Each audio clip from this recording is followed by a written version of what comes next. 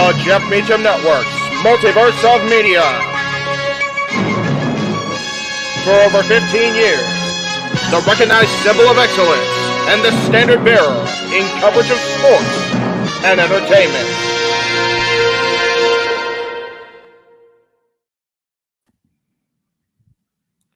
Welcome, ladies and gentlemen, across the multiverse to the Jeff Meacham Network Multiverse of Media live coverage of NXT Great American Bash. Yes, on July 30th, Noah. We won't go there. No, not tonight.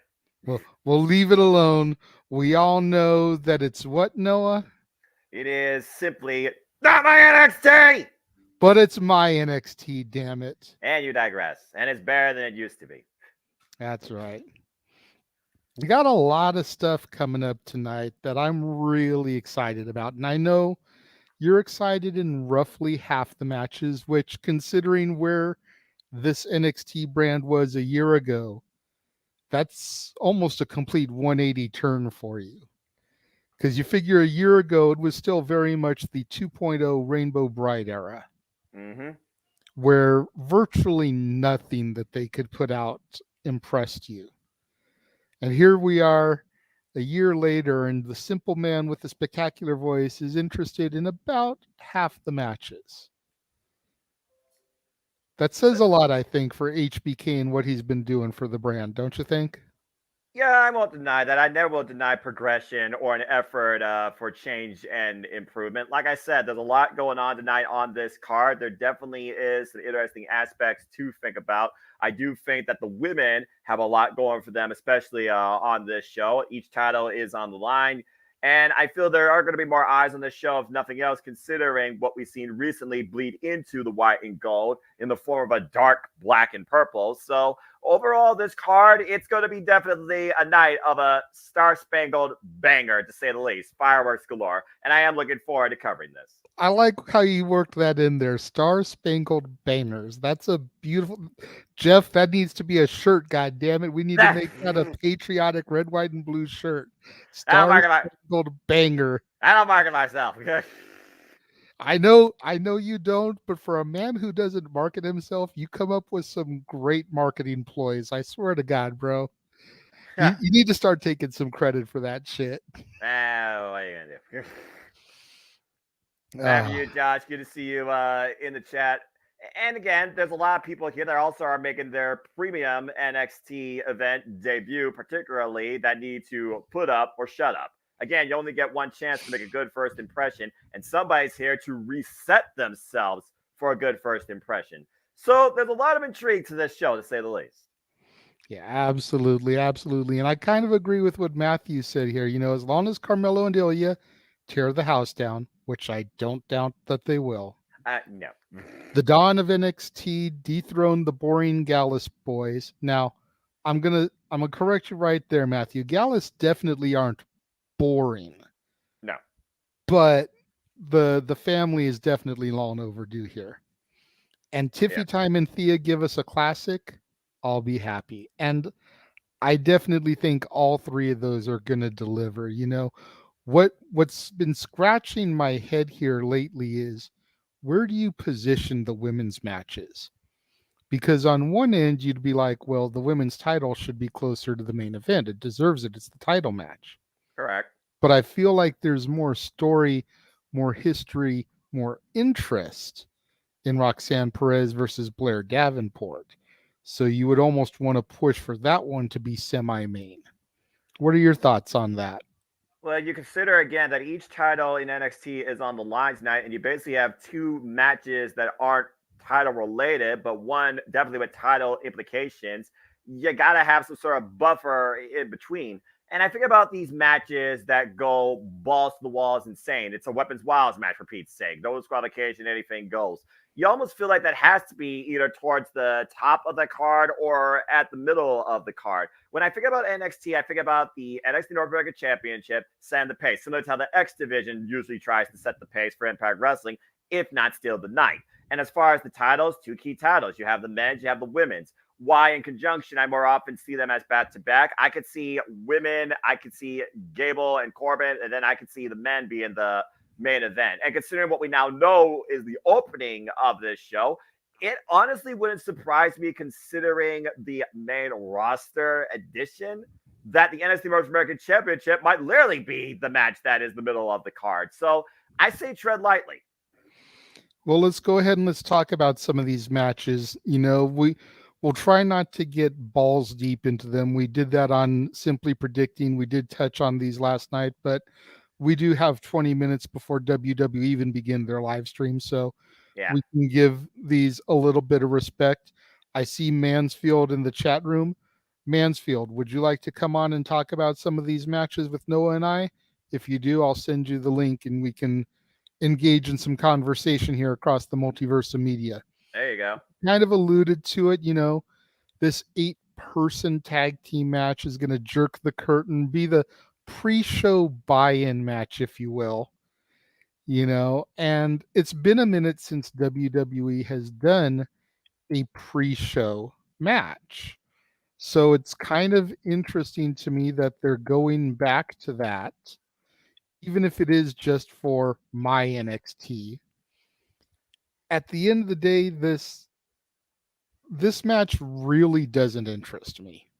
So I can agree for it being a pre-show link, and that's nothing to say anything about the quote-unquote babyface team. I like Nathan Frazier. I've been impressed ever since I first started seeing him on my TV screens. Dragon Lee is just freaking phenomenal. Once Rey Mysterio hangs up his boots and retires, Dragon Lee is going to be that next generation lucha for WWE. What they wanted Sin Cara to be, and that experiment failed miserably. Yeah. Then you've got the women on that team, and then you've got Team Noam Dar, and again, a bunch of forgettable names at best. Oro Mensa, Lash Legend, whatever the other chick's name is. It's definitely perfect for a pre-show match, but it almost makes me wonder why they're even wasting my time with this when they could be doing a Heritage Cup match instead. Or Kiana James versus Gigi Dolan, considering how long that feud's been going on. JC Dane, who's been vocal, she could take the mic and literally call somebody out for a fight, and maybe that's how you showcase even a local talent that you just signed part of your deal in NXT. There are definitely different ways they could have approached this, in my opinion. To me, this just feels like TV filler feud, and the Heritage Cup is just playing basically an accessory, which is a damn crime, considering what that thing originally was about. Josh, what are your thoughts on this match, good sir? Welcome into the room. Good to see you. Thank you, my good gentlemen. Man, we got Star Spangled Banger and Jerking Curtains. Wow, this is going triple X tonight, isn't it? Here, Don't put that out there. Elon Musk may try to change that and turn Twitter into triple X. Let's not talk about that. Yeah. Team Dragon Lee, you got. I mean, look at who you got. As the two guys, you got Dragon Lee and Frazier. It's like two of the best guys in NXT. Mm-hmm. This match, I hate to say that part of it seems like it's going to be forgettable. I hope they make it not as forgettable. Well, the one thing I will give Oro Mensa and Noam Dar, despite my lack of interest in either of those gentlemen, is when they go into the ring, they do go in there and put on great matches. Mm-hmm. So while the women in this match are more or less expendable, and I hate to say that because I know what proponents we all are of women's wrestling, yes, I feel like this match really comes down to the four gentlemen: Noam and Mensa, Frazier, and Dragon Lee. I wouldn't be surprised to see one of the women get pinned by some sneaky, underhanded, last minute shenanigans on either end. Mm-hmm. But I think the majority of the weight of this match is going to be on the four gentlemen. Yeah, it's definitely going to be on the gentleman. It's similar to Stand Deliver when you had Ava Rain try to show us what she could do and try to protect her in a faction environment under another 8-person tag affair, and we saw how far that went. At the end of the day, this truly comes down to the Heritage Cup. Nathan Frazier won the Heritage Cup, not even from Noam Dar, because Noam Dar was not made clear to compete. But Noam Dar still had to defend the title itself. So what did he do? He had Oral Mensa, the newest member of his group known as the Metaphor, whatever the hell that means. Say that for what you will. And he lost. And since then, Noam Dar has gone more batty than he was with Alicia Fox. So honestly, it feels like Noam Dar needs to get this win back just to try to get back contention to something he just lost. Because at this point, he's desperate to get the damn thing back. And as far as Dragon Lee goes, Dragon Lee, Nathan Frazier, nothing but tremendous respect amongst both of these incredible athletes. They originally had intentions, I think, on the NXT North American Championship, and we've seen how things have changed, including Dragon Lee challenging for the Heritage Cup at the last PLE that we call JJ Vengeance Day, and that's when the Metaphor really came to be with Oral Mensa helping Noam Dar succeed and those two TikTok rejects. So if you're going to advance the Heritage Cup, I guess, to have any sort of competitor, whether it's mutual bout with Frazier or Lee, or Noam Dar, God forbid, gets another opportunity, you gotta look at the men primarily in this 8-person oddity. Absolutely. And then it was announced last night what the official opening match is going to be, and it's not the North American title. It will be the Gallus boys attempting to stay on top against the D'Angelo family. Damn it. Now I'm going to let Noah talk about this one first, because even though he has admitted multiple times that this is what, Noah? Not my NXT! Damn it! We all know how much he adores the Gallus boys on top. So go ahead and give us a little bit about this match, Noah, and what you expect to see here. Well, let's go ahead and take a look at this. Ever since Gallus decided to turn the white and gold into a Gallus green, claiming the NXT Tag Team Championships in Fatal 4-Way action at Vengeance Day, primarily the two, Wolfgang and Mark Coffey. For Pete's sake, most of their freaking title run has been feuding with the Creepers. They defended against those guys 3 daggone times successfully. While the D'Angelo family has been a unique development founded on mutual respect and support, and we've seen how far that has gone, particularly with Stax and Tony D'Angelo, with how much Stax has been willing to sacrifice himself, including against Dijak between a freaking cage in a street fight. And justice was served. But we've also seen the D'Angelo family change their intentions now. They want tag gold. And this will be their second chance as far as against Gallus goes for that gold. Their first chance is at Stand Deliver, again, multi-team affair. And that was when the Iron King returned to make sure the Gallus boys stayed on top to build their kingdom in this NXT. Since then, again, they've been defending against the Creeds, the Dyad, makeshift tag team here. And Gallus has been unstoppable. But there's a new wrinkle with how personal this gotten. Because apparently there was a rat, a snitch, a stool pigeon, whatever you want to call it, that got Tony D'Angelo locked up behind bars.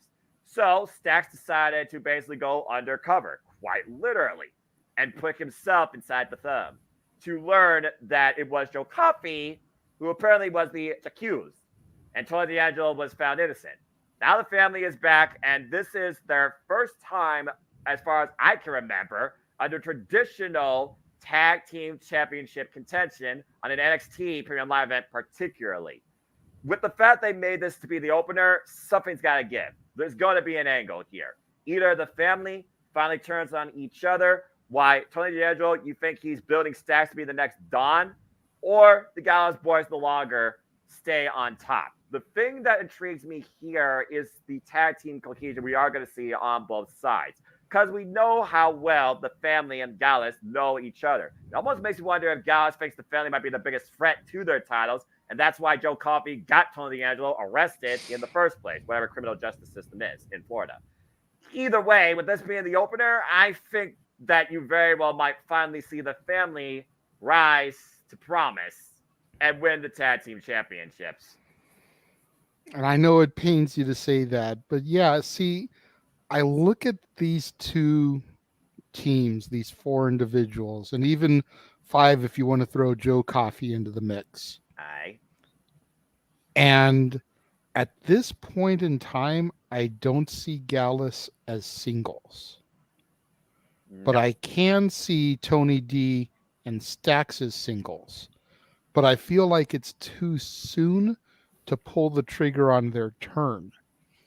It kind of goes back to what I was discussing last night on open mic night with Better Than You, Baby.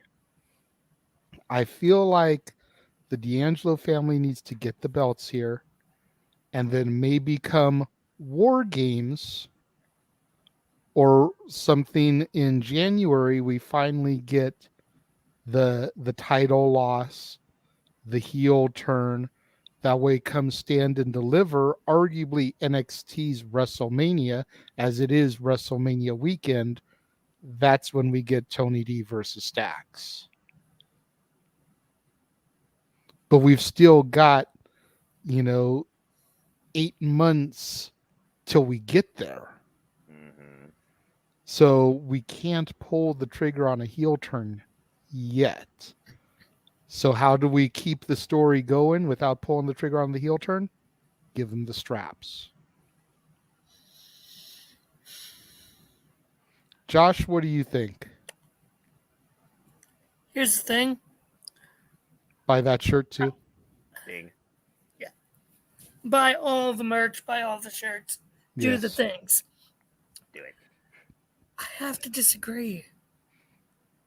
I'm not sold on Tony D and Stax.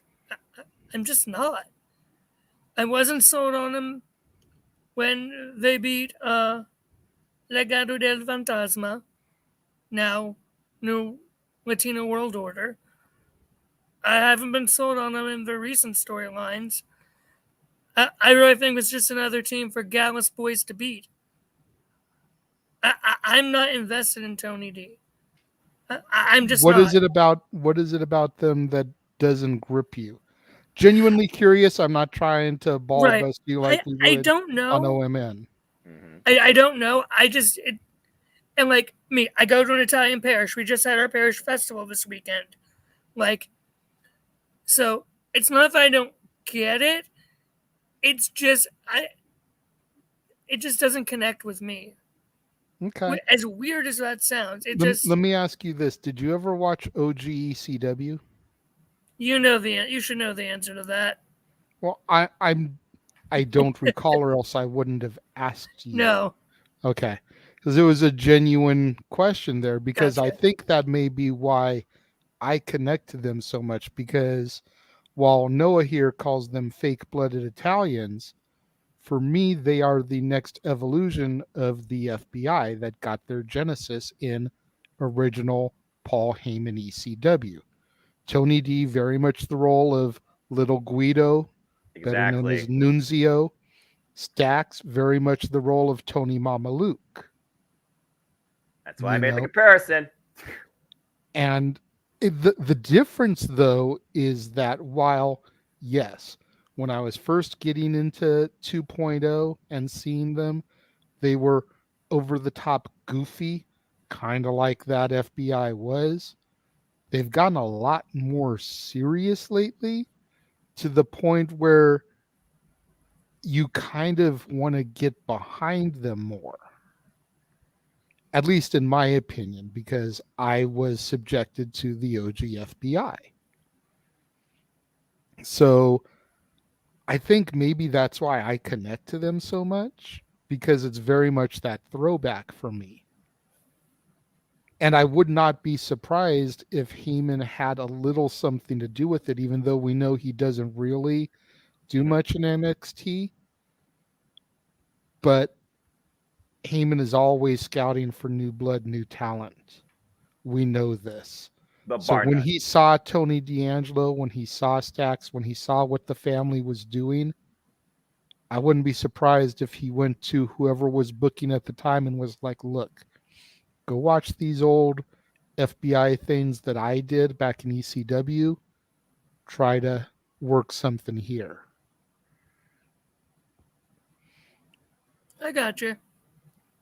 Because, I mean, as much as I wanted Legado del Fantasma to beat their asses in that feud, I wasn't mad when I almost called him the FBI, when the Don't do D'Angelo that. family took that feud, because it just meant that the Legado was going to move on, which they did.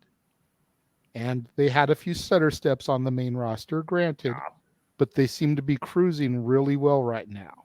Mm-hmm. Yeah. That's where I come from with this.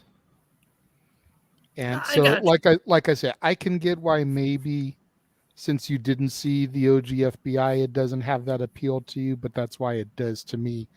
And I'm sure the other people in the chat room. There's a reason why I make the comparison. Again, I talk about it all the time. WWE originality, LOL. I'm just saying. I mean, come on now. Yeah. I'm But just waiting. I'm just waiting for them to come out in an old school car with fake Tommy guns, like John Cena did in Chicago at WrestleMania 22. Don't put the idea out there. We know they watch us. Someone will do it. I dare him. Anyway. and spot which indie star they put in there with them, like they did with Punk at Right. Mania Very true. 22. And Colt Cabana was a druid that night, just an FYI. Ah! That's brilliant. Oh boy, Anyway. the match of where no one really wins from winning. Uh-oh, yeah. So speaking of no one really wins, let's get into this match here, because Oh boy. from the moment they made this, it was a head scratcher for me. I really wish I could sit down with Shawn Michaels or Matt Bloom, better known as Albert A-Train Tenzai, Yep. and try to figure out which one of them thought that this was a great idea. Because you've got Gable Steveson making his in-ring match debut, so you don't want to job somebody of his pedigree out. Collegiate athlete, Olympic gold medalist, etc., etc. The next coming of Kurt Angle, possibly, for the WWE. Even though they've got that in Chad Gable and they don't do shit with him. Dude, But I let's not go- digress. Don't get me triggered on that. But I am going to say this before you continue, because I think I speak on behalf of the chat and anybody that's a fan of somebody like Chad Gable, who reminds us a lot of Kurt Angle, when you are spots on. Thank you! Damn Go ahead, right. continue. And then you've got Baron Corbin, who returned to NXT to try to find himself. You know, he was done being King Corbin, Constable Corbin, bum-ass Corbin, happy Corbin. He returned to the Lone Wolf for one night, and then the next week he burned all his old gimmicks to try to start new, to try to be this new evolution, a second genesis, if you will, in who Baron Corbin is. And you're putting him up against this athlete of this pedigree where you know he's not going to win. So what does that do for Corbin in his reinvention? You either have somebody with the legitimate background of a Kurt Angle or a Brock Lesnar lose his debut match, or you've got somebody who's been trying his damnedest to reinvent himself and rediscover who Baron Corbin truly is, lose their first match in their journey to trying to find that. Either way, you lose. Like it's a head scratcher. Go ahead, Josh. I saw you raise your hand. I'll let you go first. Even though I officially picked Gable Steveson for this, a part of me, now that you say that, is really actually thinking they might have Corbin do it. Just because. Gable Steveson, they made such a big deal of him signing. They made such a big deal of him appearing at WrestleMania and all that and everything. Gable was drafted, not this year, but a little while ago, a couple drafts ago, to Raw. Where is he having his first match? Where is he formally debuting? NXT. what does that tell you about how he is taking to wrestling, to sports entertainment, from amateur wrestling? Is he taking to it like a fish to water, like a Lesnar, like a Shelton Benjamin, like a Kurt Angle? Doesn't look like it. I think that's why they're putting him in NXT and putting him with someone who is as reliable as Baron Corbin. Possible. As much as I used to shit on Corbin all the time, and I did, until he had his match with McAfee, I wanted Corbin off my fucking screen, because how dare you beat Kurt Angle in his last match, you miserable son of a bitch. But Damn, tell us how you really feel. But he is someone who is reliable in these roles. He's someone who is good at doing the job. And he's good at going over. He's what we call a utility player. Exactly. Much And like if he's- Miz, much like Dolph Ziggler. Mm-hmm. And the fact that he's having this role right now against Gable Steveson, part of me thinks that with him trying to reinvent his character, it's too early for him to lose. Gable Steveson, I think, can suffer the L, especially if it's a screwy finish, Maybe. which it might be. I think Corbin needs this win more than Gable. So even though on paper, because I can't change it now, obviously. Nope. On paper, it's Gable Steveson. I really think I want Corbin to win this. Okay. You know, there was a whole angle on NXT TV the last couple of weeks building up to this announcement. And what is Gable Steveson going to do? Is he going to go back to college? Is he going to go back to the Olympics? Or is he going to stay here? And he made the whole stay here announcement, which of course got him the pop from the crowd. But what if he was playing us all along? And they used this match to do an injury angle so he can go to the Olympics next year. I like that. And then as soon as the Olympics are done, here he comes right around SummerSlam, right around this time, and makes a huge impact wherever SummerSlam is next year, possibly attacking Corbin. Exactly. It doesn't make sense for him to miss the Olympics this year because WWE Well, the Olympics will would want be that next name. year. But What? It would be the 2024 Olympics. Okay. But the they have 2020 to start training and everything like now. They've got to go do qualifying, and all that stuff to be able to compete next year. I get how the words are not my thing right now. It's All right. okay. You really think WWE wouldn't want someone who's in the Olympics with their name, with their logo, with their brand smacked all over them, being Oh, hell wide yeah. on national, international TV for the world to see in the Olympics? You don't think WWE would want him to do that? Of course. Exactly. So yeah, you're right on, bro. Noah, what do you think, sir? I think this really comes down to what you're going to see from these two. You think about Baron Corbin's background outside WWE. Again, amateur, Golden Glove boxer, former football player. You think about Gable Steveson, a collegiate athlete and Olympian.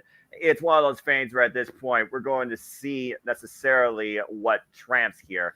Experience versus pedigree. Because whatever Baron Corbin you want to say about him, he does have the long haul experience in WWE.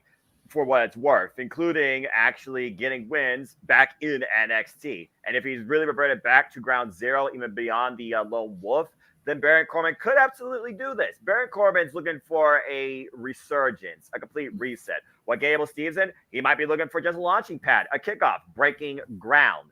So for me, honestly, it still feels like it's double-edged, even with the circumstances you might be discussing long haul with him going to the Olympics. But if Baron Corbin's going to prove anything to anybody, including himself, he's kind of in a no-lose situation. And a desperate man will do desperate things to get the victory, especially in this industry. I think Baron Corbin might be the wild card here and surprise us. Absolutely. I hope he does. I hope so too, because I do really like Corbin. You know, the whole happy bum-ass Corbin thing was what it was. But when I was doing my homework for me and Jeff to do the King of the Ring matches that we did back when Dad's first relaunched in 2020, I was impressed as shit in that King of the Ring that Baron Corbin won. He showed me a lot. Mm-hmm. So, like, if we can even get an inkling of that Corbin back, I'd be happy. Pre-show is live now on the Peacock Network. We just saw Ilya Dragunov with his goatee enter the arena, as well as the champ and his trusty sidekick, Trick Williams. Trick Mellow Game in the building. Daggone right. But next match we're going to move to is something we really got into last night as part of the main event of Open Mic Night. As Mommy comes out of Dominic Mysterio's locker room to give some words. Absolutely. And you see the smirk on her face, so you know what was going on behind closed doors. Uh-huh. Guys, oh, poor Buddy Matthews. Keep it PG. You know what? We're more than 5 minutes into this stream. Has anybody seen the little YouTube short that went around about a week or so ago where they were asking her, like, what's her favorite thing to do with Dominic Mysterio? Uh-huh. Did you see that one, Noah? No. Can I tell him? Josh, can I be the host? Yeah, Thank sorry. you. So they were asking her what her favorite thing is to do with Dominic Mysterio, and she kind of gave one of those smirks, bit her lip a little bit, was like, I think you know the answer to that. And then she said, fuck, as they bleeped her. So yeah, take with that as you will. We're really working that storyline angle here now. But Dirty Dom defending his newly acquired North American Championship against former champion, the Cardiac Kid, Wes Lee, and Mustafa Ali.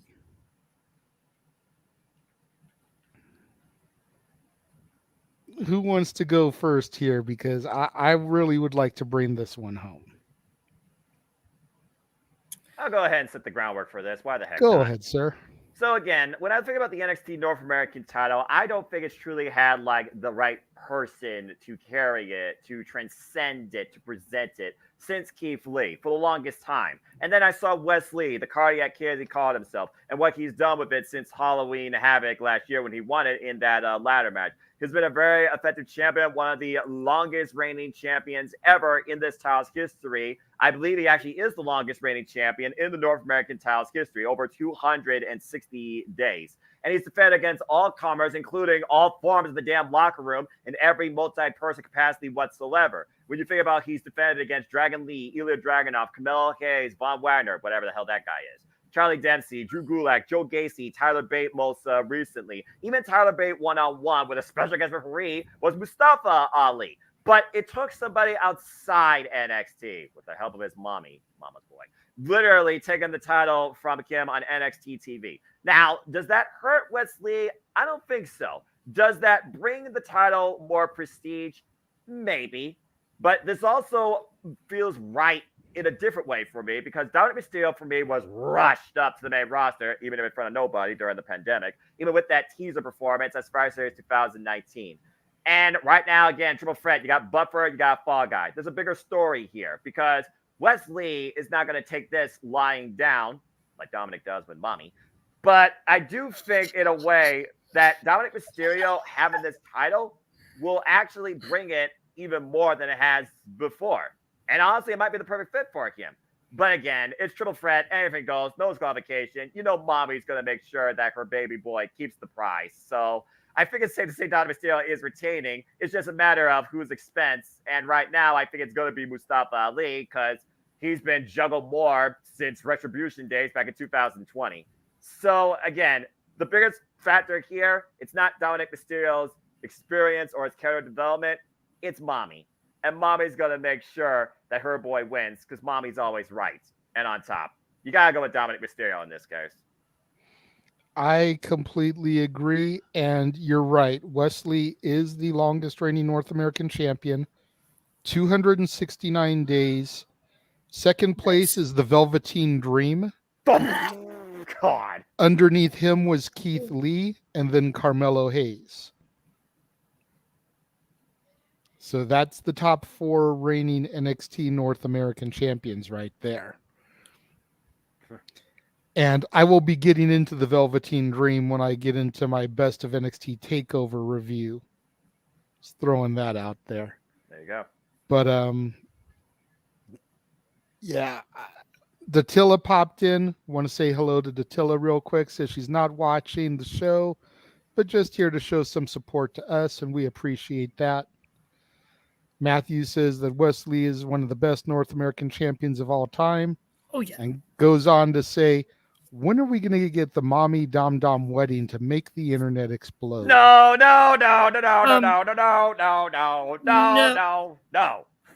I'm more so waiting for the Mommy and Dom Dom Edge and Lita live sex celebration. Well, if he retains tonight, they might do that. Right? God. Freaking pulls the title like Sammy Guevara and freaking Ty Mello did. But go Yes, ahead, please. Josh, and do You're your sick. discussion on this before I bring us home. As those of you that are actually watching the Peacock coverage, they are talking about the match that we will be going to next, so stay tuned. Mm-hmm. So, I've been singing Dom Dom's praises since he had his first match against Rollins. I loved him then. And he's only improved. Really. He's gotten so much undeserved crap, in my opinion. I think he's doing a good job and he's finally getting to shine and finally getting to prove it. I am very excited to see what he does in this match. Yes, he is walking out with that title because he's just going to make Mustafa Ali and Wesley fight each other pretty much. And then he's just going to scooch in there for the win after Mommy knocks someone out. So I'm excited to see what he does tonight. You know, he's in NXT now. Some people say he shouldn't have bypassed NXT.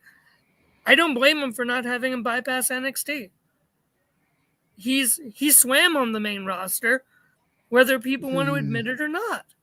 I don't know if I would go that far. I would. definitely don't think that he swam. I wouldn't say that he sank. I would say that he treaded water.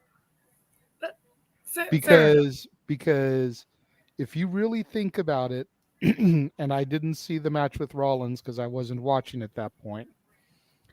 But if you think about the stuff that he was doing primarily with his father, their tag title reign and all that, it was mediocre at best. I think a lot of it had to do with the fact that he was trying too hard to do his dad's moves. And when you're an entire foot taller than your old man, doesn't exactly work for you. Right. And as they started to move more towards the possibility of him turning heel, we started to see a little bit more of Eddie come out. Mm-hmm. And I think that's when he really started to mold into his own, when he started trying to not be his dad anymore and trying to adapt a little bit more into his repertoire. Yeah. And I agree. ever since he joined the Judgment Day, it's been exponentially better. Mm-hmm. And especially these last, we'll say, 4 months going back to just prior to WrestleMania. That's really when he came into his own. There's no denying that. When he had that match with Ray in LA, that's when it was, okay, y'all need to shut up and take notice of me now. Mm-hmm. Oh, yeah. Yeah, that's a good point from Datilla. If Wesley and Mustafa Ali were smart, they'd tag team on Dom. Triple threats usually lead to certain scenarios like that. But again, also Dominic Mysterio, he might try and manipulate the field. How bad does Mustafa Ali want to be NXT North American champion? And was Wesley the biggest obstacle to it? I'm sure he does. And like I said on Simply Predict, prior to Dirty Dom being added to this match with his winning of the title, I probably would have picked Mustafa Ali for a lot of the same reasons with Baron Corbin. You know, Mustafa Ali has come back down here to try to reinvent himself and try to find out who Mustafa Ali really is. So giving him that North American title run would have been a great way to start.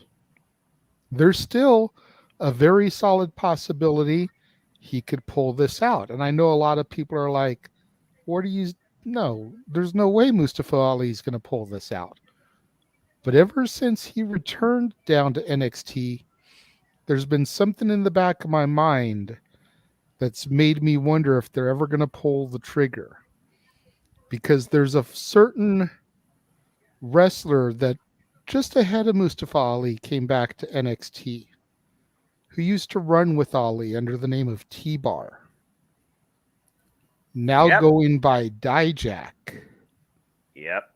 And could they realign back in NXT and have Dijak kind of be the Diesel to Mustafa's Shawn? Ooh. Keep Dijak on the path to the world title, but let Mustafa have that North American / IC style run down there. Dijak ain't doing much of shit since coming back. He had a couple solid initial feuds, but he's kind of floundering now, kind of just treading water. He's there. I hate that. So what better way to make an impact? Just something to think about. Like I said, it's something that's been in the back of my head ever since Ali emerged in NXT, is the fact that Dijak was there. And when are they going to pull this trigger? Dijak and Ali become a tag team. Hey, who's to say they can't pull the two dudes with attitude shtick? Dijak become world champion, Ali is North American, and they both hold the NXT tag titles? You want to talk about Gallus boys on top? Retribution's got all the gold. And it truly is their retribution. They're right. And if they could bring a female into the fold as their women's champion, then they would really be a dominating force. I guess it just comes down to what sort of woman needs that retribution, pun intended. Well, it's funny that you mentioned that, Noah, because that's the next match we're going to discuss. And look at these two ladies right here and tell me that Blair Davenport wouldn't fit perfect. Okay, let's freaking go. I love Roxanne Perez. Everyone does. I'm going to say that one more time. Go for it. I love Roxanne Perez. But Roxanne Perez needs to get her ass whooped tonight. And she needs to be sent to the back of the line. They do not want to run the risk of her being the John Cena of the NXT women's division and get shoved down everybody's throat by always being in the title picture, that goody-goody baby face, to the point where the fans turn on her. Roxanne Perez has it in her to be Ricky the Dragon fucking Steamboat and be that performer that never turns heel. But if you shove her down the fans' throats, the fans will turn on her. It isn't happening yet, Datilla, but I'm afraid of it happening. And that's the thing. I would like Charlotte Flair if she wasn't a 25 champion in 2 months in the business. Exaggerated, I know, but y'all get where I'm coming from. 14-time champion in 7 years, 16 if you count the NXT title reigns. Noah, let's not go there. 14-time champion officially in 7 years. How many years did it take her daddy to get the 16 that they officially recognize? Like 30? The fuck out of here, Charlotte. But I digress. We're not here to talk about Charlotte. I don't want that to happen to Roxy. And I have a bad feeling that if they give her this victory and then put her against whoever wins between Tiffy Time and Chase U, and they give her the belt back, that's what's going to happen. Roxy is coming off of one of the greatest years for her in wrestling. Started last year as the Ring of Honor Women's Champion. Came to NXT. Tag champion with Cora Jade. Breakout tournament. Iron Survivor. Became Women's Champion. Like, am I missing an accolade, Noah? Because I feel like I'm missing something. As far as NXT goes, first ever Iron Survivor Challenge winner. I think you've covered everything. Okay. Yeah. 6 accolades for Roxy in 12 months. That's an average of an accolade every other month for her. And she's only, what, 21 years old? 21 years old, 7 years in the game. Yeah. I get why they call her the prodigy, man, because Damn she right. truly is. But you don't want the fans to turn on her. Blair Davenport needs this victory big time. Josh? I believe I also picked Blair Davenport to win this. Just to... I wouldn't say knock Roxanne Perez down the card. I would say send her up. If she's as good as this, as good as she was touted before even coming into WWE, like she was hailed as a big signing for NXT, I would not be surprised if they had her go up to the main roster soon. This is SummerSlam weekend after all, and I think at least a couple people from NXT are going to be saying bye-bye to NXT, but I'll get to that a little bit later too. Yes. Blair Davenport is newer to main NXT. I give this to Blair Davenport. These are two of... I really enjoy both of them. I think they are both future main event stars on the main roster. Oh, absolutely. I want to see them kill it. I definitely think they will. And I know it makes Noah all kinds of warm and fuzzy inside to hear me talk about Roxy the way I did, because it just shows that I've done my research and my homework on her. But I mean, the biggest drawback for Roxy and bringing her up right now, something we discussed on Simply Predicting, and Noah brought it out, her anxiety. You know, you don't want to bring somebody up to the main roster prematurely with those kind of anxiety issues and then her not be able to perform. Because that wasn't just a storyline as far as why she collapsed and they took the title off of her. No.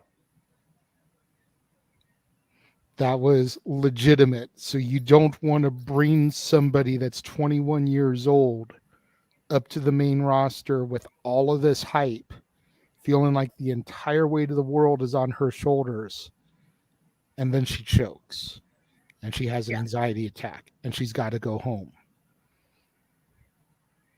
Because all you're going to get are stutter step pushes with her on the main roster that aren't going to amount to much of anything. Yeah, that's fair. So you want to leave her down in NXT at least until Mania next year. That way she can try to conquer some of this. But anxiety is the type of thing that just doesn't go away. No. Yeah, It's I would know. always going to be there. So, Noah, bring us home on this one, man, because I know you've got the history for Blair Davenport going back to NXT UK and being a major supporter of women's wrestling, having watched Roxy and Ring of Honor and beyond. I know you can go a little bit deeper into her career up to this point. So take it away, sir. At this point, do you look at careers or do you look at what you've seen so far? We know what Roxanne Perez can do primarily under WWE. A lot of people don't know necessarily what Blair Davenport can do in WWE, considering she was out injured between September 4th through June 6th and got the better of Danny Palmer in her return and has just been bullying Roxanne Perez. But again, Blair Davenport, formerly involved in the Stardom promotion, she is called the Top Ganjan for a reason. She also comes in here with more experience. She is 27 years old with 10 years in the game. Previous challenger to the final boss, Michael Satomura in NXT UK for her NXT UK Women's Championship. Neither of these women are no strangers to Michael Satomura. They both have influence and inspiration from her. But what I have seen lately that I really haven't seen out for a while is this new fire in Roxanne Perez, this intensity. These two cannot wait to tear each other apart. I'm pretty sure if James was here and he actually watched NXT, he'd be saying catfight at least 2 or 3 times. But we know Roxanne Perez can thrive in this environment when things go to a personal level and she's pushed that far. Second ever Weapons Wild match for Roxanne Perez. Let's not forget the first one she won last year at Halloween Havoc, beat Cora Jade, who's not even on this card at all in any capacity. Put that in perspective. But for me, for Blair Davenport, she needs again, like Baron Corbin, but this is literally ground zero for her in her WWE career. She needs a launching pad. She needs a starting point. And when it comes to being in your home state, hometown, whatever the hell you want to call it, usually you don't get the win. So I feel the pressure is on Roxanne Perez more than it's on Blair Davenport, who simply says she is going to hurt her in front of her friends and in front of her family and make sure that she goes home. The intangibles here is going to come down to Roxanne Perez's heart and how far Blair Davenport is willing to go to break it. There you go. And then, of course, this match is going to lead us directly into the match that is currently being talked about on Peacock. Because we discussed it on Simply Predicting. The repercussions of this Weapons Wild match could very much directly play into this match. You know, if Roxanne Perez defeats Blair Davenport, chances are it's going to continue to be Tiffy time in my NXT. That way we can have the face challenge the heel. If Blair Davenport wins, it's very possible that the 19-year-old Thea Hale could upset Tiffany Stratton here tonight. That way we have the heel to challenge the babyface. At the end of the day, and I'm really trying not to look at this through bias eyes as much as I love me some Thea Hale. I know. But we ran through this on Simply Predicting. There are more heel women on the roster right now than there are baby faces. In the babyface category, you've got Thea, you've got Gigi, you've got Fallon, and you've got like a bunch on the injured roster. On the heel roster, you've got Blair, you've got JC, you've got Cora, you've got the TikTok rejects. You know, you've got so many heel women that could be trying to make a move onto Thea. Then you have baby faces to move on Tiffany. And even if it is just a short reign transitional to get us from Great American Bash to No Mercy, I feel like you need to have a champion where you're going to have more contenders to the title. And that would be putting the strap on Thea Hale. I'm going to say it one more time, just like I said for Roxy. Tiffany Stratton has earned my respect since becoming champion. I'm going to say it one more time so there's no mistaking it. Tiffany Stratton has earned my respect since becoming champion. But I feel like she's too much of a cookie cutter of Mandy Rose. I feel like she's too much of a cookie cutter of the Vince McMahon diva wrestler. Bleh. Whereas Thea is kind of that alternative. Yeah, she's still blonde. Yeah, she's got a decent body. You know, they just showed her doing a video package with like 50-pound weights on her back doing push-ups. Girl's got form. Got Nikita Knight. But she doesn't look like your cookie cutter Barbie doll diva that has always tickled Vince's fancy.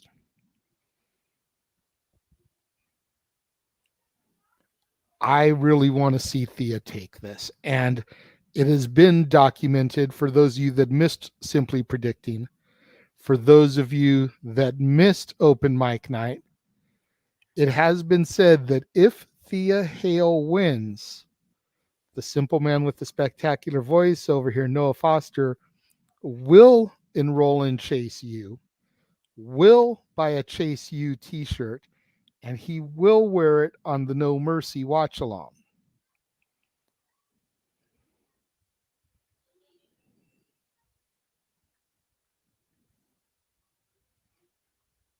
Go ahead, Noah, since Josh has stepped out momentarily. There's a lot of pressure on both these young ladies. It's Tiffany Stratton's first big time match in her championship run, being the 17th women's champion in this brand's history.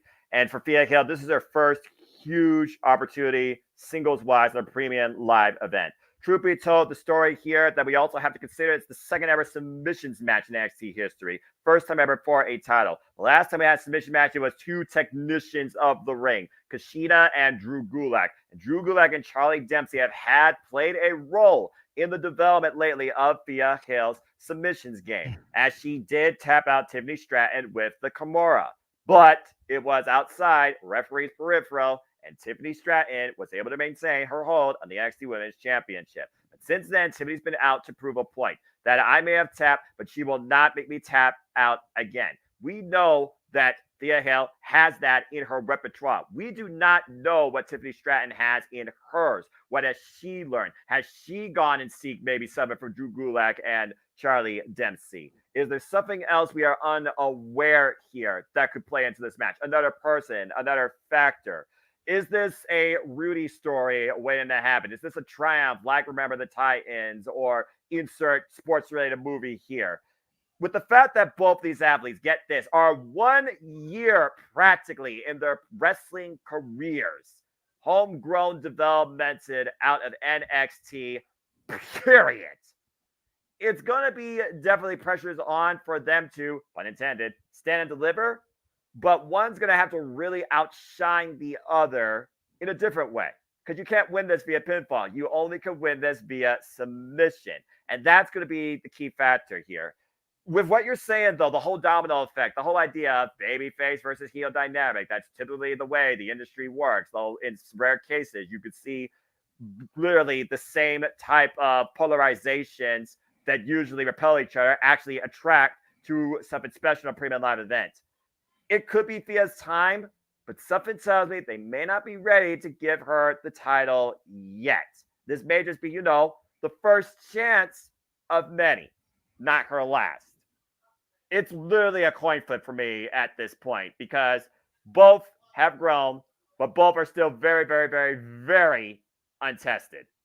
But I think just right now, because it's just so short in, I think Tiffany needs to get this win. Plus, she only has one defense, and that's against her very opponent tonight. Make it 2 for 2. It's fair. Well, in the words of Mark Henry, it's time for the main event. Oh, here we go. And I am not going to say a word The floor is yours, simple man. This is what it means to test your will as champion.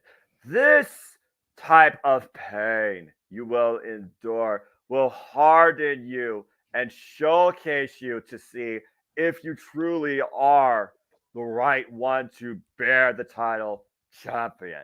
Ilya Dragunov is out tonight to fulfill a destiny.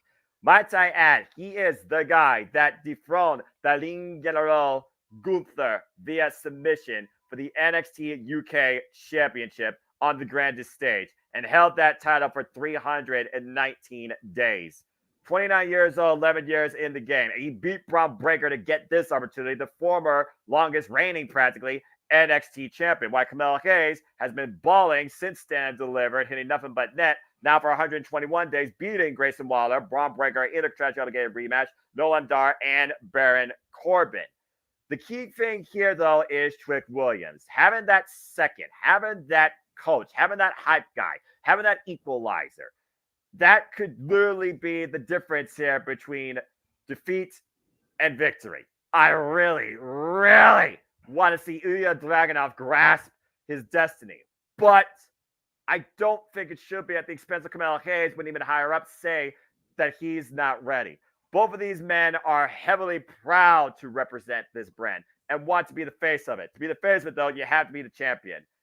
Something tells me the 28th champion will once again stand and deliver the final needed flash in this clash at the Great American Bash. I have Carmelo Hayes retaining. I also have Mello for the win and retain. But something I've been thinking about here ever since we did Simply Predicting, and it's a little late to change picks now, so I'm going to firmly stand behind my boy Mello. Go for it. Week and a half, 2 weeks ago, WWE was in the Florida area for Raw. Mello and Trick Williams were seen backstage talking to one Almighty. 1 week removed from the Almighty talking to the Street Profits and picking them up in a limousine. Now, while it has been stated that Mello isn't ready, what if this run that he's been on since Stand and Deliver has changed his mind and we may be seeing the genesis of a new Hurt Business? Lashley, Dawkins, Tez, Trick Mello game. You've been saying for the longest time, particularly that one individual with great connections with the Street Profits needs to fully showcase herself as a heel. That just might be the domino effect added on to that. So if they are going to move forward with that, Mello might drop. He might miss the buzzer beater. Yeah, ring around the rim, doesn't go in. It entirely possible. Again, like I said, I told you I was invested in 3 matches in particular, both the women's and the main event. You know why? Because each of those matches could go either way and has some sort of domino effect towards what's next. And it doesn't get bigger than the NXT Championship. But again, also, I do think about one other thing. Ilya Dragunov. He has been a guy that has been nonstop intense and impressed. And I said it before, I'll say it again. When Gunther defines himself as the longest reigning Intercontinental Champion in the history of this company, if someone's going to beat him, there's only 1 or 2 names in this entire company that could possibly do it. And that is either still in the shadows, lifelong rival of either Dragunov, JD McDonough, or literally Ilya Dragunov himself. Otherwise, spoiler alert for Drew McIntyre, Gunther is not dropping the Intercontinental Championship. There you go. And Josh, we will get your pick on this match immediately following the kickoff match as Metaphor is now in the ring, getting ready to take on their opponents, Dragon Lee, Nathan Frazier, and two women who I forget the names of. Because that's how serious this match has been built and how important it is. I guess you want to call it a showcase match. That's the definition of it. Kick off with just 8 random people in the ring. If nothing else, I'm sure some people's going to get some good camera shots of some of the people in there. I will say Metaphor's entrance was impressive, the way they all came out together. I will give them that. At least they looked like a cohesive unit, as we've got Noam Dar and Nathan Frazier starting the match off. And really, when you think about it, JJ, that's really the story of this match. The Heritage Cup participants, Heritage Cup challengers, Heritage Cup holders. The true Heritage Cup holder right now currently being Nathan Frazier, by Noam Dar come up with his own Heritage Cup. A nice takeover there, stomp miss. We are 21 minutes and 36 seconds away from the NXT Great American Bash going live across the world on Peacock. Oh! A good drop down there and arm control, wrist control, cover, shoulders down, and then 1 count only. And we talked about before, JJ, the Heritage Cup, it goes back to really the fundamentals, the original roots, the history of British wrestling. Technical, strategic style. While Noam Dar has used shenanigans, shy tactics, cheap antics to make sure he has been able to hold the Heritage Cup hostage. He wasn't even involved when he lost the damn thing, yet he still calls himself the holder of it. And Noam Dar with the tag to, I believe that's Lash Legend, forcing Nathan Frazier out of the ring. Yeah, nice crossbody there. As you see, I believe that's Valentina Perez picking up speed here. Attack to Feroz, excuse me. Again, folks, this is the NXT Great American Bash kickoff. Good tag team dynamic there. Cover 2 and kick out. Please like, subscribe, comment, tell friends, super chat, cast these studios you want to dictate the conversation. Super chat is as simple as that. Again, Lash Legend got all the ego needed for this metaphor. When I think about this metaphor quadrant, JJ, I see nothing but snobby, egotistical, annoying, obnoxious, but maybe somewhat practical individuals. Nice cartwheel, standing moonsault, almost hyperextended. Cover, hook in the near leg, 2, and a kick out. Take a look at the replay here. Yeah. Oof. Lash Legend is definitely not one to be taken lightly. I have just not been a fan with her ever since I saw her feuding with Nikita Lyons middle of last year, late last year, when they had their main rivalry going. Cover 2. No, who wrestles with sunglasses on? Who do you think you are, Rikishi? You know, just saying. Don't give him ideas. We don't need a dance off. I'm just saying. As long as we don't get a stink face. Well, let's not go down that road either. I will say nice this. double team maneuver there. Yeah, a cover 2. A little bit of miscommunication there, forgetting who was legal at one point. And it just comes down to inexperience right there as well, because we talk about all the time. We got new women's tag team champions in Chelsea Green and Sonya Deville. And you got to consider, if the winning squad, considering each side has a tag team of women, you might see future challengers for those women's tag team championships. Yeah, absolutely. Ever since they merged those belts with the NXT women's titles, it definitely is just a matter of time before the Karens, as they are commonly referred to by the IWC, make a trip down to NXT to defend them. Right now, we're going to slow down the momentum for the women and pick things up again with the men. We got Aura Mensah, one half of the hottest tag team under the sun, former NXT UK tag team champion, picking things up with Dragon Lee. Beautiful T. Harris. Of course, Dragon Lee, also a previous challenger for the Heritage Cup back at Vengeance Day, when the Metaphor was formed and allowed Noam Dar to escape with it, courtesy of Aura Mensah. But ironically enough, Aura Mensah, cover here, hook of the leg, 2, kick out. Aura Mensah was the one that lost it for Noam Dar in the first place. That's very true. And again, for those of you that may not be that familiar with Dragon Lee, I want you to pay attention to him in the ring, because I still stand by my statement that this is the future of Lucha Libre inside of the WWE. Once Rey Mysterio finally hangs it up and retires, this is going to be the man that they look to for the mask sales, the merchandise sales, everything that they wanted out of Sin Cara, but that was a failed project. Well, you consider Dragon Lee former IWGP Junior Heavyweight Champion, multiple-time world-renowned luchador out of AAA and CMLL. The former Ryu Lee has hung with the likes of the ticking time bomb Hiromu Takahashi, one of the hottest agents signed to WWE, and he came out of the gate at Stand Deliver, challenging for the NXT North American Championship, a ridiculous five-way dance. And you see them at 4 right now, taking advantage in their corner. Noam Dar hooks the leg. Here's the cover. Deep hook. 2 count only. And really quickly, we got a super chat. Really quickly, we got a super chat from my dad. Thank you very much, sir, for the $10. Greatly appreciate that. Go ahead, Noah. Appreciate you, Pop. And again, folks, if you haven't checked out the Beatles Top 10 with the Daz Noise on Wrestling, I highly encourage it, as we have more Mensa right now, maintaining control of Dragon Lee with the rest hold.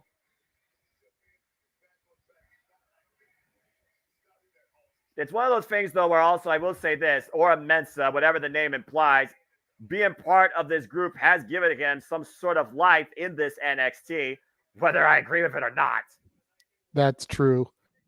I wasn't really sure what to think about Aura Mensa when he first came and they were doing the video packages for him.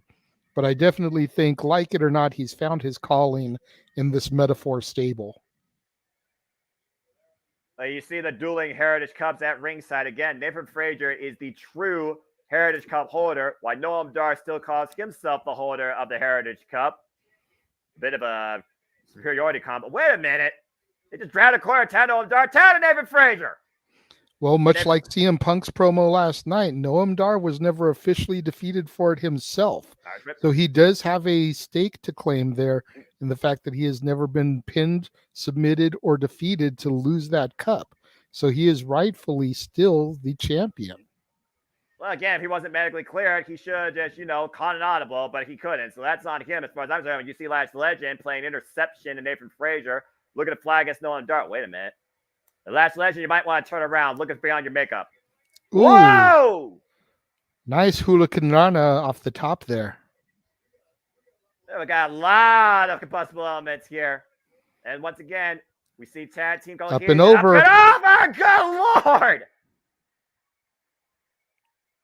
Whoa! Frazier going to provide the assist here for his teammate. Nice cross body off the top after elevating her tag partner. Kicking off high here, Dragon Lee on the top. That's Nathan Frazier's turn to fly. Messi tope suicida, but connects with Noam Dar. Oh, my Last Legend, what a boot. Good grief. That had some malice behind it, JJ. Last Legend, for whatever I might talk to her about, covered by Noam Dar, middle of the ring on David Frazier, 2.5 count. Very that was a perfect opportunity. There. Yeah, wiping out Perez. That was like a Tesla boot. Uh-oh. Oh, just ran into a super kick from Frazier. I think he was looking for that Nova Roller, and David Frazier off the second rope. Moonsault, reverse DDT. Great timing there by Nathan Frazier, a prospect of Tyler Black, a.k.a. Seth freaking Rollins. And once again, Nathan Frazier. Ooh. But Noam Dar protected by his Metaphor cohorts. Tag was made, by the way. We're trying to pick off where we left off here. Last Legend is legal now for the Metaphor. Now hooking Perez up. Oh. That's on her feet. Out of the corner. It's down to Leon and Feroz right now for Team Dragon Lee. 2 women that have impressed me highly here in this match.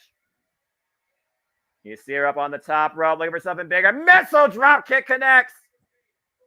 Tag was made. Feroz is legal. The pop-up. DDT! There you go. And that could do it. Here's the cover. 2, and Noam Dar saves the match for his team. And Feroz is apoplectic, JJ. Oh, look at her just opening up on Noam Dar there. Look, we've got 13 minutes and 13 seconds until the official kickoff of Great American Bash. I'm just going to say this for the record with that beautiful drop kick. There isn't a person alive that doesn't want to punch Noam Dar in the face. That's accurate, because I haven't been a fan ever since I saw him. Yeah, something about him that just doesn't click with me. Yeah, again, he is obnoxious. The fact that he was able to have a relationship, you want to call that, with Alicia Fox at one point, for what it was worth. just goes to show that insanity loves insanity to a degree. And now you look at the knee strike. Line tag by Oro Mensa there. Or Mensa is legal. Nice single leg lariat there and rolling kick to Nathan Frazier, wiping him out. Ooh. Feet of Fury here by Oro Mensa. Oh! And just up and over. Face buster too. No! Oh, not enough. Dragon Lee dug deep there to kick out. And Mensa's beside himself there. It's a good near fall, though, for the Metaphor. I will say this. The Metaphor are working on pretty good fronts right now. We are isolated with Dragon Lee and Ora Mensa. No one else to be seen in either corner. And Ora Mensa stood up. Off! Left himself completely exposed for that kick by Nolan Dar once again trying to come back into play. And using Nolan Dar and Ora Mensa as a catapult for the Tenille DDT. Nathan Frazier back up in the corner looking for the tag. Nathan Frazier now legal inside the ring. Again, every time you think that you know who has the advantage here, there's somebody else there. And Ora Mensa deep roll up and obstructed by the ref. Whoa! Referee was out of position trying to deal with Dragon Lee. If he had been more on top of things, that could have been it.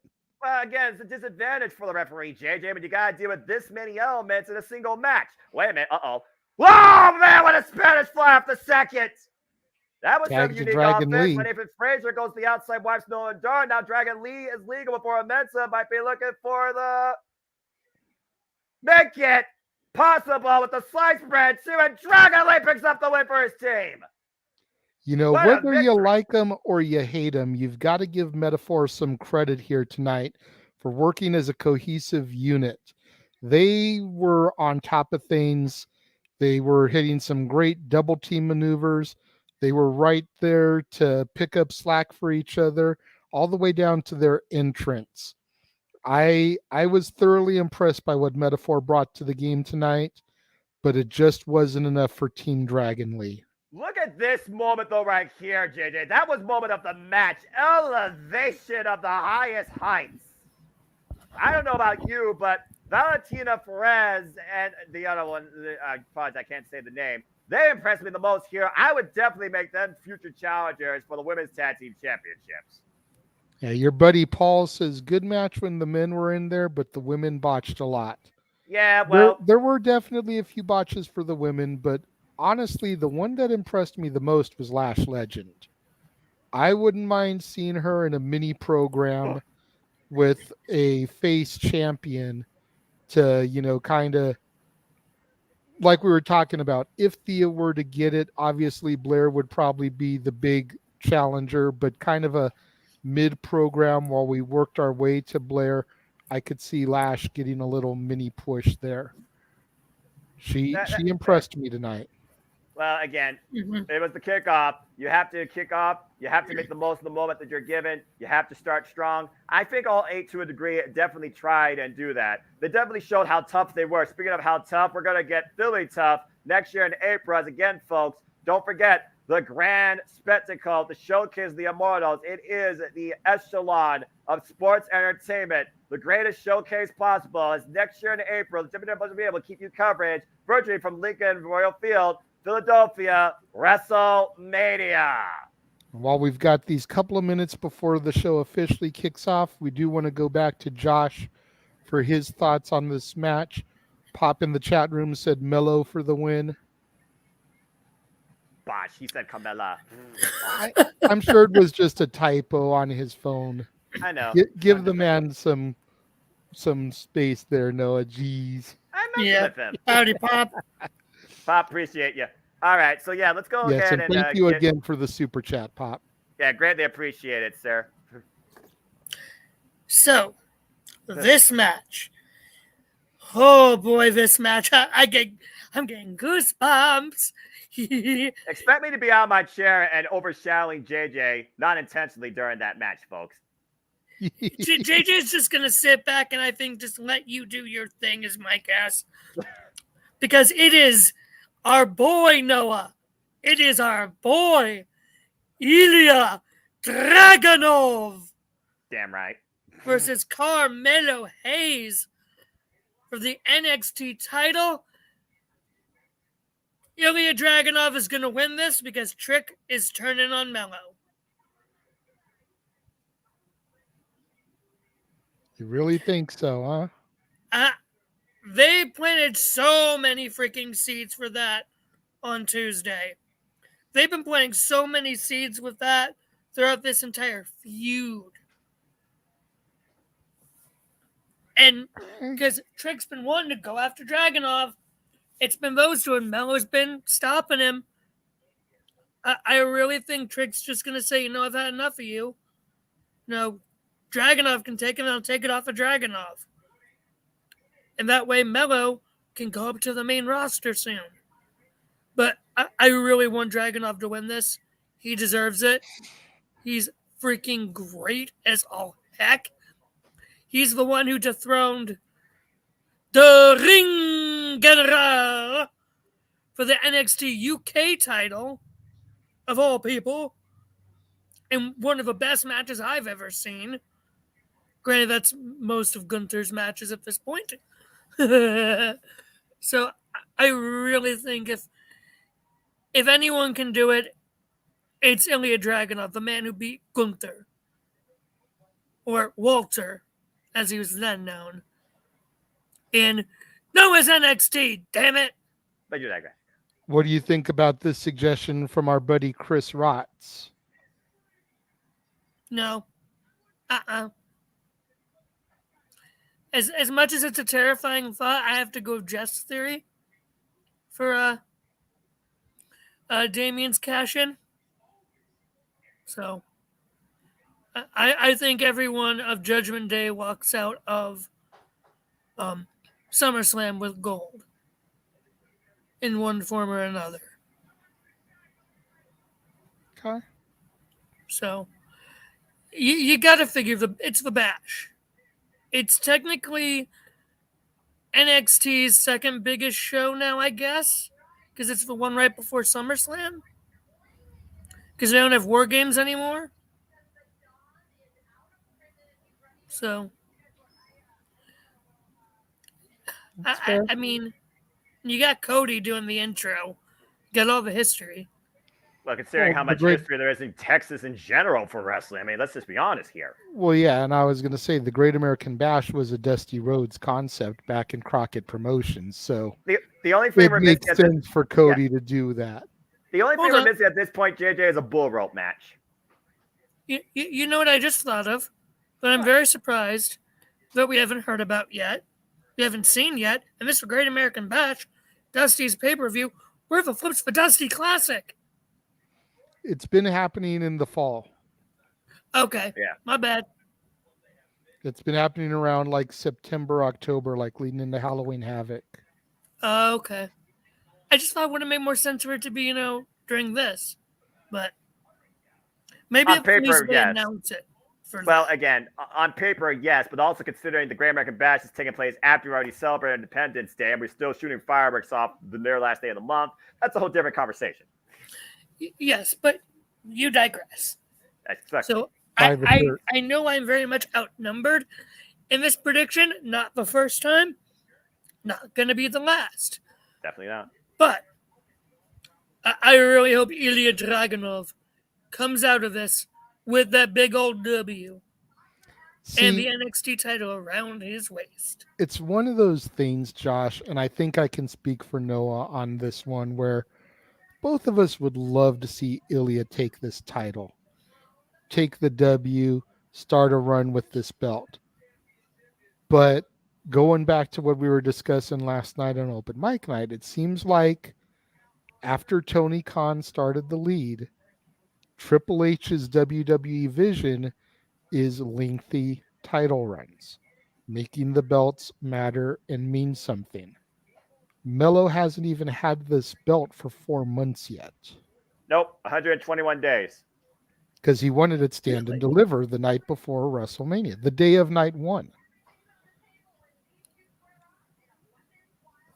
So he hasn't even had it for 4 months yet.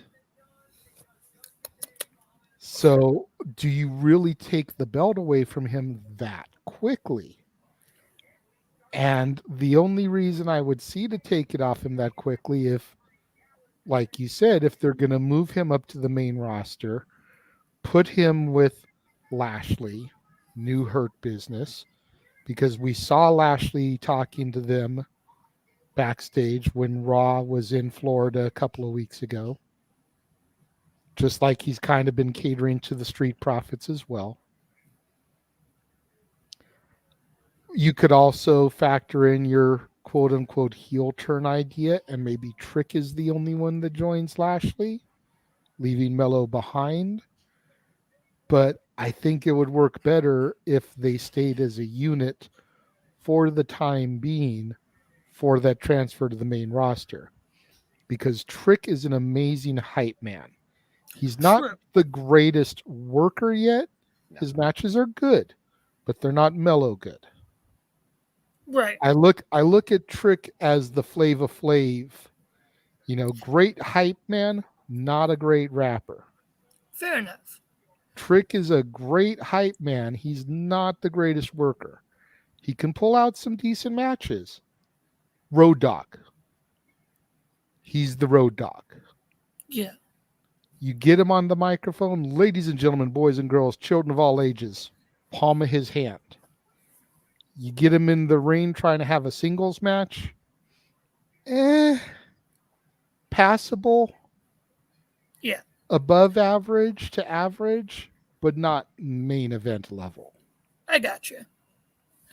My only thing real quick before I head out to finish my food and to watch, how long has Tiffy Time held that NXT women's title? I know you're Just going to wanna- the same argument with me. The difference though is, like I pointed out, there's more heels to be challenging her right now than there are baby faces. Yeah. I got you. So Dynamic. that's What do the you have? only reason why I feel like a title change makes sense. Dynamics versus statistics, Josh. Yeah, I know. Mello has a good amount of tweeners and heels that can challenge him. Tiffy has like 5 or less baby faces that can be challenging her. And 3 of the biggest are on the injured list. Nikita Lyons, Sol Ruka, Wendy Chu. Mm-hmm. You can only run Roxy, Gigi, Fallon so much before people are like, Thea, okay, can we get something different now? Please? Begging I you. still say Cora Jade, but I digress. I'd love to see Cora go back to being a baby face too, but this bad girl image is working for her, and especially since her real life man is a heel. I'm waiting to see them get put together on screen in a Edge, Lita, McMahon, Helmsley type of thing, and just be that power couple.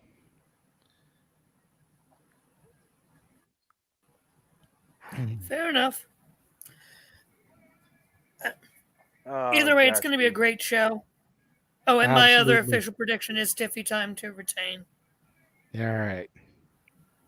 I love you, JJ. I know. And we got Cody Rhodes now giving us the introduction here. See ya. Taking a look at Great American Bash past, both in WWE and WCW. The influence of Dusty Rhodes. The grasp for a dream and never let it go. The city where the American dream was born. The Lone Star State. You might remember the Alamo, but tonight you will remember the Great American Bash. Will, ambition, determination. A lot of opportunity ahead tonight. Championships, grudges, pride. Ooh. We're getting a little bit of a hype package here. Oh! And already the challengers, HR's froze.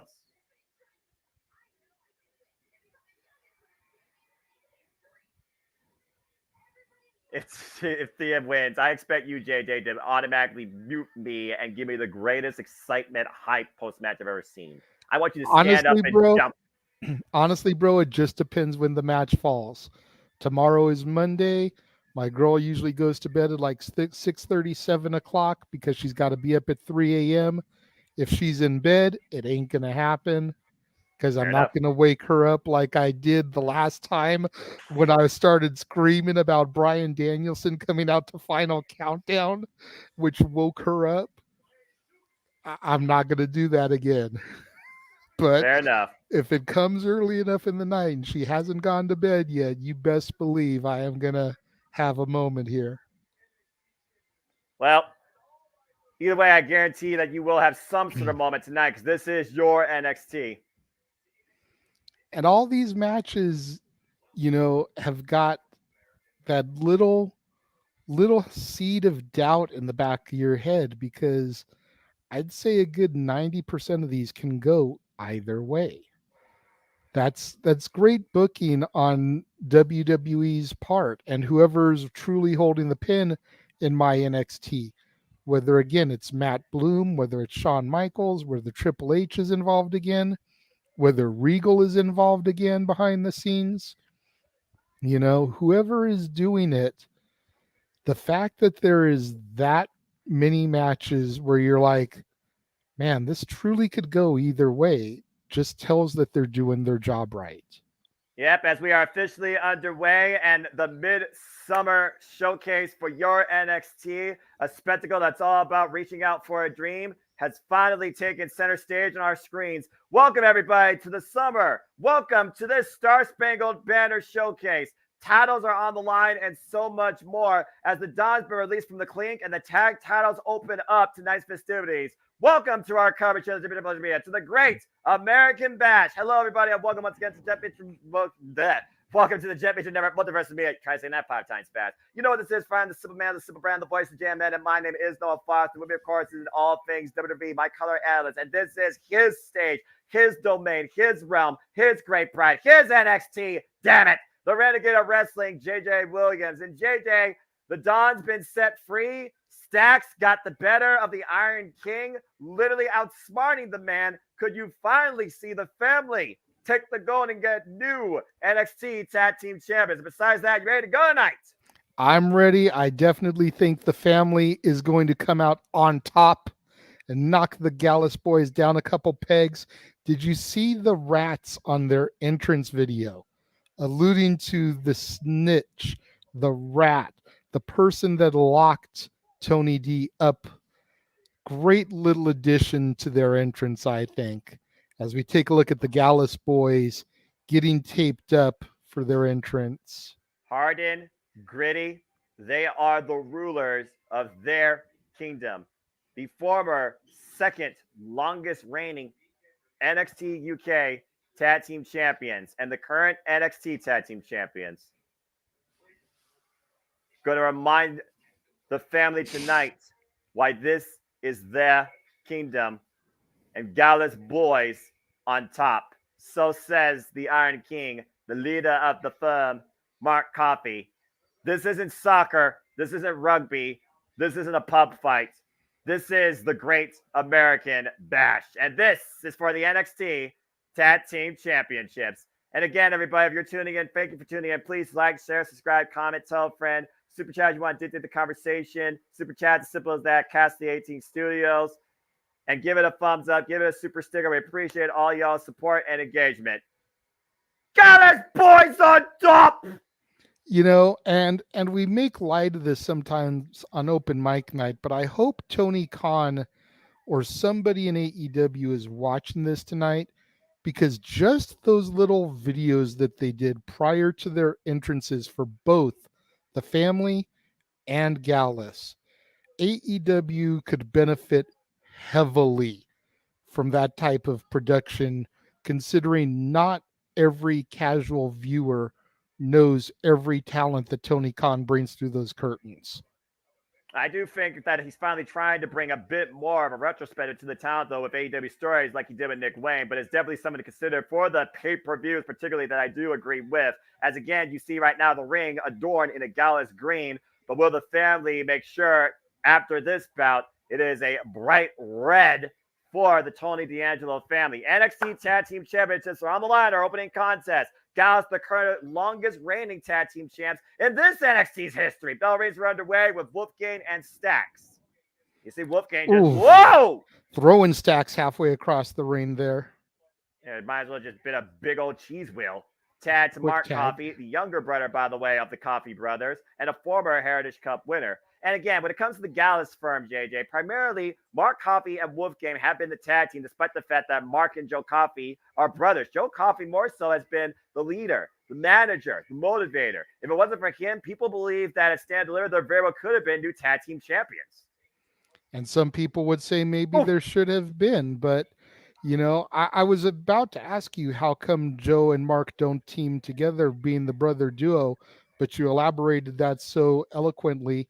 Does Joe really wrestle at all, or does he mainly just stay in the managerial role? Well, considering Joe Coffey recently wrestled Stax for the Don's Freedom and this tag championship opportunity after the Don basically saw his underling made a deal with the devil and thought that basically was going behind his back, but apparently the fix was in. Joe Coffey previously did wrestle back at NXT UK, not only for the NXT Championship, but the Heritage Cup. And since then, he really hasn't wrestled a whole lot. I do wonder if that just goes with the fact that he might be stronger as a manager role, or maybe he's sustaining some injuries we don't know about. Nice hip toss there, assist by Tony D'Angelo Stats. Here's the cover. First one. Kick out at two.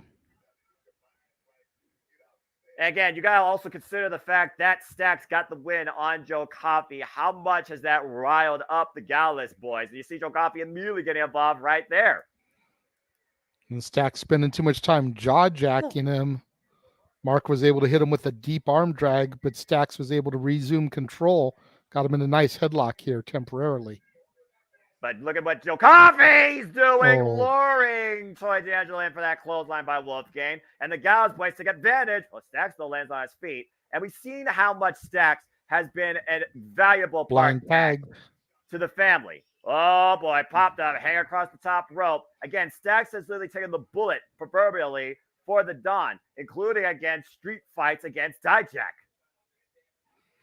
Wolfgang just starting to dish some punishment to Stax. Yeah, what does Wolfgang remind you of when you look at his style, JJ? I mean, he's just a mean old brawler. This guy's a pub owner. Yeah, honestly, this dude makes me think he could be the third member of the Viking Raiders. Like for real. Enough fights.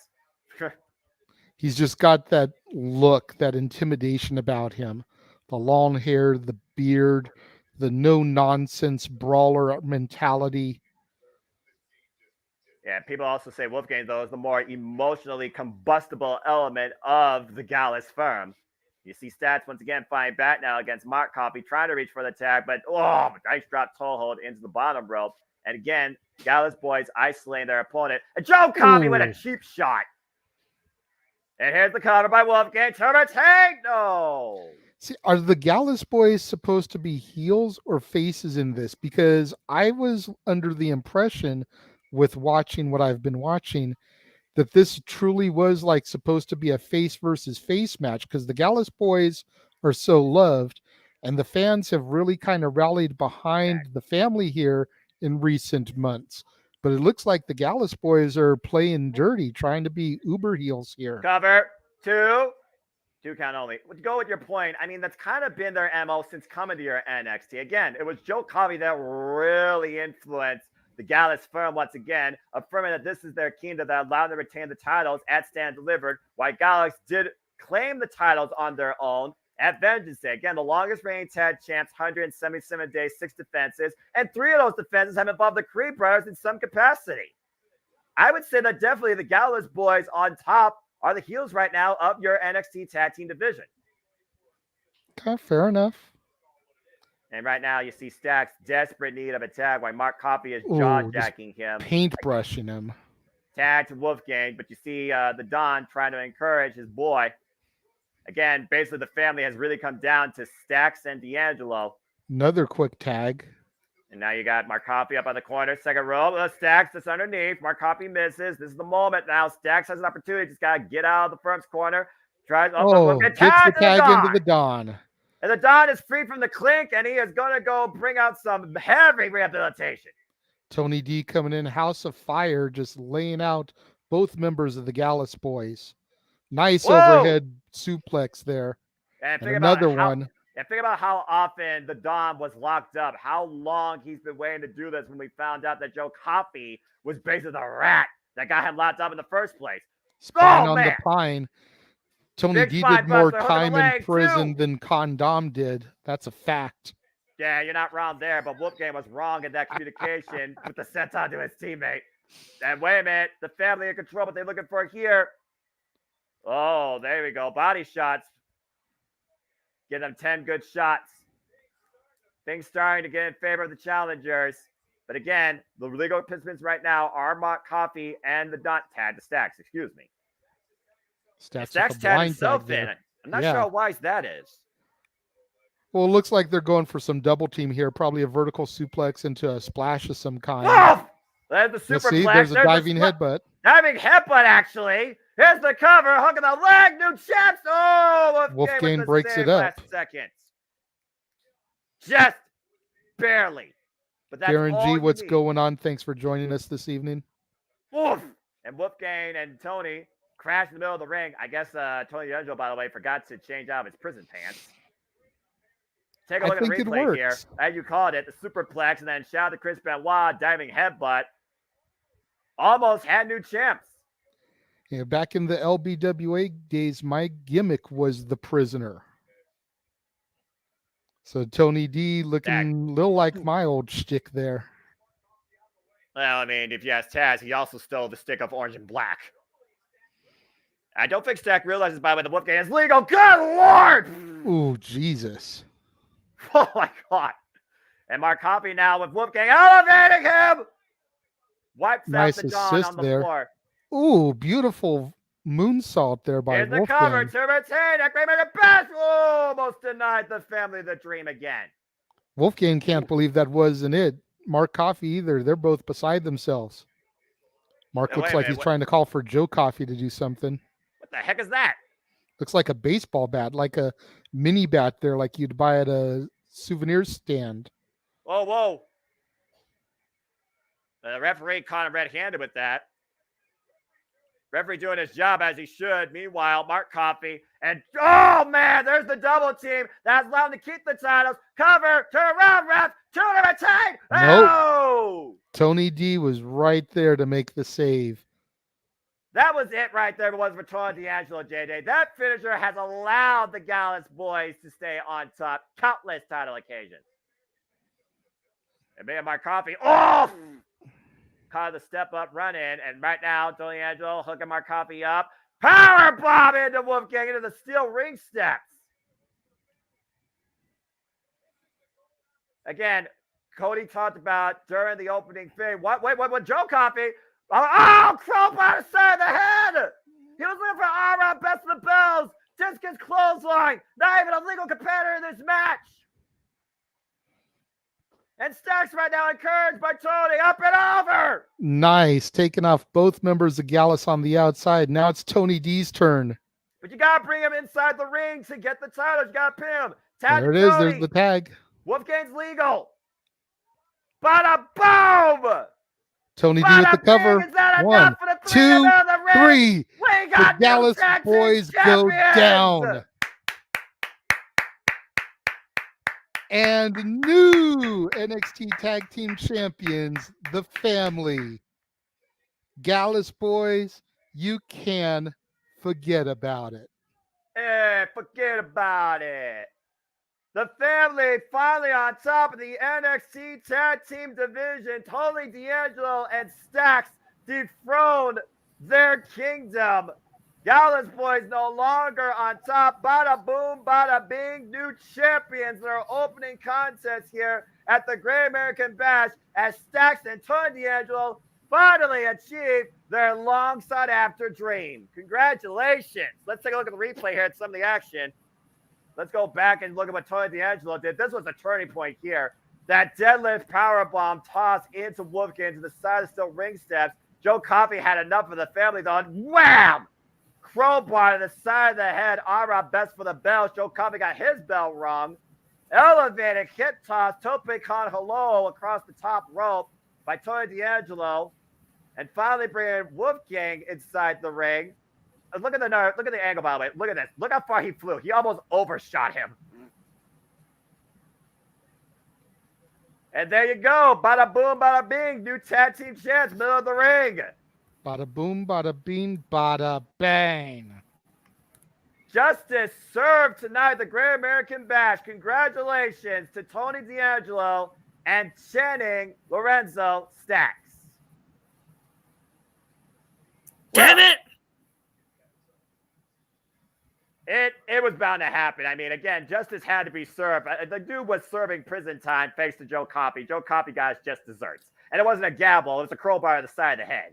Still, damn. Well, I just hope this means Gallus is going to the main roster. only Put time him on will tell. SmackDown. Only time I will don't tell. think it's And time yet. Will Riot might echo your sentiments there. Good to see you. Good to see everybody out there in the chat. Let's take a look at some of the thoughts here. Matthew with the big yes! And I know that you're very happy, JJ. Your boy did it. Absolutely. I'm stoked. I'm so happy for the D'Angelo family right now. So we get a little superstar profile of the resident mean girl of my NXT, Cora Jade. Of course, not involved at all in tonight's festivities. After Cora Jade, a previous NXT Women's Tag Team Champion, turned her back on her best friend and became the resident mean girl of NXT, including facing Roxanne Perez in the Weapons Wild match where Roxanne got the better of her, and Cora Jade trying to insult, bully, and basically undermine Thea Hell's rise lately has also come up short. So I am very curious to want to see what could be next for Cora Jade, who as of late has not had, I would say, strong momentum in NXT, considering she just lost a kendo stick on a pole match against Dana Brooke. It's one of those things we talk about all the time, JJ. An attitude adjustment is needed for yourself sometimes to redefine yourself in this industry. But what you do with it to a degree is how you stay in, I would say, some sort of relevancy. Your girl's now involved in tonight's show in any capacity. Well, to be fair, after her loss on NXT TV this week, she put a simple post out on social media that just said, bye. We don't know what that means yet. Could we possibly hear something tonight? Is she retired? Is she quitting? Is it all just a ruse? The next level in the evolution of the generation of Jade? We will find out. She going up? As again, this is what WWE does. They love to kill and fill time. We don't just keep going back to back to back. So while we got a brief moment, thank you again, folks, for tuning in to the Championship Network live watch on event where we keep you engaged, in tune, up to date, and coverage across the ticker as well. In all the biggest shows across the wrestling industry, whether it's WWE, NXT, because yes, they are separate in my opinion. They are not the same. Ring of Honor, AEW, even NWA sometimes, NJPW, and of course, Impact Wrestling. And if you're enjoying this, please like, subscribe, comment, tell a friend, give it a thumbs up, give it a super chat, give it a super sticker, super chat my friend at Cassidy Studios. And if you want to dictate the conversation, super chat, it is as simple as that. And the next time we'll bring you play-by-play coverage on the next biggest show, I believe, in wrestling. If I saw the graphic correctly, I think it's Wednesday for AEW Dynamite 200. We'll talk more about that later. As we saw earlier today, ahead of our main event tonight, there you see the unbreakable resolve of one Ilya Dragunov dressed to the nines. Will he be adding 10 more pounds to that ensemble? And speaking of which, he says he doesn't miss. Will he miss tonight? Or will he once again shoot nothing but net? Carmelo Hayes with Trick Williams. And that is still coming tonight in our main event. But up next, combustible elements aside, anything goes and anything can be used tonight. It's Weapons Wild time as Roxanne Perez takes on Blair Davenport in a Weapons Wild match.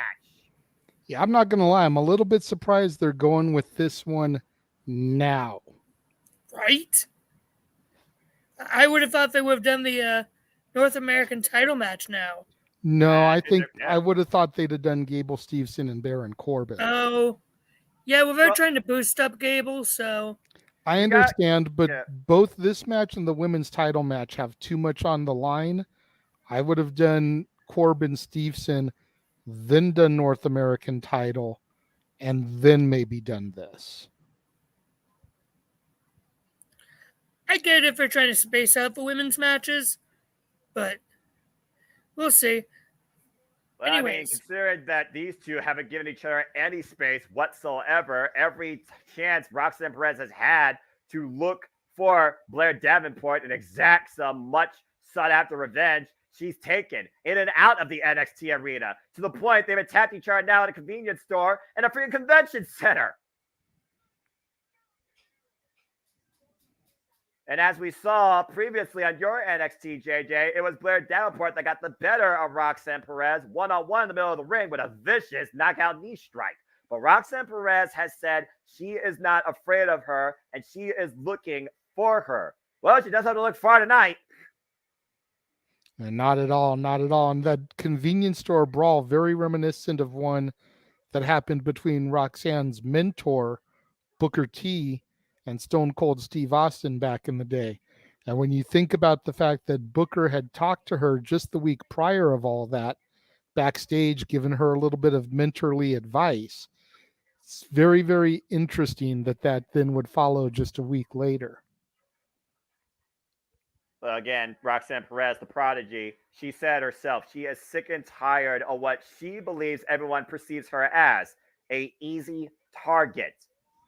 And now she gets to go wild, weapons wild tonight with Blair Davenport to show that she's not afraid, that she's not vulnerable, that she's not fragile. While Blair Davenport is looking to send her home with a broken heart and maybe a broken limb or two. Yeah, unfortunately, Roxy has been positioned as a goody-goody. But much like the people we compared her about when we were talking the matches over in the beginning, Ricky Steamboat, John Cena, those guys definitely had an edge about them when needed. And Roxanne definitely showing that fire still resides inside of her and she can pull it out when she needs to, despite the fact that she's got this reputation of being a good girl. Well, let's also put it in this perspective, JJ. Ever since Roxanne Perez came into WWE, she has lived up to her name, the Prodigy. She has done nothing but delivered on promise, with I would call a meteoric rise through her NXT career. And as we saw yesterday, again, Blair Davenport and Roxanne Perez, there's no love lost with these two. They can't wait to get their hands on each other and rip each other apart. And anything goes here. It's weapons wild. The last time Roxanne Perez was involved in this environment, she showed how far she was willing to go at the expense of her former best friend, Cora Jade. And this is a homecoming of sorts for Roxanne I'm wondering Perez. if this is family for her right there that she's hugging. Yeah, perhaps mom and little sister. Yeah, I believe that's her mother and her sister and possibly her father. Again, Roxanne Perez, 21 years of age, folks. Oh. So, wait a minute. Blair Davenport hiding out in the crowd to start this match early. Great assault there. That's been the MO of Blair Davenport since her return from injury. She literally has taken advantage from behind, but there's no sneak attack here tonight as the bell rings and this match is officially underway.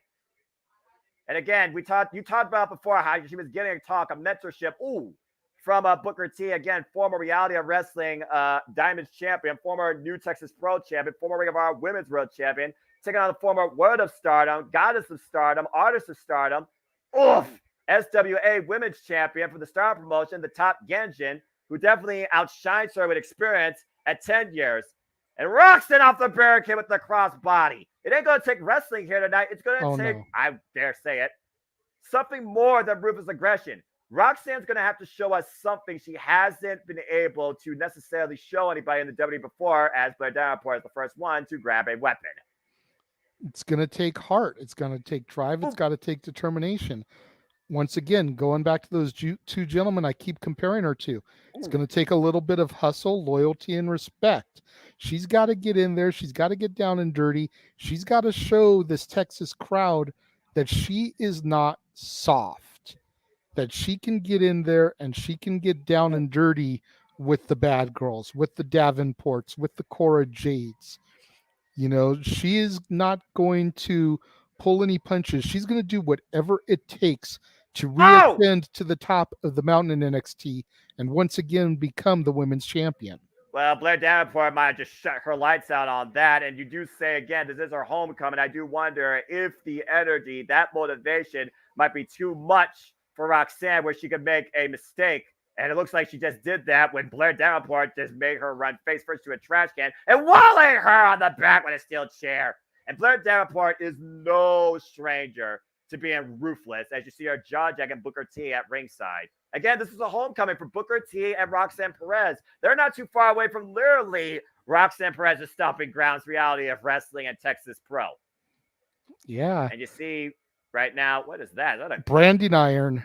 Uh-oh. Blair Davenport looking to leave her mark on Roxy. Good thing that that's not hot.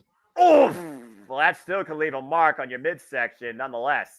Well, yeah, I mean, it's still going to do damage regardless, but good thing that the actual brand isn't hot.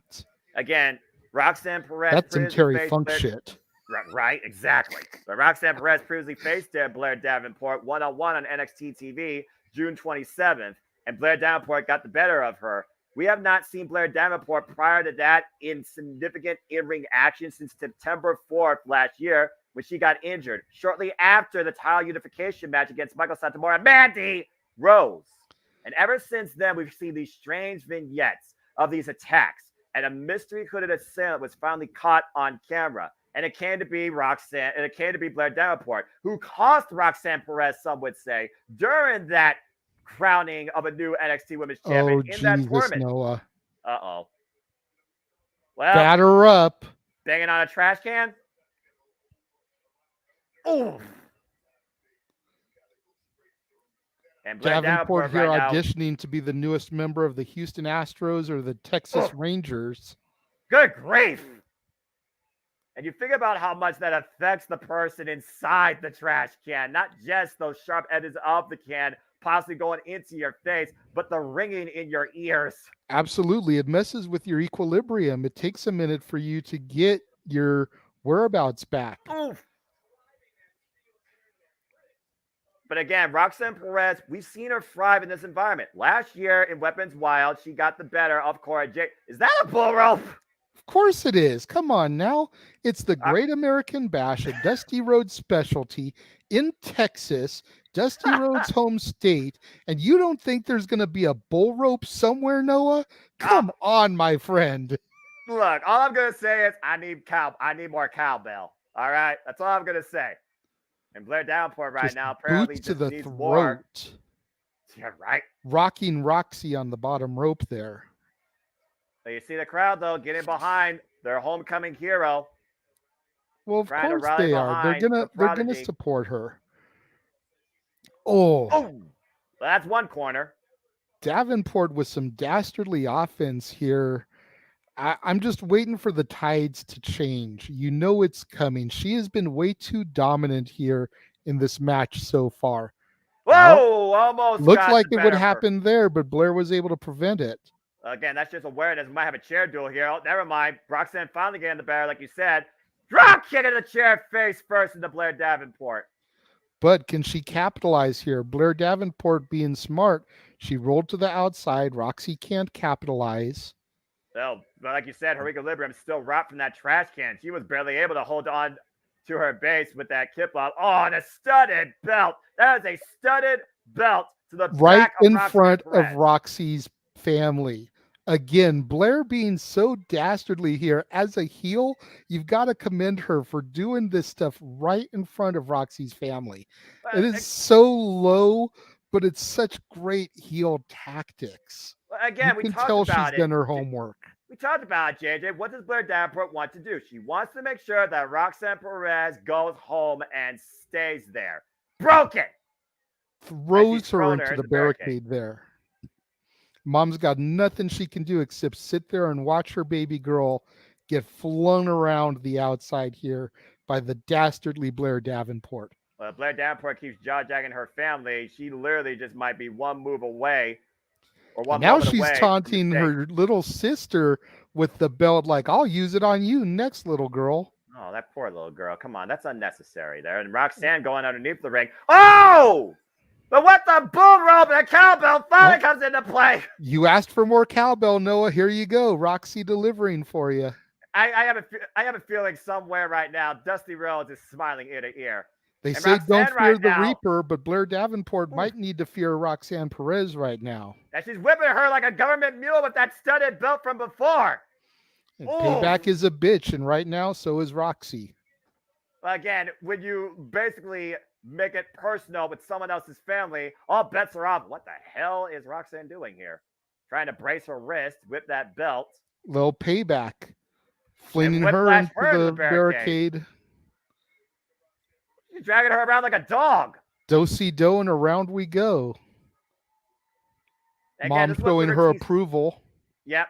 This is what Booker T probably taught to Roxanne about prior to this. You talked about before. She went to Booker T, seeked Roxy, advice, seeked some get the encouragement. tables. Oh, of course. Wait, Roxanne, you ain't local. What you trying to do here? You're not a Dudley. What is this? Well, again, we said before, we need to see a different side of Roxanne Perez that we haven't seen before. You said it yourself. She has to show us that she can't be hardened, that she can hang with the meanest, that she can surpass the most aggressive. And right now, her resourcefulness is bringing out a table, but I have no idea what the reason. We know exactly what the reason is, Noah, but like we've also said in the past, he, or in this case, she, who sets it up, traditionally is the one who goes through it. Oh, boy.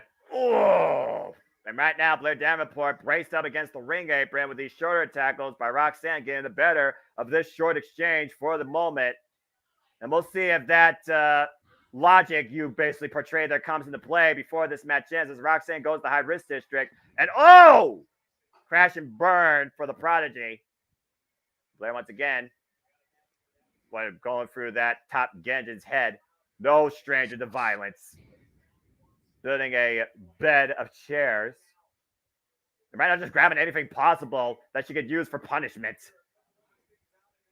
And what's she thinking here? Uh-oh. Oh, no. One-way trip to Germany. Roxy's fighting it. Counter. Oh, hello! Face first in the braced up steel chair that Blair Davenport set up earlier. In the corner. And might be looking for Pop Rocks. Pop Rocks. Oh. Nope. Uh-oh. Blair countered it. Alabama Slammer reversal. I think that's the first time I've seen someone counter the Pop Rocks since she came to NXT. You're right for that matter. We knew that Blair Davenport had the strength advantage going into this. And meanwhile, oh, God! And that might be enough cover here to win. Nope. No. Inside out on top of the trash can with that power slam as it folded across Roxanne Perez's back.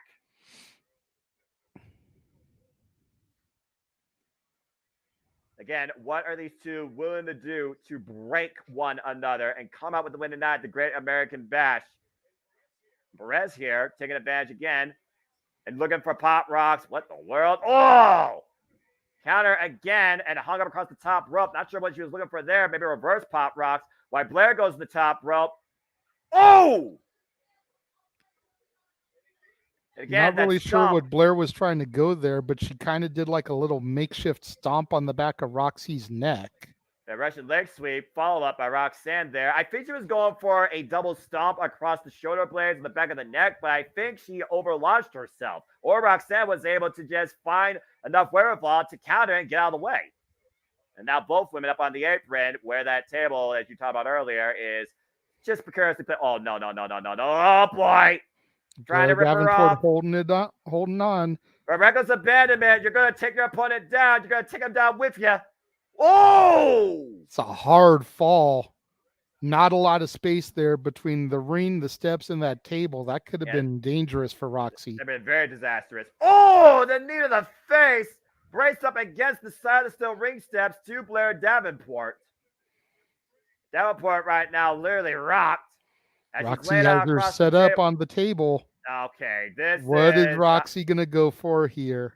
A definition of high risk, high reward, or crash and burn. You be the judge as Roxanne goes to the top rope in front of her family. Cross-body through the table through Blair Davenport. Roxanne's mom just holding her head and shaking it. Like she's glad that her daughter didn't hurt herself too much and she got Blair, but she didn't want to see her take that risk. Well, she's going to go for one more risk here, and it might be the difference maker. The spinning Sobot. And once again, for Can the she third get it? time. Pop rocks on the chairs. Rocks on the chairs! Cover 2! Roxanne Perez with the win!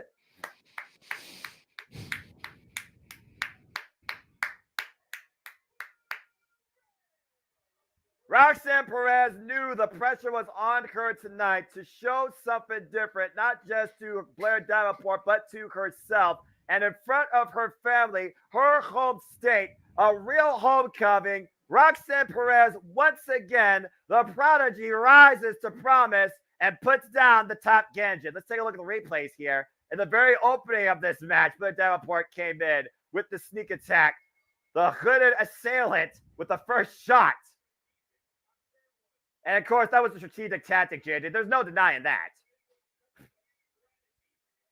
This constant strategy played out by Blair Davenport with reckless abandonment by Roxanne Perez, heavily influenced by her family, not only motivating her, but being instigated by her opponent. How far is a competitor willing to go when it comes to their pride?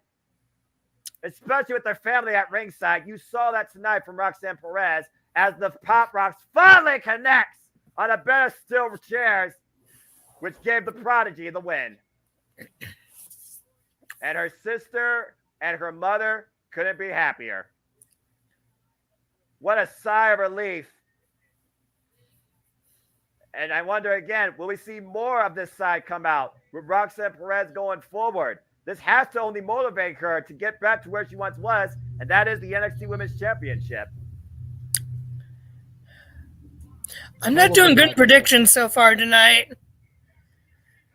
Well, so far I'm 2-1, so I'm 1-2.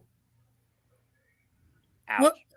What's interesting, and I'm actually probably going to write about it this week if I get time. ooh. But I'm disappointed in the results because, like, if I was watching this in, say, 2010, I'd be happy so far with all the results because all the baby faces are winning. Like, in 2010, like, through, I want to say, 2014 to 2016, somewhere around then, I was solidly only cheering baby faces, always booing heels, and only ever wanting baby faces to win. Now, that even with doing predictions, even besides that, I'm sometimes rooting for heels. And it's weird. It just feels weird, but it feels like, I don't know, just growing as a wrestling fan, you know? That's part of the journey. Yeah. So Let's go ahead and take a look here at some of the comments here. I got fever. It's only one cure. More cowbells. Damn right. Don't fear the Reaper. Good song. I had Perez. Good job, Rayman. Ref did have gloves, but probably just a little blood underneath the nose or just a scar. I didn't really see any blood. Rayman right now 2-0. Hello, Ken. Good to see you. And Matthew, a great match, but Blair really needed that win. She hasn't won a major match in NXT yet. That's a fair point. I do wonder now, what's next for Blair Davenport? You got the better of me at Weapons Wild, but you can't get the better of me one-on-one clean in the middle of the ring. So, again, it's one of those things where suspension of disbelief, you do wonder what's next now for the top Ganjin. And, of course, we also wonder what's ahead tonight. Will we see a Rocky-esque moment? You see Thea Hell warming up with Andre Chase and Duke Hudson in the back. And, of course, we know that Kimura, if she makes Tiffany tap out again, we very well can have a brand new NXT Women's Champion. And there you see the champion warming up, Tiffany Stratton, looking to ensure that Tiffy time is here to stay. But could it end tonight at the Great American Bash?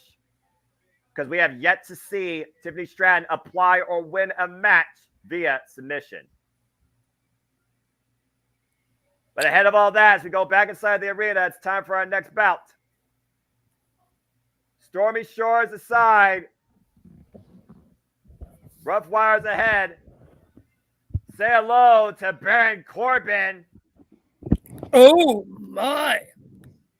We have this match now. Burn the ships. Baron Corbin, who's been treading the stormy waters of WWE. Dang, Corbin looks good. Yeah, it's a different look. Again, you talked about it, Josh, while we have a moment here with you to get your take on this, and JJ's back as well. Guys, you both talked about Baron Corbin is back at ground zero. He literally is erasing everything that is a remnant of his past. And tonight, he is looking to make sure that Gable Steveson, another collegiate Olympic athlete, does not get a chance to even shine tonight before he starts. While he ended the career of one Kurt Angle at WrestleMania 35, he's looking to stop a career before it begins tonight.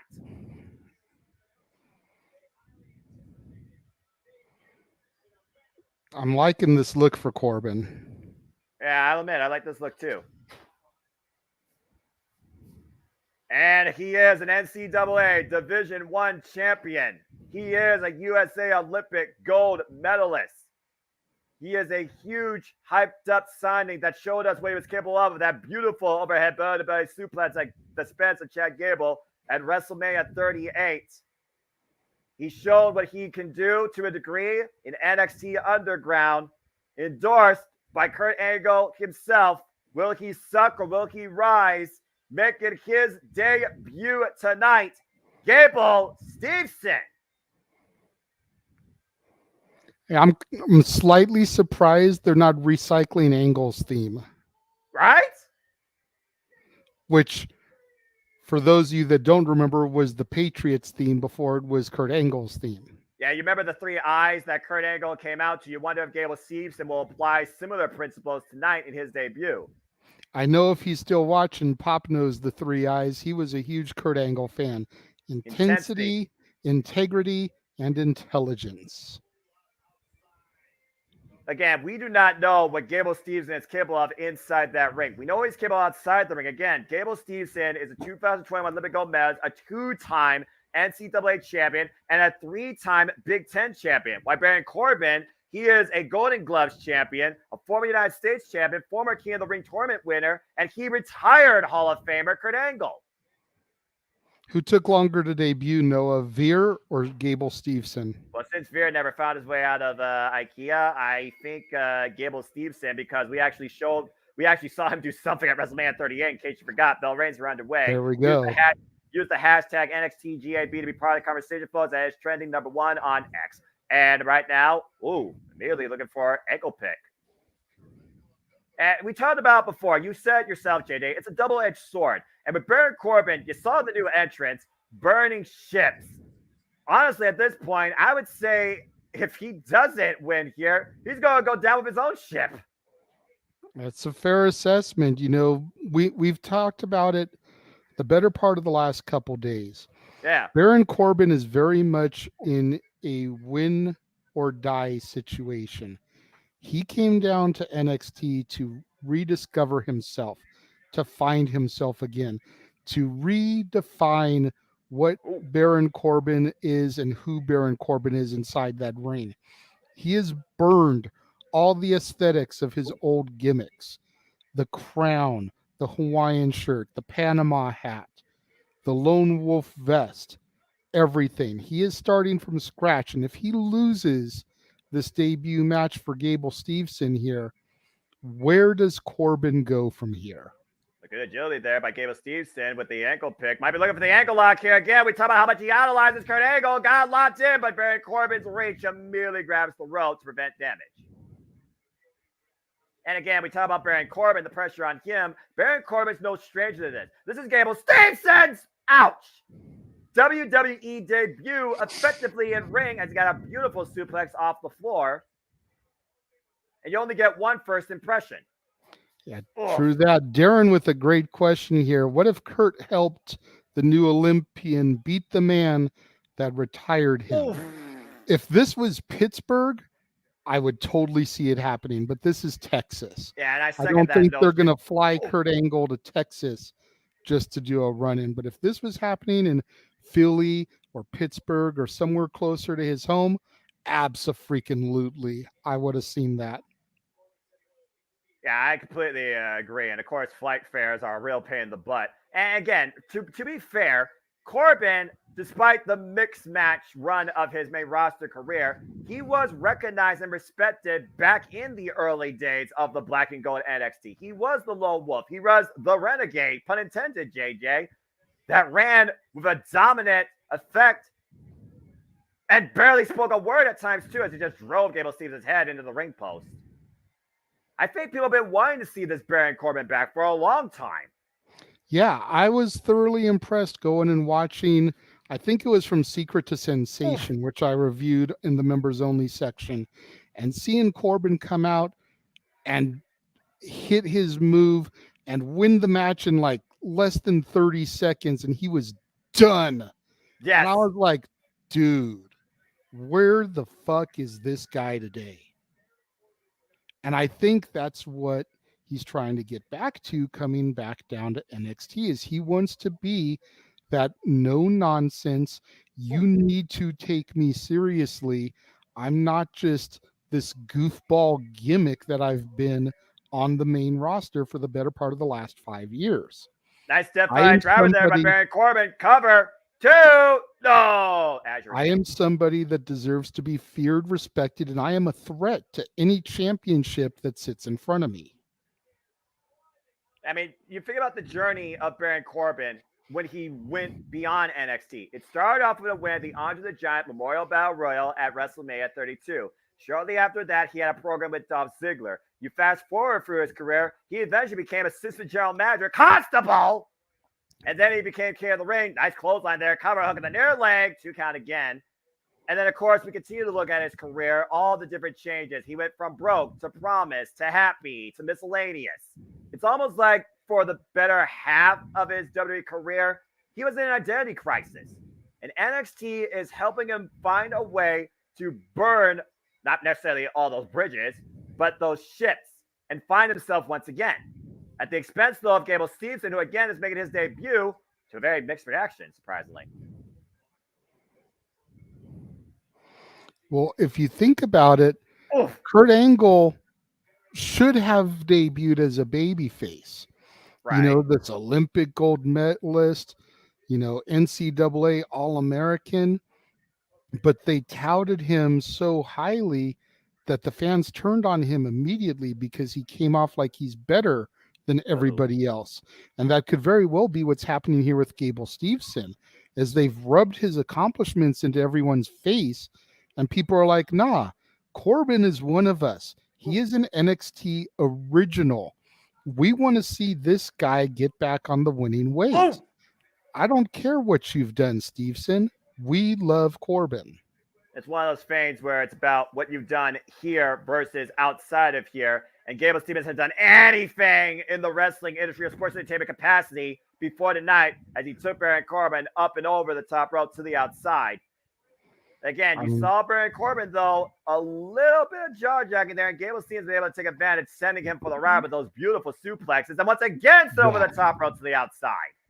Very Angle-esque in their form and their execution.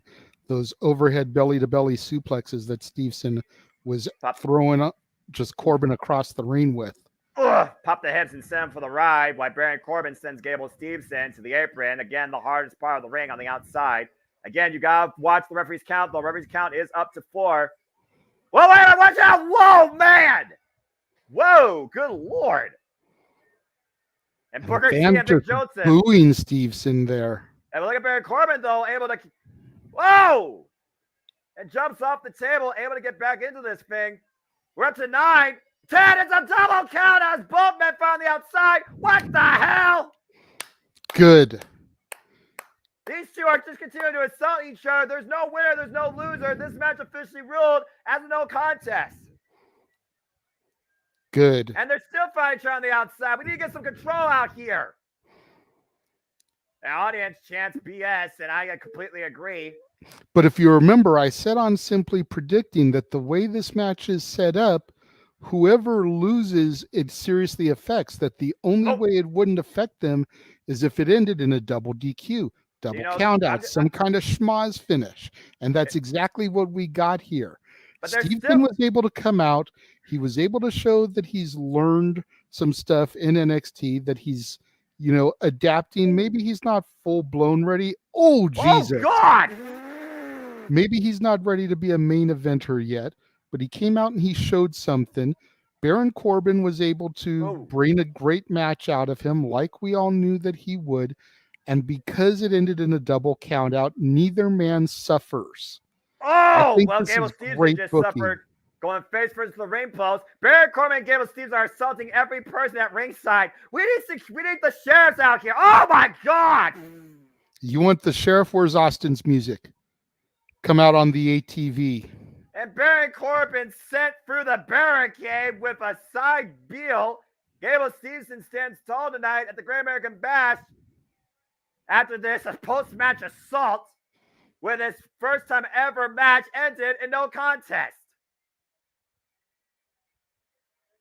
I'll tell you one thing, JJ. Gable Steveson had one hell of a first impression here tonight, and I think it's safe to say that this thing is far from over between him and Baron Corbin.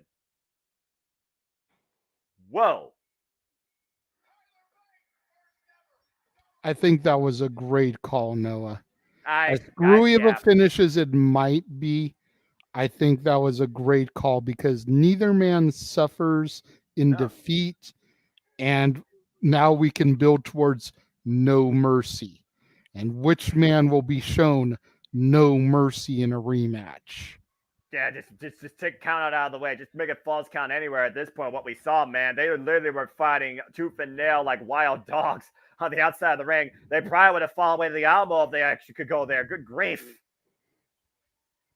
Well, that was quite a contest. Let's go ahead and get some thoughts here from the chat and take a look at what some people are saying here. Look how Booker T almost got a lap full of Gable Steveson. Good grief. Let's see here. Can Corbin grow here? I think Kurt couldn't. He could always wear a wig or toupee.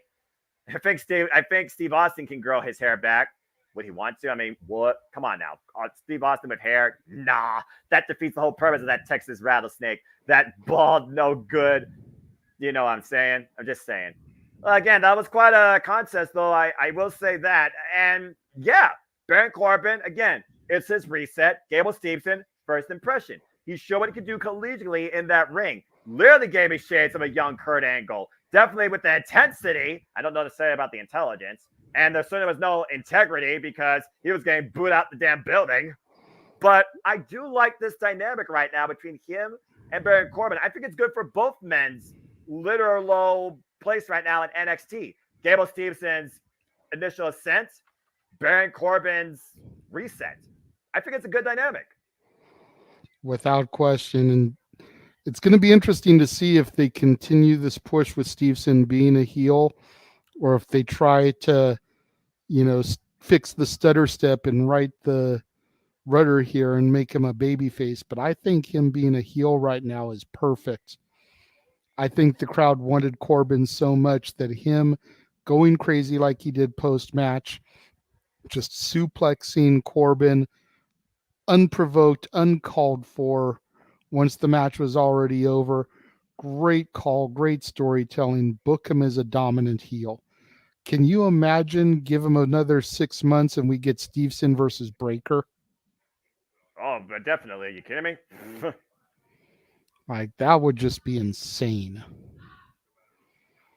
Ooh, you want to talk about insane? JJ, you know me, right? I don't watch movies. I don't watch TV. I think the industry is overwhelmed, overloaded with documentaries. But we talk about the Great American Bash. We talk about the roads. We talk about legacy. This Cody Rhodes documentary literally might be a must-see presentation for me. Out of the shadows, into the spotlight, from undesirable to ungoddamn deniable. Yeah.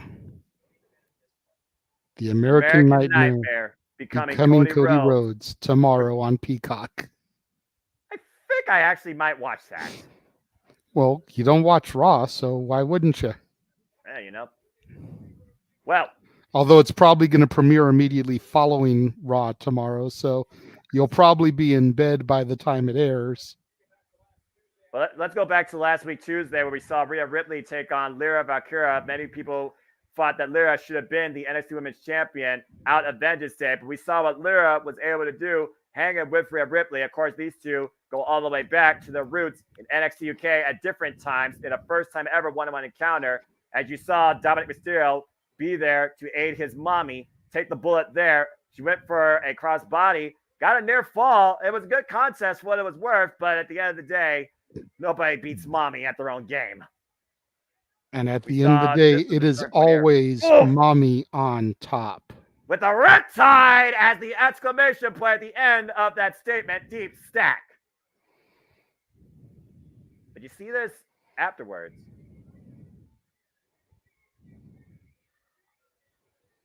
Ooh. You heard what Rhea Ripley said there, JJ. Show me. Speed of which, Lara Valkyria backstage. A little proving ground maybe for Lyra there.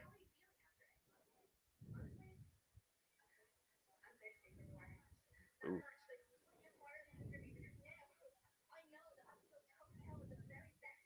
That's true.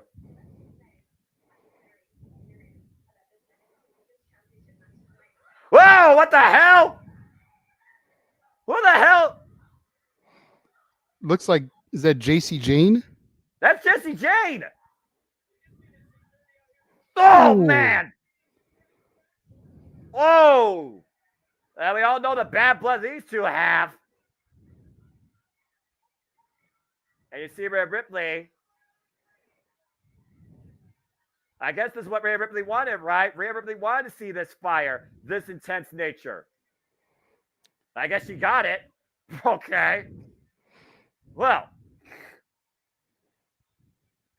as far as last match goes, and I did quickly see that comment before we talk about the next match that's ahead, because of the rarity of a double countout, no contest, no DQ doesn't normally predict that, so I don't make it part of the choices. So since that happened, the match no contest, nobody gets anything.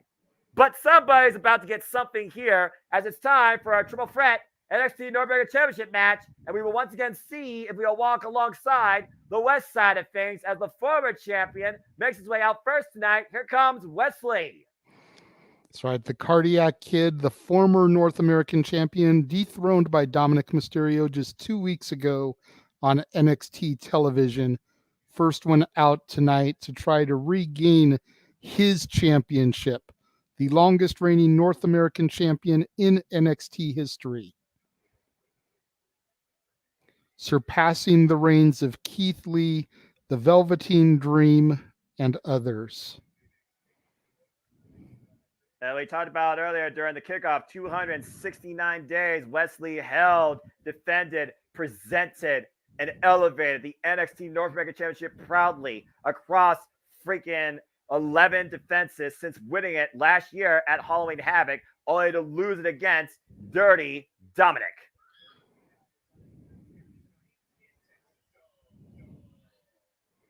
See tonight if he could actually thrive in a multi-person environment as challenger once again bring us on the west side of things and become a two-time NXT North American champion. And here comes the wild card in all this. Mustafa Ali, another man who's come down to NXT here recently within the past 3 months to try to redefine himself, try to find who Mustafa Ali is as a man, as a character, as a performer within the ring. And I've said it a couple times now, I really would have picked him to win this match if Dirty Dom was not part of the equation. Because much like the last match, I feel like a victory here would do wonders to help redefine Mustafa Ali. But you can't bet against the Judgment Day right now, especially when Dirty Dom has got mommy there ringside.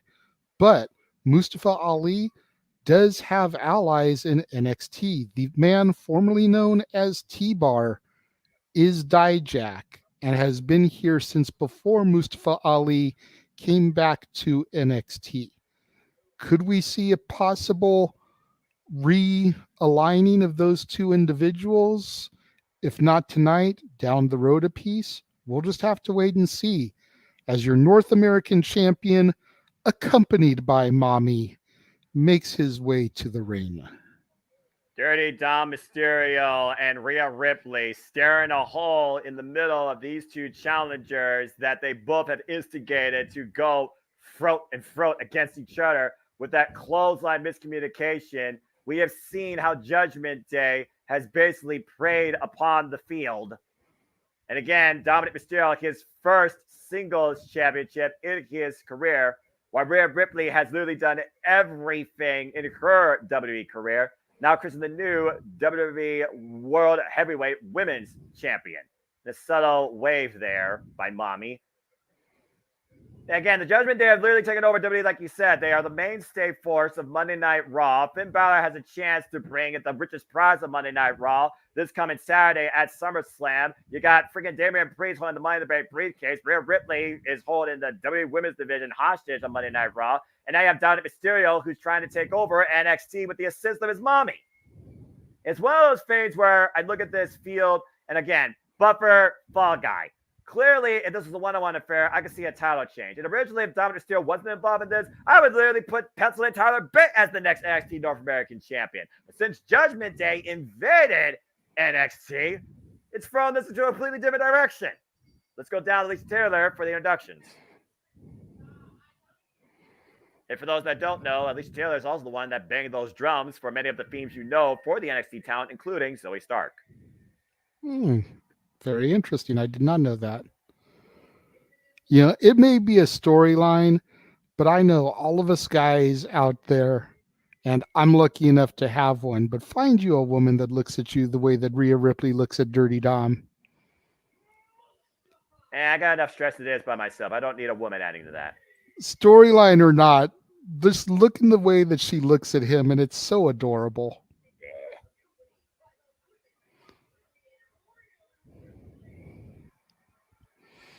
See, this is the definition of anti-goth because you don't see goths smiling. Dominic Mysterio, the NXT North American champion, and Rhea Ripley's all aflutter, holding her WWE Women's World Heavyweight Championship. Again, first pinfall submission inside the ring. There are no disqualifications. There are no countouts. Triple threat action. Anything goes. Referee holds the belt high in the air because that is what it is all about, the North American title. Bell is rung. Why would the champion ever put themselves in a situation where they don't have to be involved in the decision to lose their title? I understand trying to take advantage of the field, but you still got to consider all it takes is 3 seconds, and Dirty Dom is public enemy number 1. But Dom knows that he has backup. Who's there seconding Mustafa Ali? Who's there seconding Wes Lee? Nobody. They have nobody. And even if Tyler Bate wanted to interject himself, get involved, or somebody else, it's just a disqualification. Wait, what? But Dirty Dom's got backup in his mommy. Look, I'm just going to say this. A man would never hit a woman. But, you know, it's the wrestling industry. It's a title. I'm just saying. We've had extreme circumstances here. And Dom, once again, tried to find some sort of reprieve and merely dragged in the middle of the ring. And Wesley, Mustafa Lee, I wasn't instigating anything. I'm just saying, at the end of the day, what do you focus on here? Winning the prize. What's this industry about? Booker T says it all the time. Checks and championships. You want to be on top, you do what you have to be the champion. All right. And you see, but here we go. We've already got some dissension in the ring as both Ali and Wes pulling each other off of Dom so that they can be the ones to dominate Dom. Oh! And that was just circumstance right there, as Dominic Mysterio right now is the expense of this grief between Wes Lee and Mustafa Ali. At the end of the day, what's more important right now? Saying who's the best or taking out your public enemy number 1 that literally invaded and stolen the championship from this picture that originally you thought was going to be just these two. Let's think about this. Again, Wes Lee, Mustafa Ali, Tyler Bate, there's been a mutual respect among these 3, and it all comes down to the NXT North American Championship. Mustafa Ali's been trying to advocate for a one-on-one match for this title. Now he finds a triple threat. Roll up here, too. I almost got it there on the former champion. Ooh. And as long as Mustafa Ali can Cover. keep his shoulders Yeah. from being on the ground for those 3 seconds, he'll have claim to maybe be next in line because he wasn't the one to be pinned. But again, like we also talked about, it wasn't Dominic Mysterio that beat Wesley. It was Dominic Mysterio and Mommy Rhea Ripley that beat Wesley. Well, yeah, it was. You want to be technical? It was Dominic Mysterio in the entire Judgment Day. Yes, Rhea Ripley with her briefcase, the title belt was the ones that made Wesley fall, but all of them were out there for the distraction because that's what family does. That's what blood does. They roll deep and they have each other's back. Can you say the same thing in other bloodlines? I think not. Well, egos aside, I can understand when an alliance actually works to a degree, and you're not wrong there, as they've been, again, the dominant force of the Dynamite for a better part of a year. Good grief.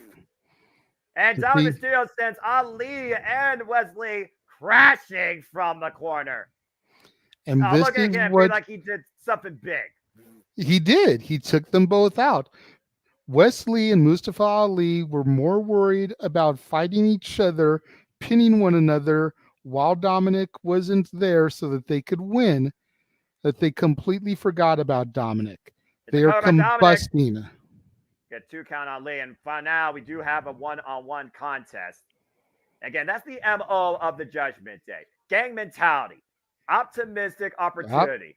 As one, Dominic Mysterio going for shades of his daddy, Eddie Guerrero, with the 3 amigos. And might be looking for the 3rd here, but in the meantime, pushes Ali into Wesley. But Wesley comes in the ring. Dominic Mysterio once again taking advantage. Now changing it up to Wesley. One on West, popping the hips, rolling over. And maintaining control. There's 2. Of the head and another shoulder. Pop of the hips as Mommy does the Guerrero shimmy on the outside. Oh, good grief almighty. Oh, and Dom's going to hook him up, or is he going to get them both for the 3rd? No, you got to be kidding me. No. You see Wesley right now. And Ali taking Dominic for the ride. Both men rolling over. Oh, here we go. There's number 2. They're rolling over. Suplex style. This is awesome. They're doing their own variation of the 3 amigos onto Dominic Mysterio. And they put it off. And Rhea Ripley can't believe it. Covered by Ali. Almost got it there. Wesley breaks up the fall because Wesley he's now greedy. Goes for the fall of the champion. Ali breaks it up there. Greed. We're seeing now how the triple threat element is coming into play. Again, is Ali more focused on Wesley or more focused on Dominic Mysterio? Oh, the Dominic kind of kick, back elbow strike. Wesley taking advantage of the 2 here. The roll through, the headlock, and the Dominic for the head hold. Super kick, DDT, chain reaction there. And once again, back to a one-on-one affair. It's Dominic Mysterio and Wesley in this current exchange. Cardiac Kid picking up speed here, and his heart rate probably up and around. Ooh, kick to the knee. Kick to the chest. Takes him down to both knees. Wesley falling up. Nice short-range Meteora running. Deep stack. Hold up both legs. 2. Oh. And Ali with a nice drop kick coming through the ropes from the outside at the perfect opportunity. Action is fast and furious, as it will be when we go full throttle into SummerSlam this coming Saturday. And we will give you coverage of that in the Japanese Multiverse and Mia, as it will be on the Peacock, 8 p.m. Standard Time. And God help my anxiety, as I will be there live. And right now, Wesley driven head first in the top turnbuckle. Challengers isolating each other. Champion not involved in the action. So this is the moment right now. They can try and take advantage. What a run-in with the drop kick by Ali. Going up to the 2nd. Looking for Summon Bear on the corner. Tornado DDT! It's a moonsault into a tornado there. That was takes gorgeous. 3 seconds. Right, Rhea rolls down with the ring. Cover 2, and Dominic, inadvertently hits Wesley, but that does cause Ali to break up the decision. Good awareness by Ali. And we've seen how many opportunities Mustafa Ali has had in his career. He was close to winning the Intercontinental Championship from Gunther at Night of Champions. He's a previous challenger to the WWE Championship. He's a previous challenger to the United States Championship. He hasn't held a title, though, since the Cruiserweight Championship. And Ali is just too good to have not had gold during all that time, for real. Look at this. He is such an underrated performer. You can see that just by looking at this submission move. Double submission, JJ. We got a camel clutch accolade and a full crab while Dominic Mysterio's biting the hand of Ali. Oh, come on. Dirty tactics. Again, desperation. Drop kick. A nice drop kick. I'll give you that. Trying to get a little bit of space there between Dominic and Ali. The drop toe hold. Scott Wesley set up there for the 619. Oh, come on. Oh! Right into a super kick by Mustafa Ali. Yeah, your call got disconnected on the way in. And another super kick. Now Wesley and Dominic Mysterio are hung up across the bottom rope. And what's Ali thinking here right now? What? Uh-oh. Something clicked. Dirty Dom and Wesley are out, and Ali taking off the protective covering that braces the steel ring post and the turnbuckle to get better footing. What the hell is he thinking here, JJ? This is crazy! Oh my God. He went for the 450 splash and crashed on the apron. The hardest part of the ring, Noah. And I think he hit elbow and shoulder first. That was an awkward, nasty land. That was not flat. Yeesh. That might take him out of this contest. And Wesley and Dominic Mysterio coming aware of what they just avoided. The realization right now might be setting in for Dominic Mysterio, courtesy of Rhea Ripley. That's a quick roll up, and hook in the tights, number 10. Oh, 2.5. Very, very close there. Wesley trying to get some footing, get a little bit of momentum. Dominic rolls to the outside there. Again, this is for the NXT North American Championship. The champion defending Wesley with a tope suicida, previous champion, trying to get his title back against the current champion, Dominic Mysterio, and an added Fatty Mustafa Ali that's never been NXT North American champion. While Ripley looks for a shot, and Wesley just gets out of the way of Mommy. Again, there is no disqualification, by the way. She can get involved. Right. And you notice the way he dodged her because Wesley is not going to hit a woman. I mean, again, you got to do what you have to do to become champion. While Wesley again intercepted by Rhea Ripley. And Mommy protecting her baby boy, as she's done since being a part of Judgment Day. And Wesley is backing up like you said. Oh, wait a minute! Whoa! Up and over, Mommy still taking out Dominic Mysterio. And he stuck the landing with the tope con hello. And Mommy can't believe it. What a rascal! Wesley taunting her there. I would not want to get it on the bad side of Rhea Ripley, just saying. Now, wait a minute, Rhea Ripley finally getting him physically involved here. Taking Wesley. Got him hooked up. Oh, no. Riptide. Oh, my God. Riptide through the announce table. Damn. Mommy just jaw-jacking Wesley. Off.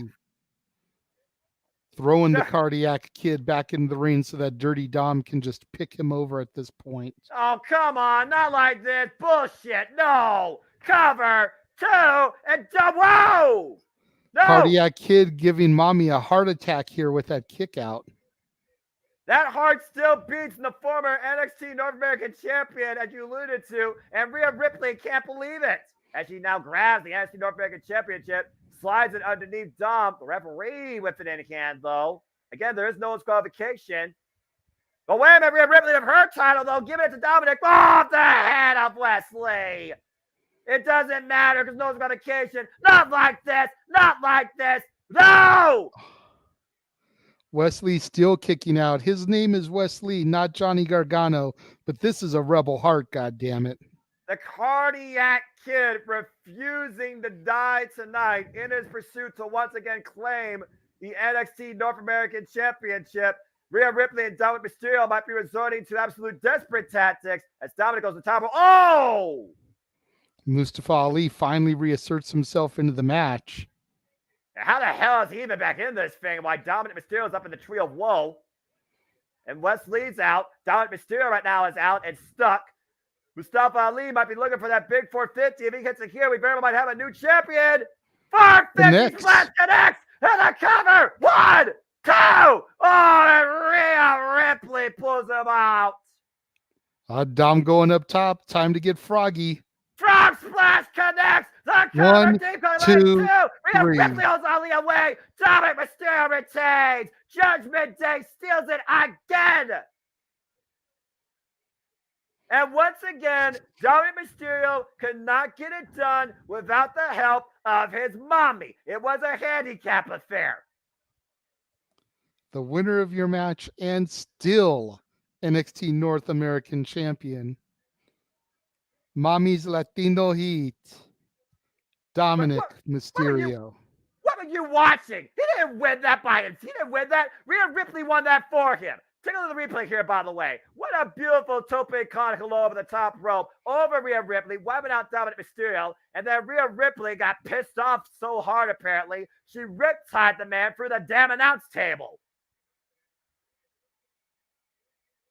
And again, Rhea Ripley, every exploit possible. NXT North American Championship, her freaking WWE Women's World Heavyweight Championship, shots to the side of the head. They did everything they could to try and stop Wesley the Knight and steal the prize, but Wesley refused to die.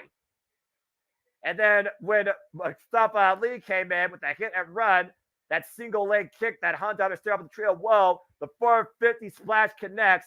This was Mustafa Ali's moment. This was his time to achieve the dream, and it turned to a freaking nightmare at the courtesy of Judgment Day, more particularly Rhea Ripley. If Rhea Ripley wasn't there, we would have had a brand new NXT North American champion. And when Dominic Mysterio did hit the frog splash after Rhea Ripley took Ali and kept him away from the decision, Dominic Mysterio stole it again, and is still the NXT North American champion. That freaking mama's boy still hasn't found his freaking own self yet. And thanks to Rhea Ripley, escapes Texas with the NXT North American Championship. Damn it. Noah, we have this back and forth all the time. I know. Name me a heel that has never cheated or used a second or a running buddy to win. Exactly. Win if you can, lose if you must, but always cheat. Lie, cheat, and steal. It is in the moniker, my friend. And Raymond, I agree with you going to Wesley's comment here.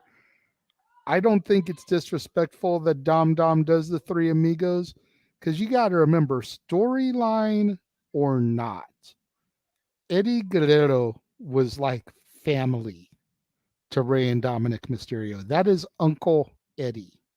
Then, now, forever, as the WWE moniker says. It is paying homage to somebody who was like an uncle to him. Well, either way, Judgment Day continues to rule the WWE by any means necessary as Mommy ensures her little boy escapes with the most coveted prize in NXT's mid-card division, the NXT North American Championship. As we got another superstar highlight here as we take another momentary breather. And Emmanuel, yeah, I've seen Austin hit a woman before. I'm just saying, but again, in this day and age, that would be considered freaking DA. What's justice?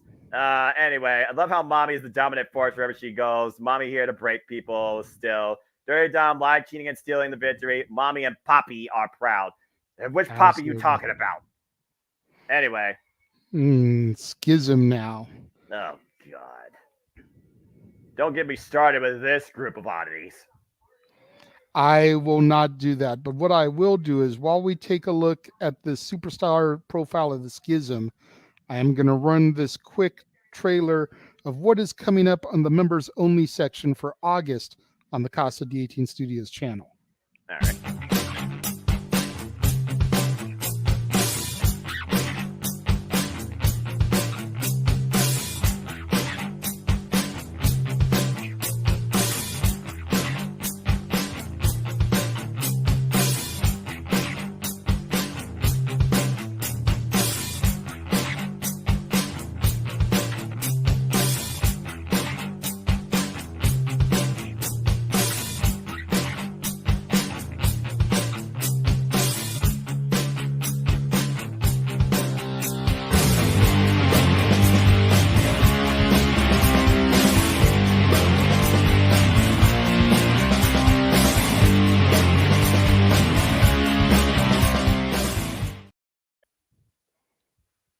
there you go. That is everything coming up over in the members only section of the Casa D18 Studios channel. $5 a month gets you all that exclusive content. Going to be taking a look at SummerSlam 88, 98, and 08 as those shows celebrate their 35th, 25th, and 15th anniversaries, respectively, as well as essentially the rise and the fall of the Shield. Plus, over in the community tab in the members only section, you can vote for which SummerSlam match you would like for me and Noah to do a call for.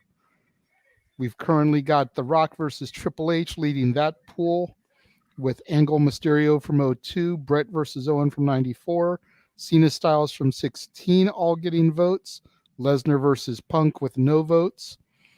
And then we've also got 2002 Michaels versus Triple H, the original TLC, and SummerSlam 91 Brett versus Perfect getting votes. Three-way tie. If we can get that tie broken, we would greatly appreciate it. But then you can also vote for Cena versus Daniel Bryan and Roman Reigns versus Lesnar from last year. There will be one more poll to drop Monday at 2 o'clock. Winners will then get thrown into a final poll along with Brett versus Bulldog from SummerSlam 92. And one of those matches will be the match that Noah and I call, just like we did the WrestleMania 21 Money in the Bank ladder match and Edge's cash-in for the members only section in July. I agree. Dom has a great frog splash. He gets some height, some extension, and some distance on those. Yeah, I'm not going to argue that. And shout out Gamer here. Absolutely right. Randy would have argued on real about question. The voice in his head will be like, drop mommy. Right. As right now we talk about mutual bonds and friendships with one Trick Williams and Camille Hayes. As Trick Williams, like you said, he is the hype guy. Thank you, Matt. Yes, everybody like and share this video across the entire multiverse. This is currently airing on 5 channels. Every channel has at least one person viewing it right now. Thank you very much. That means a lot to us. It is that type of love and support that allows us to continue these events moving forward. And we want to thank everybody again who's been tuning in and part of the conversation here. We appreciate all of you here. But JJ, I know this is your most anticipated match of the night. Is it a Rocky? Is it a Rudy? Is it a dream to be achieved for the youngest athlete in the entire WWE? It is our only submissions match on this card. It is for the IC Women's Championship. It is Tiffany Stratton versus Fia Gale, and it is next. Give me a C. Give me an H. Give me an A. Give me an S. Give me an E. Give me a U. What's that spell? Chase U. Let's do this, Thea. She is a Spitfire. She is a ball of fury. She is the little engine that could, man. I have been so impressed with Thea ever since she first graced my television. However, I have got to give Tiffy time its just due. She has risen just like the cream rises to the top. Oh, yeah. Right, Macho? She has risen to such heights since becoming women's champion. I cannot take anything away from her. But to my point that I have made across everything that I've been on this weekend, there are more heels to challenge than there are baby faces. Despite Roxy winning the match earlier against Blair Davenport, it makes more sense to make Thea the champion, even if it's just short term, even if it's only just until the next NXT PLE, because there are more heels to challenge than there are faces. Everybody loves Fia Gale with an entire universe behind her. The Kimura lock locked in. The distraction by Drew Gulak and Charlie Dempsey allowed Tiffany Stratton to escape with the NXT Women's Championship. But there is no denying Thea Hill made Tiffany tap out. But it never happened according to the record books. But again, in the only way to win tonight via submission, could we see history repeat itself, or could Tiffany surprise us with something that she may have learned on her own? Again, JJ, I excel all the time. Thea Hill needs some freaking decaf. And again, we saw her immediately trap Tiffany Stratton in the middle of the ring and tap it again to that Kimura. But she's tapped more than once, and I haven't seen Tiffany use a submission ever. So that automatically puts her behind the 8 ball as far as this match, because can she put a submission and execute it onto Thea that is going to make Thea tap? We all know Thea has the Kimura. But what can Tiffany bring to try to counter that? Time to find out. Students, and remember, class. Ladies and gentlemen, if Thea Hale is victorious, Noah Foster will have to enroll in Chase U, buy a Chase U t-shirt, and wear said shirt on the No Mercy watch along. He already had to do the Chase U chant last night on open mic nights. Oh, God. What will happen here this evening as my girl Thea Hale comes to the ring, accompanied by Duke Hudson and the founder of Chase University, Andre Chase? It's a pep rally officially in Texas tonight as Thea Hale brings all the spirit possible and looking to finally become the youngest NXT Women's Champion in this company's history. 19 years of age, 1 year in the game. Young, formerly known to Kia Knight, Thea Hale with the biggest match in her career tonight at the Great American Bash. Can she achieve the dream? Can she once again tap out Tiffany and officially become the NXT Women's Champion? It's submission match time, folks. From glitz and glamour, though, to the Barbie girl. Champion. Oh, God, that's a freaking Barbie font, Titantron. Duh. She's a Barbie girl in a white and gold world, baby. Well, the hell with that. I will say this. I am gonna say this. If Thea wins tonight, I am gonna do everything in my fucking power, even if I have to go solo, to get a ticket for NXT No Mercy in Bakersfield. That way I can be there to see my girl defend her title. Oh, boy. Again, the challenger at this point, like you said, she probably believes she has the advantage. She has made her tapped out not once, not twice, but 3 times. Let's go down to Alicia Taylor for the introductions. This is our semi-main event, folks. Oh, boy.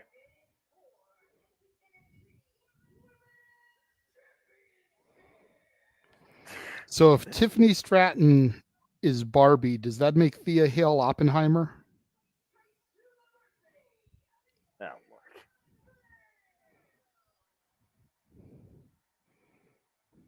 This girl's got more energy before the bell even rang. Very quickly, Wesley, British Invasion Karaoke Night is August 19th.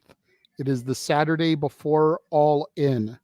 That's why we have it scheduled that day, because it'll be the weekend prior to AEW invading Wembley Stadium. This is, again, the first ever NXT Women's Championship match under submission circumstances. The second ever submission match in NXT history. First time ever was Drew Gulak and Kushida. The bell rings, and this match is officially underway. Only way to win is to make your opponent tap out. Can't help but tap, kicking things off. Thea Again, immediately getting control there. Boop. Again, no pins. No pins, Tiffany. There are no pins. This is unfamiliar territory for the champion. And technically speaking, you don't have to necessarily tap out. You could also pass out or verbally give up. It could simply be just a matter of breaking your opponent to the point they might say, I quit. You see that that's a fair point. I mean, could Thea potentially get beaten down so much to where Andre or Duke throw a towel in to signify submission? I mean, the first time I've seen that under normal circumstances, I go back and I think about Undisputed Era versus Mustache Mountain when Tyler Bate threw in the towel on behalf of Trent Seven, who was lodged in a vicious submission by the violent artist Kyle O'Reilly. And you see right now, Tiffany Stratton trapping the legs, might be looking for a male special. And again, the hair, pull it back on the hair, trying to bring Getting her into a surfboard. And there it is. And Tiffany Stratton showing us something different here. While Thea Hale's height plays to her advantage, she counters, reverses. Looks like she's going for... Armbar. She doesn't quite have it locked in right because the elbow isn't straightened. No, she doesn't She's have it. trying to work it. Yeah. She hasn't hyperextended that arm yet. And you see the champion reversing the pressure, keeping her body off the mat as well. Kick to the midsection, though. Brings Thea Hale down to her knees. Again, there's a lot of pressure on both these ladies. They are literally 1 year-esque in their careers. Again, there's no pinfalls here. But the roll through, double leg. And Thea Hale might be looking to turn, Tiffany might be looking to turn Thea Hale over. Little Boston Crab, cartwheel escape. And right now, neither of these two have been able to ground the other. Ooh! Nice up and over. Deep arm drag, Steamboat style. Again, a man that knows all about submissions quite heavily to a degree. Ricky Steamboat, of course, will be the referee for the title match at Collision this coming Saturday. But we got a whole week till we get there. I think Thea Hale got caught with the attempted suicide dive and it got countered into a power slam and she got driven into the ring post. Champion taking control on the outside here. Tiffany Stratton, 24 years old. Thea Hale, 19 years old. And you see Andre Chase and Duke Hudson right there at the ring post, just off camera, cheering Thea on, trying to will her back into this. Tiffany definitely dishing some punishment out early on, but she isn't really locking in any submissions to try to get Thea to give up just yet. But think about what she's working on here, JJ. She's working on the lower back. You think about what submissions could be applied there. The camel clutch, a dragon sleeper, a friggin' Boston crab. She was literally bringing her around the ring post. Cloverleaf even. Oof. Nice snap suplex. Again, wearing down the challenger, working on the lower back. Tiffany Stratton has picked a target, it seems. And it's the back of Thea Hale. Might be looking for a bow and arrow here. Again, what does it do for the champion to constantly hear and be literally tapping out to somebody like Thea Hale? Yes, she still holds the title, but Thea Hale's gotten the better of her now on 3 occasions. It's definitely got to mess with her mind at least a little bit. Oof. It's a nice counter there. Thea Hale, good overhead right. And Tiffany Stratton looking to fall in. Thea Hale once again, beating her to the punch quite literally. Ducks on her knee, using the high to her advantage, picking up speed, up and around, tilt-a-whirl, backbreaker. That's not going to do any favors for that back that Tiffany's already been working on here. Yeah, because usually Tiffany Stratton wins with the prettiest moonsault ever. She cannot use that towards victory, but she can definitely use that towards weakening her opponent. And you see her fall again with the cartwheel. Oh! For those of you that have never seen the prettiest moonsault ever, but are familiar with the Fallen Angel Christopher Daniels and the best moonsault ever, it's essentially the same move. Of course, Tiffany Stratton became NXT Women's Champion at Vengeance Day, beating Lyra Valkyria. Now she has Thea Hale up on the shoulder, bending her over once again. Bit of a modified submission hold here. Once again, wrenching on the opponent. But how long can she hold this? Trying to break the back of Thea Hale.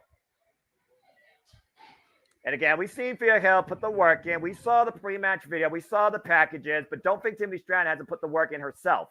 Clearly, she's nice been counter. scouting. Oh.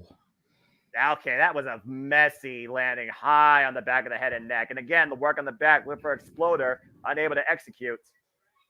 And Stratton knows it. Once again, catching Thea with the counter. Thea just trying to do whatever she can right now.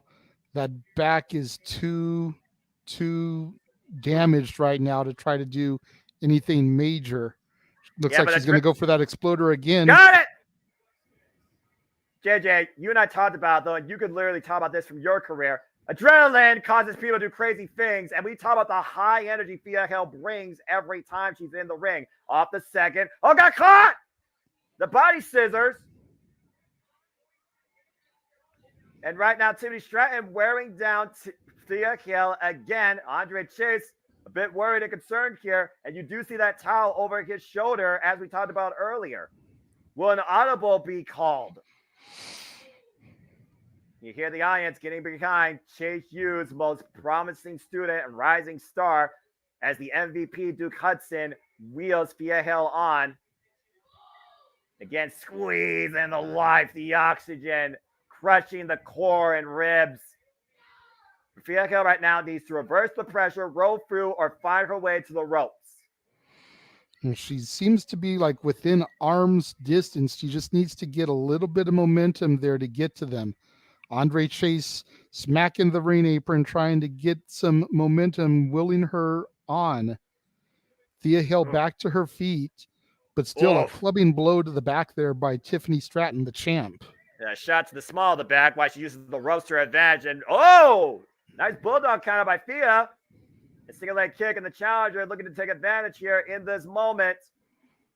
We all chase you behind her. Once again, looking for the dive. Top base Suicida connects. Still grabs that lower back, though. Again, you got to fight through the pain. You got to show the heart, the will, the determination, the sacrifices, what it means to be NXT Women's Champion. And immediately, Thea Hale working over that left arm, driving to the ring post. Again, that Kimura, the shoulder, and Thea Hale up to the top rope. What you looking for here? Crossbody connects. The rope through by Tiffany rolls through it. Oh, wow. Look at the power. Look at the resolve of the champion. But wait a second. Trying to lock it in there is Thea Hale trying to go for that Kimura. Oh! Oof. And as you say that, Tiffany, well aware of the situation, just sends Thea into the corner. She realized the sense of urgency there. Let's take a look at the replay again. You saw her hyperextended the left arm, looking to wrap it around her back. Tiffany Stratton just threw her off. And continuing the assault now, up on the shoulders. Nice steamroller. Again, the only way to win this match, folks, make your opponent tap or quit. Or pass out, for that matter. Might be looking for that prettiest moonsault ever. Thea Hale, though, following up. And both of these women might go into the high-risk district. It's been a good back and forth battle, I will say, with two of the youngest experienced athletes in the entire NXT women's roster. What the hell is Thea looking for here? This is where her height might play to her advantage, but I don't think she's going to win the strength game here to execute. That's both! Oh, Jesus. Exploded from the top. Now turning her over. She's got her locked into a submission, though. And the Kimura's locked in. But it's not totally locked in behind her back. No. Referee's in position this time, though. But look how close Tiffany is to the ropes. I saw her smack the mat there, Noah.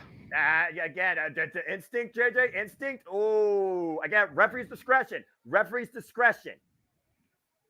But there is no rope breaks, by the way, in this type of match. Again, submission match. The only way to win is literally via tap out or pass out. And Tiffany, once again, caught. Thea, they're looking for the Kimura. Oh, driven in the corner of the barricade. Back into the small of the spine. Oh, geez, and driven into the steel ring steps. Right there in the Chase U corner, too. Andre and Duke making sure they stay out of the way, though. They don't want to get Thea disqualified. You hear that the NXT Universe right now saying that she's already tapped out in this match. Prettiest moonsault ever connects to the small of the back. But a moonsault's not going to do it. She needs to make her submit. Oh, well, this will definitely do it if she can turn her over here. Full Boston Crab is in. middle of the ring. Excruciating pain, wearing down on the spine. But she's not sitting in it, though. She doesn't have it fully. Oh, there it is. Now she has all of her weight in on it. Again. All of her weight, Chase, what, like 115 pounds? Yeah, if that. You see Andre Chase wheeling the rising star on, Duke Hudson with her on, but again, Tiffany dragging her back to center. Is this over? Oh, the pain's got the strength. Here. She's got the ability. She's got the strength there. She's within an arm's reach. She just needs to extend her arm there. But how long? How long can she endure this? Champion has full control of her body, of this move. Oh, she lost it there. And again, that was all she needs. Exhaustion fatigue has to be sitting in. Otherwise, Tiffany Stratton might be going for something different here.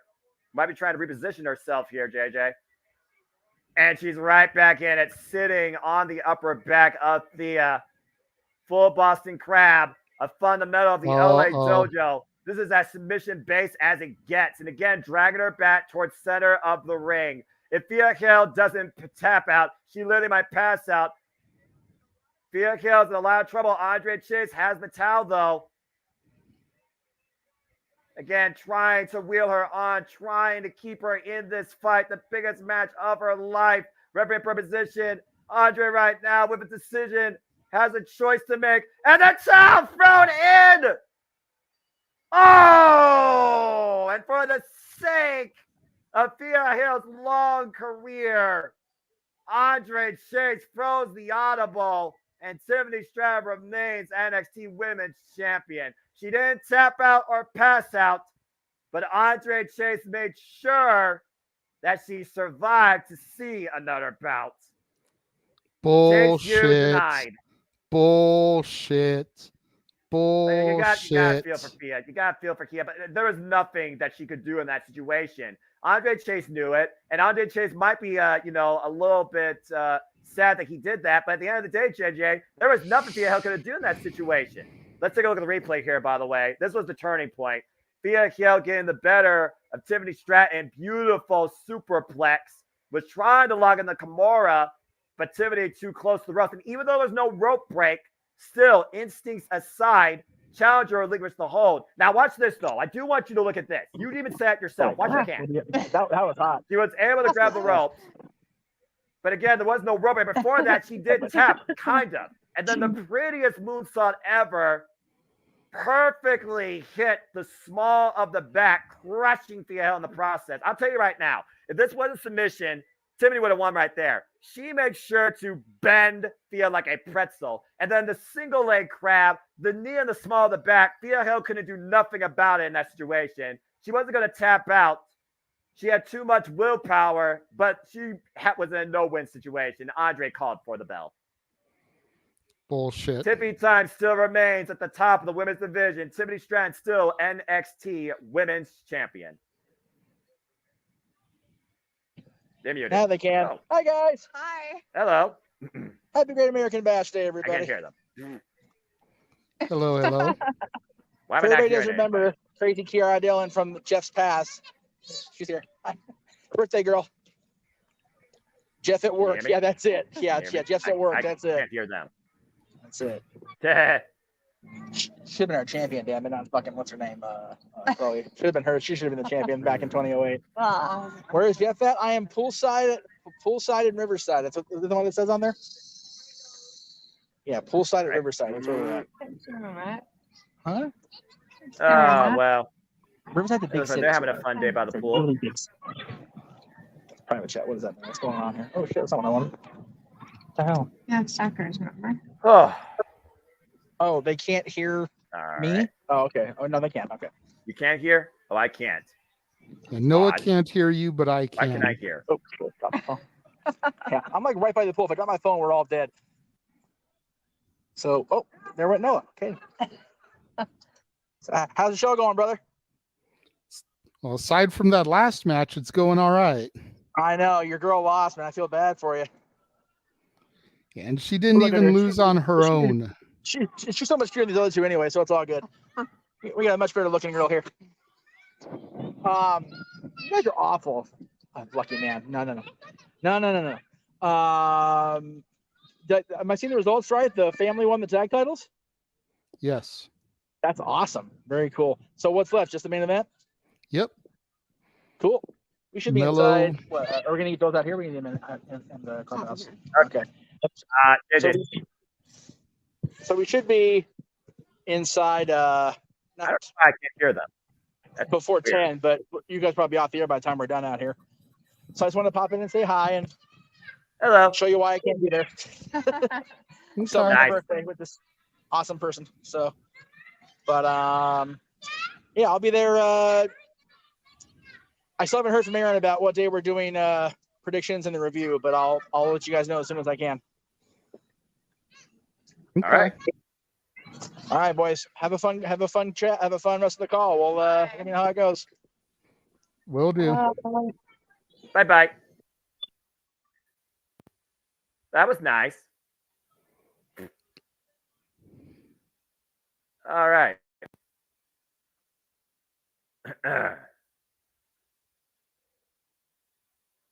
Okay, well, let's go ahead and get everybody's thoughts here regarding that match, what you called BS. And I'm okay with this. Fia didn't tap out. Andre Chase threw in the towel. Tim and Fia both looked strong. I agree, but a drive story between Hill and Chase U. And let's see here. Not going to lie, this hasn't been one of NXT's best shows. Still a good show. That's a fair compliment. And there's only one match remaining. And Ratnick, ... I don't know. I think it's been a pretty good show so far. The couple of the outcomes didn't go the way I would have booked it or the way I wanted it. Right. But other than that, I would say the action itself has been pretty solid. Yeah, I completely agree with you. Absolutely. And now that we got only one match left, JJ, you ready? Let's do this. Again, As folks, they thank you. promote the merchandise for the SummerSlam Superstore, including one shirt that looks kind of like something you can buy on the Jeff Meacham Network Teespring and Pro Wrestling Tees. Right. You know, just throwing that out there. And buy a shirt. Buy all the shirts. Support the Jeff Meacham Network. Support the Renegade, JJ Wynn. Support Cosmic Studios. Let's go ahead and look at some of the action again. That elevated alley-oop by freaking Perez to Leon, that was pretty damn impressive in my opinion. I would definitely consider those two future challengers to the Women's Tag Team Championships. As Let's well see as here. Jakara and Lash Legend. I think Lash Legend did more than Shakara did, if I'm honest with you. But I will say this, all 8 of them definitely did what they had to do during the kickoff to really bring attention, if not to themselves, to your NXT. Absolutely. They're the type of team where I wouldn't make them the top contenders for the title, but I also wouldn't be opposed to seeing them get a match on like a throwaway NXT episode or on like a go home show or something to a big event, just so that the champions can get a little bit of exposure going into a big match. Oh. Rhea Ripley making the Mysterio comparison with Dragon Lee. This is interesting.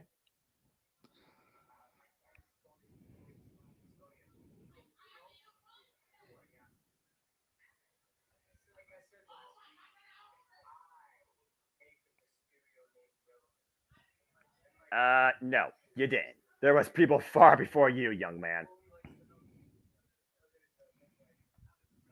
Batman, can he be trusted?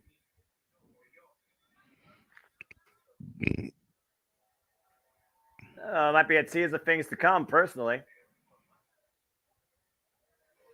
And Dominic Mysterio better watch himself, because I guarantee if his mommy wasn't there, Dragon Lee would have slapped the taste out of his mouth, and rightfully so.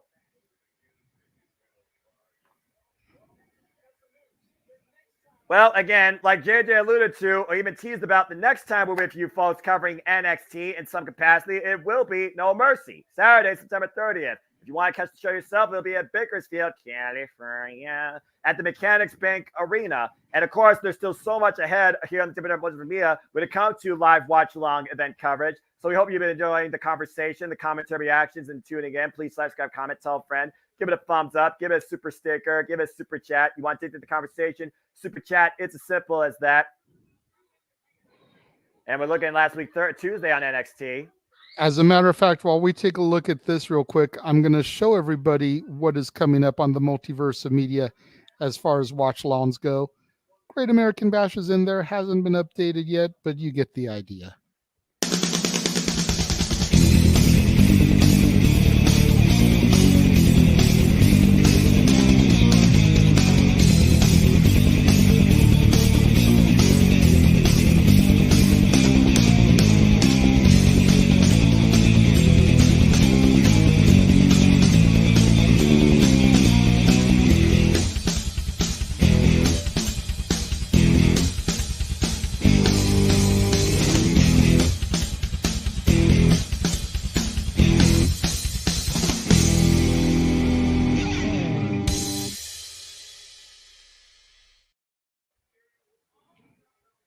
So there you go. That is all the stuff that is coming up across the Multiverse of Media, beginning with episode 200 of Dynamite this week and beyond.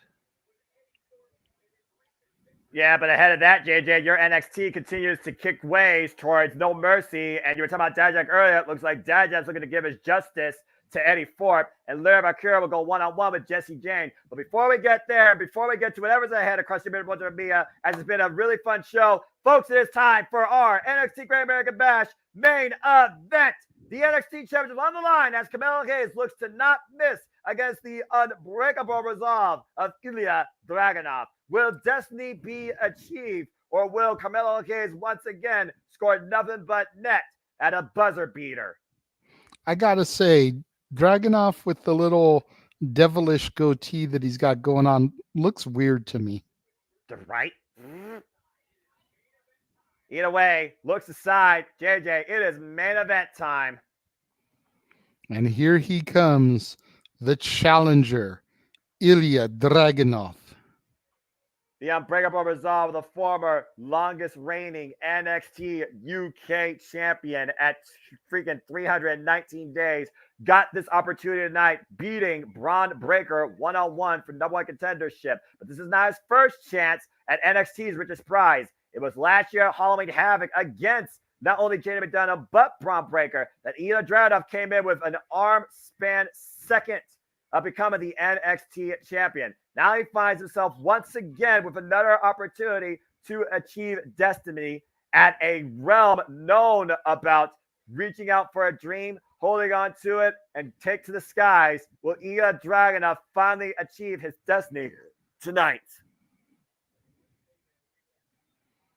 Oh boy. The most intense competitor in the entire WWE. The guy that thrives, eats, lives, breathes off pain. Only makes him stronger. And we saw how far he was willing to go and endure at Vengeance Day, JJ, against Dijak. Is this new for Dragunov, the red contact lenses? Because I don't remember seeing that before. This is... And they made sure to highlight that to slowly zoom in and get a full screen shot of his red eyes. No, Almost like they're insinuating the laser focus in Dragunov here tonight. I'll tell you more about that here in a moment as we talk about Carmelo Hayes. Ooh, get a dream. As I was just saying. Hold on to it. Uh. And shoot for the sky. Red, white, and blue. GAB tonight. Dusty Rhodes. Him.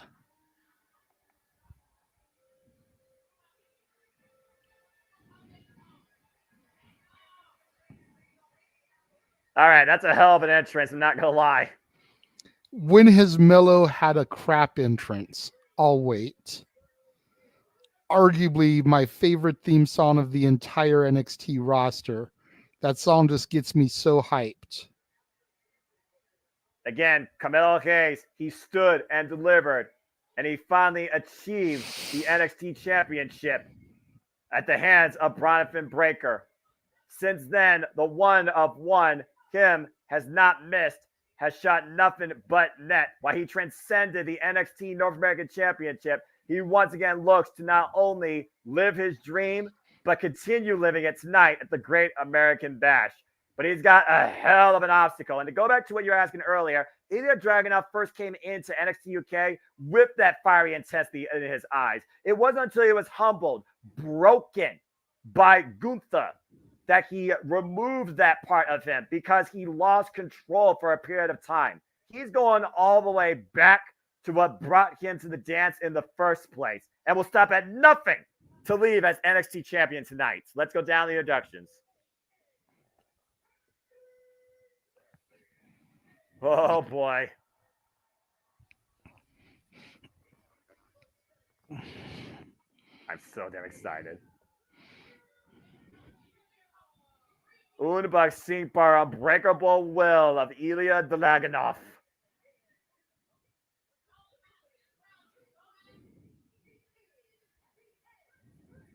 He is him.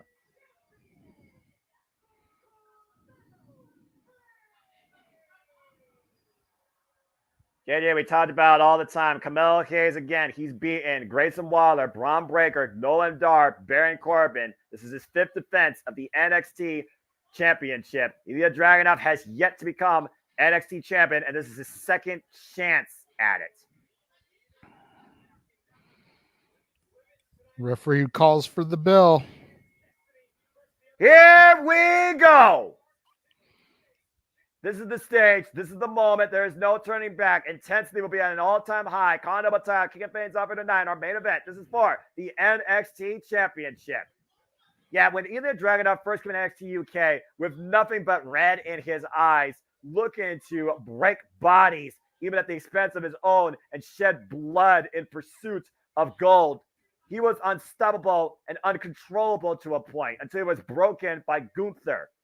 And then he found himself again, redefined, rebuilt himself to overcome the seemingly unstoppable obstacle that was the Ring General. Clearly, Ilya Dragunov, he's shown respect to Carmelo Hayes and Trick Williams. But it's not about that here. It's about how far you are willing to go to call yourself champion. We saw how far Carmelo Hayes was willing to go to finally get to this point. We don't know how far Ilya Dragunov's willing to go to achieve this destiny he has yet to achieve. Woo! Action fast and furious so far as Carmelo Hayes in control here. Yeah, everyone in the chat room talking about 5-star match incoming. Nice. Time for match of the night. You just let's freaking go. I love it. I've been impressed from Carmelo Hayes. I won't say from day one, because if I'm being completely honest, when I first started watching my NXT, I was turned off by him. But man, the more that you watch him, the more you realize that he's the dude that talks the talk, but he backs it up at the same time. And you got to have respect for that. And then Dragunov, man, just a great, pure wrestler. Got to love and respect those old school style of performers because you don't see them that much anymore. Well, also, you figure about either Dragunov and his style, he is dangerous. Think about the wars he had with Dijak. Think about the wars he had with JD McDonough. Think about how far he pushed Braun Breaker. And again, Trick Williams is the second to Carmelo Hayes. We've also seen him be the equalizer and honestly, the turning point to Carmelo Hayes winning. Nice shoulder tackle there. Oh, what a boot. Yeah, both men just kind of going tit for tat right now. Neither one with a clear upper hand as of yet. I still say it's a filling out process to the grid. You see the wrist hold here right now, grounding Ilya Dragunov, trying to keep that intensity at a stable base. You see him working over the arm, NXT Universe with bated breath. Again, this is our main event for the NXT Championship. Carmelo Hayes has been NXT champion now for 121 days. He is the 28th champion underneath this company's history. And I still feel like Carmelo Hayes is kind of finding his own way, JJ. He's finding his footing. He's learning, his own way. We even saw him have his debut recently on Monday Night Raw. This is true. There's a lot of good things in store for Carmelo Hayes down the road a piece. Whenever the main roster decides that they're willing to pull that trigger, we saw him backstage talking to Bobby Lashley along with Trick Williams a couple weeks ago when when Raw was in Florida. So could there be plans to bring them up as part of this reformed, refurbed, reorganized Hurt business that it looks like Bobby Lashley is putting together? Oh, now that chop might have just brought something out of either Dragunov that Carmelo Hayes might regret. Ooh. Again, neither man's going to bat down here, and both men have a deep reservoir in the gas tank. They are just, like you said, still testing each other. But instead of testing each other in the mat game, now we're going to test each other's resolve, test each other's wills, test each other's bodies.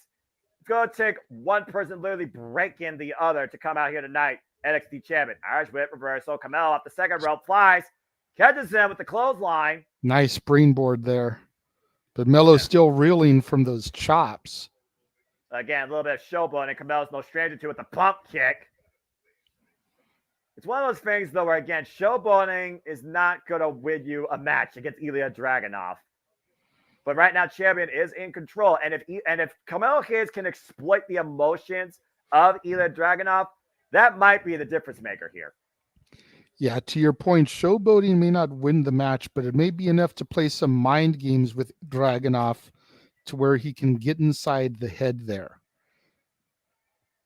And right now you see Ilya just nodding his head no. So far, Ilya staying in control, but also doesn't seem to be impressed.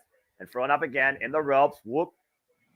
Dragunov putting on the brakes there. Gets to the midsection. Send Carmelo Hayes. Irish whip reversal. Counter. Off the ropes again. Falls into the close on. Ilya does not go down, though. Trying to take down off his feet. There's a snap there. Roll through. Whoa. Caught the kick this time. Scouted it. Ilya in close proximity with Hayes. Still maintaining hold. Oh, jumping as a Guri just turned Carmelo Hayes up and over. Rocking the champion. Even Trick Williams couldn't believe that shot. Carmelo Hayes has not had a challenge to the level of Ilya Dragunov as of yet. He may have defeated bigger. He may have defeated stronger, but he's never gone after somebody with the technical prowess of Ilya Dragunov. Or the intensity up the springboard. Went for the... got caught. What a suplex! And the way that Ilya Dragunov bends backwards on that too. What a lariat! What a lariat! And now we're seeing that intense nature of Ilya Dragunov come out. Again, he talks about all the time. He thrives off pain. Pain is optional. Or excuse me. Pain is inevitable. Suffering is optional. We saw what he was willing to do to be the last man standing against Dijak at Vengeance Day. Carmelo Hayes does not fully understand what Ilya Dragunov is willing to do tonight to come out as NXT champion. And right now the challenger is in control, wearing down the back. Oof. Carmelo Hayes, though, staying in, though. Both men back trading forearms. Dragunov, though. Oof. Again, the ropes. I figured the only thing keeping Carmelo Hayes up on his feet. I was going to say, you're saying you may not win a contest against Ilya throwing bows like that, but I think the momentum of that middle rope was giving Carmelo the advantage there. Then Ilya with the overhead palm strike just dropped his where he stood while both men are down for the time being. But again, Trick Williams trying to, again, bring his guy back in this fight. Because this is a fight. This is not a championship match. This is going to be a fight. It's going to break down to a downright physical fight where a knockout might be the difference. As Ilya Dragunov is back up to his feet, stalking the champion. And that is something you do not want to stare up and see. And again, that German suplex. Maintaining waist control this time, though. Looks like he's going for the hat trick here. Shades of the Canadian crippler Chris Benoit with that hat trick, the three rolling Germans. Yeah, and notice the way that he is not releasing the hold, but also look at the way that Ilya Dragunov's body goes backwards. You saw the very first suplex. It was low angle. He literally dropped backwards onto his knees almost. Melo countered. Jumping strike. And there's the third one. And there's a bridge. With the bridge. Ooh. Again, you said it yourself. Ilya Dragunov's going to take Carmelo Hayes to, pun intended, deep waters. This is where we're truly going to see the merit of Carmelo Hayes as NXT champion. Again, beautiful Northern Light suplex, high bridge. Didn't have quite a firm base on it, though. I got an even better pun for you, Noah. We're going to truly see in this match which man can dominate and take over the ring. All right, fair enough. Again, a stage where it's all about achieving a dream, reaching out for it, never letting it go. Ilya Dragunov looking to achieve destiny, while Carmelo Hayes is looking to still live his dream tonight. Oh, man, what a chop. Just wearing him out. Big senton. And right back into it. Cover, hook in the near leg. 2 count only. Again, look at Dragunov, though. Relentless resolve. Focusing on the champion, not giving him a moment to breathe. Yeah. Dragunov is going to make Melo earn this victory. For the most part, Ilya has been in firm control the entire match. Carmelo has gotten a little bit of momentum. There was the feeling out process in the beginning, but ever since things really got rolling, Dragunov has been in control. This has been his match to lose at this point. I think he just lost his vision there with that freaking shot. Oh, man! And another clubbing blow. Like Carmelo Hayes had no idea where it was coming from. It's always the shot you can't see. That's the absolute worst. And Trick on the outside can do nothing because they're right in front of him. Again, Trick tries to get involved. Oh, the ref God. DQs. Yes, Melo retains the belt in a disqualification. But what does that do to Melo's mindset as a dominant champion that he had to get a disqualification victory over Ilya Dragunov? You see Ilya right now wearing down the champ, but Carmelo Hayes trying to fight back, though. Melo just smacks the taste out of Dragunov's mouth. But look at Ilya's face, JJ. And now the challenger wailing away at the champion. Kenta Kobashi machine gun chops. Good grief. Now you pissed him off. What a shot. Dragunov again in the cover, too. No. And Hayes able again to kick out. But, oh, my gosh, this just has to be stinging. And again, like you said, championship advantage. Yeah, you're right. The only way the title can change chance via pinfall or submission. Disqualification, he does maintain it. But that also goes back to what we talked about earlier. How far is someone willing to go to be champion? Whether to retain it, or attain it. Oof. Big uppercut there by Ilya Dragunov. Carmelo Hayes trying to get breath back in his lungs. And it got us a little bit of a lull here. Both men just trading shots back and forth. A little bit of a breather for both men. I just want to say this, JJ, though. Every shot Ilya's giving Carmelo Hayes, he's more often dropping him. You see it, you feel it, you notice it. Drop to his knees. What the hell is this? Ooh. Big chop. Chops down the champion, quite literally. But Melo wait a minute. Super kick. Oh, wait a minute. Constantine! Jesus. Clothesline, inside, upside down, cover, deep hook, down. No. Oh. And Carmelo Hayes right now showing Ilya Dragunov exactly why he is him, and he is the one of one, and he is the NXT champion. Again, folks, this is our main event. Great American Bash for the NXT championship. Carmelo Hayes, first time ever, one-on-one against the challenger, Ilya Dragunov, who's looking to achieve destiny. And once again, challenger in control. Wearing away the back. Carmelo Hayes dropping to his knees. Again, clubbing shot to the back of the head. And continuing the onslaught. Just ruthless resolve.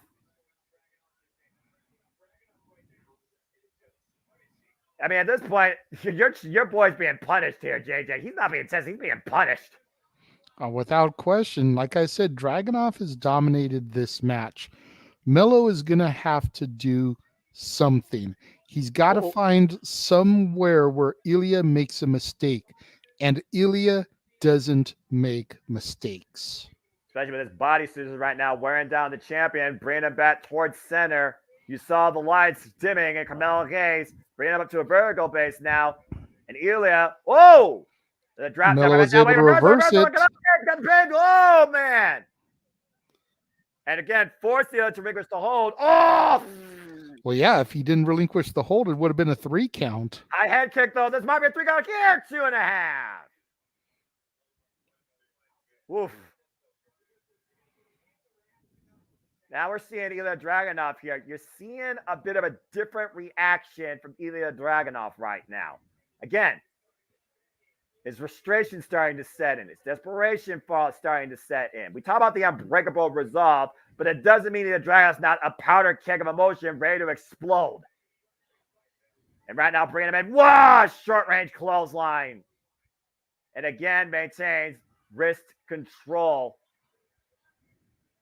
And Carmelo's just trying to grab for anything possible. Again, the lights are there, but is there anything behind it? And a second short-range clothesline. Oof. And going for the trifecta. Whoop. Single leg kick. Again, thanking everybody across the multiverse media that are tuning in to our coverage of the Great American Bash. While Carmelo Hayes is trying to break the wrist control of the challenger, trying to take control himself. And now just punting away at Ilya Dragunov. Oof. Carmelo needs to stop trying to showboat. When he gets these advantages, he needs to stay on top of Ilya. And up and around. Oh, wow. Jesus. What a reversal into a short-range DDT. Up and around. Both men go. Take a look at the replay here to your point, JJ. Yeah, look at the intensity and the force that Dragunov's face hit that mat. Bam! Boom.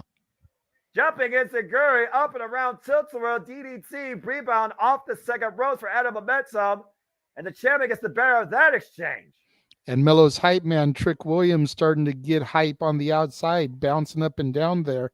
This is exactly what Melo needs to try to regain control of the match, but he needs to stay on top of Dragunov. He can't do his regular showboating here. Yeah. Oof.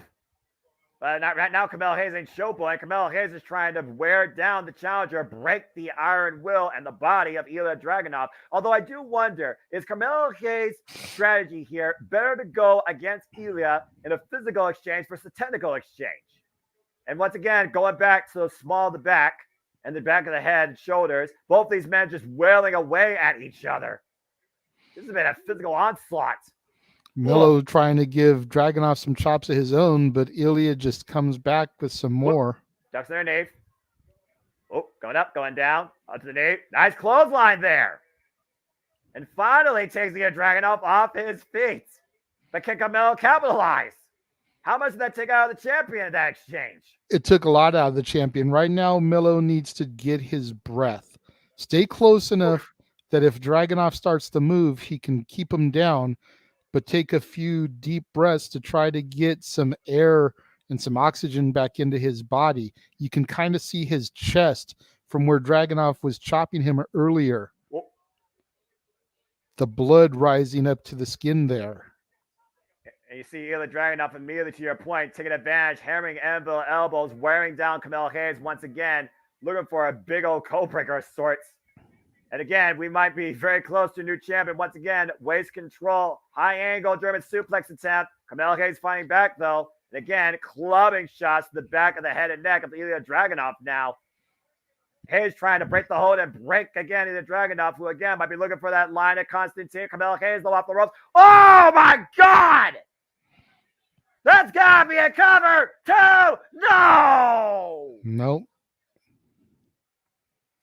He literally dropped him on his head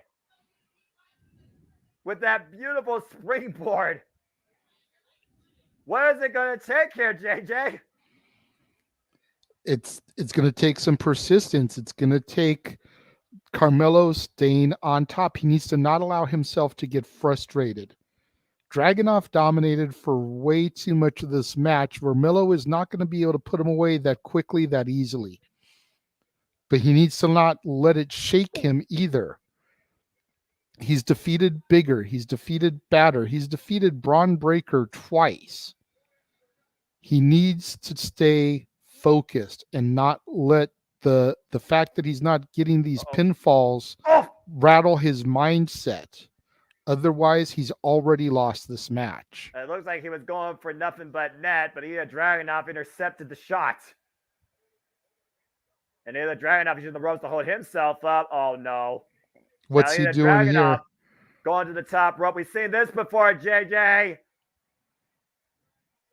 Big senton drop.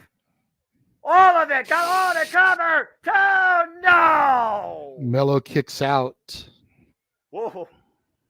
What a freaking championship contest here between Carmelo Hayes and Ilya Dragunov. Dusty Rhodes has to be smiling ear to ear. This is what it means to achieve a dream. This is what it means to be NXT champion. This is what it means to prove that you are the best. And right now, the Dragunov looking to go coast to coast, man! What the hell? Carmelo caught him into a code breaker. And he's springboarding him all the way back to Russia with that. My God. You talk about what it means to be NXT champion, Noah. Let us not forget, he has not been seen yet tonight, but Damian Priest could always be lurking in the wings somewhere. Oof. Jesus. And nothing but net caught into a freaking power bomb. I know you're talking about an outside force here, but the only forces that matter right now is the freaking force that is allowing either Dragunov to stand on his own 2 feet as he's looking to finally break. Oh! And that diving for him, I do it, cover! 2, no! Nope. Ilya cannot believe that he kicked out there. I don't even think Melo believes that he kicked out right there. For real. Talking about Oppenheimer earlier, right? That's an atomic bomb being dropped on you. Look at this shot. Bam! Mama said knock you out, and nearly did. Jesus Christ. That is the most intense forearm I've ever seen in my life. But again, not enough to keep down Carmelo Hayes. So far, Melo has missed, but he hasn't lost yet. Oof. Yeah, it's not over till the final whistle sounds, Noah. And which corner are we in at this point? Carmelo's got that fighting spirit, that heart of a champion. You can call it the eye of the tiger if you want. Melo will not give up.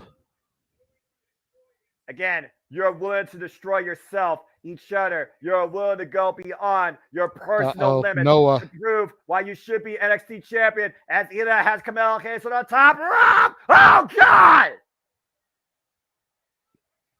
A cutter! A cutter reversal! A cover! 2 to retain! No! Nope. That is not it. Trick is beside himself. Melo can't believe it. And just like I said a few minutes ago, I don't even think Dragunov believes that he kicked out of that. I can't believe it. Melo needs to stay on top, though. What is Trick doing? Trick is grabbing the belt. JJ. Desperation. He's trying to remind Melo, this is what you're fighting for, the championship. Yeah, are you a fraud or Big are you a Deep, champion? are you a champion? Come on. We are in the 4th quarter, and time right now, I feel, is not on the champion's side. Who will score the winning shot tonight and leave here as NXT champion? I just hope this match doesn't go into overtime. Oof. Again, is a dynasty still going to live, or is destiny finally going to be fulfilled? Exhaustion has to be setting in on both either Dragunov and Carmelo Hayes. And they're still finding each other, and they're not even on their own 2 feet. And you see Carmelo Hayes continuing to strike from a lower base. Ilya Dragunov finally, a little bit on a vertical base, but dropped to his knee again, still hitting anything he sees that is moving. And Carmelo Hayes falling in. You gotta love this. This is professional wrestling, damn it. Oof. And again, pump kick. Just Carmelo Hayes off the second rope, using that momentum again. Nice high kick. In the air. Oh, both men answer with a forearm. We have all the tools being thrown out here tonight. Nothing will be left unused at the time this contest ends. Oh my God! Both men knocked out. Dragunov rolls to the floor. Melo makes it to the floor. The crowd standing, applauding. Trick trying to hype Mello up, get him back in the game. Again, he's reminding him what this is about, JJ. Not just a title. Good grief! Trick sacrificing himself for Mello.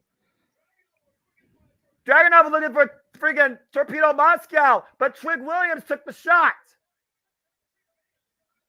I mean, I feel like Trick, like you said, he moved Camelo Hayes out of the way. Dragunov literally could be out here. And Hayes right now might be realizing he has a golden opportunity to finally end this match. Can he score? Will he not miss? Nothing but nets!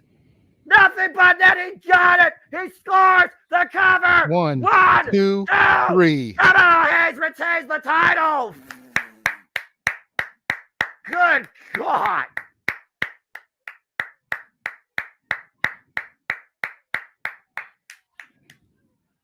You said yourself, Camelo Hayes tonight was going to be taken further than ever before, and absolutely was.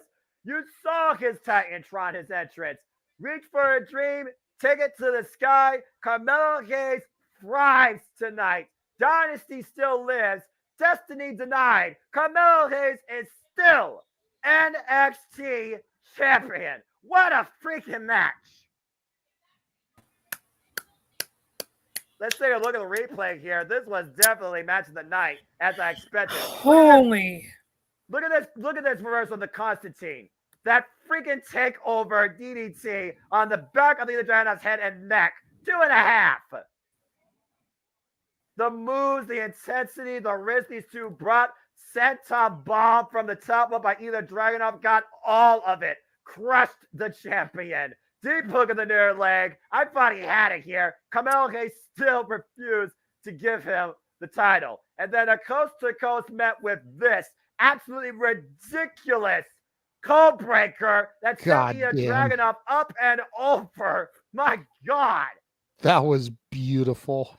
And then off the top rope, the reversal of the superplex into the avalanche cutter. I don't even know how you even are cognitive enough to do that. But this was the pinnacle moment on the outside. Yep, Trick Williams pushed Camelo out of the way and took Torpedo Moscow. And I don't know because of Trick's sacrifice, Mello was able to hit nothing but net. But JJ, I do want to say this though when I look at the replay. Did either Dragunov's head inadvertently hit the NXT championship Trick Williams was holding? Either way, Camelo Hayes once again proves he is him, one of one, and he is still our NXT champion. The Mello Dynasty continues to rule NXT as the Great American Bash leaves us still with a man looking to achieve his destiny. For the Renegade JJ Williams, I'm the Seminole Foster. Thank you for tuning into our coverage of NXT Great American Bash. It was quite a night full of epic clashes. Absolutely. Matthew saying fantastic match. King Mike W match. Matthew says this has been utterly insane, yet Meltzer will somehow only give it 4.5 stars. That's why you don't listen to Meltzer. I think he'll give it a 5, honestly. This was this is a spot fest. This is right up his alley. So honestly, this match was so good. Like when Trick went to grab the title, I got so scared. Yeah. I'm like, are they gonna flip and do it? Are they gonna turn him heel? Are they gonna do something? Like it just seemed like it was, and even with him taking the shot and him getting hit by Dragunov, it just seemed like a little bit of seeds were starting to be planted. So good.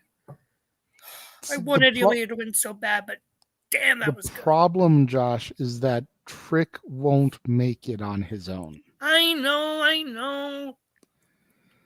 So, while yes, eventually you've got to have that barbershop moment where one of them goes jumping through the barbershop window unprovoked. You've got to have that moment some point, and I get it. But right now is not the time to pull that trigger. No. When Melo loses the belt, maybe.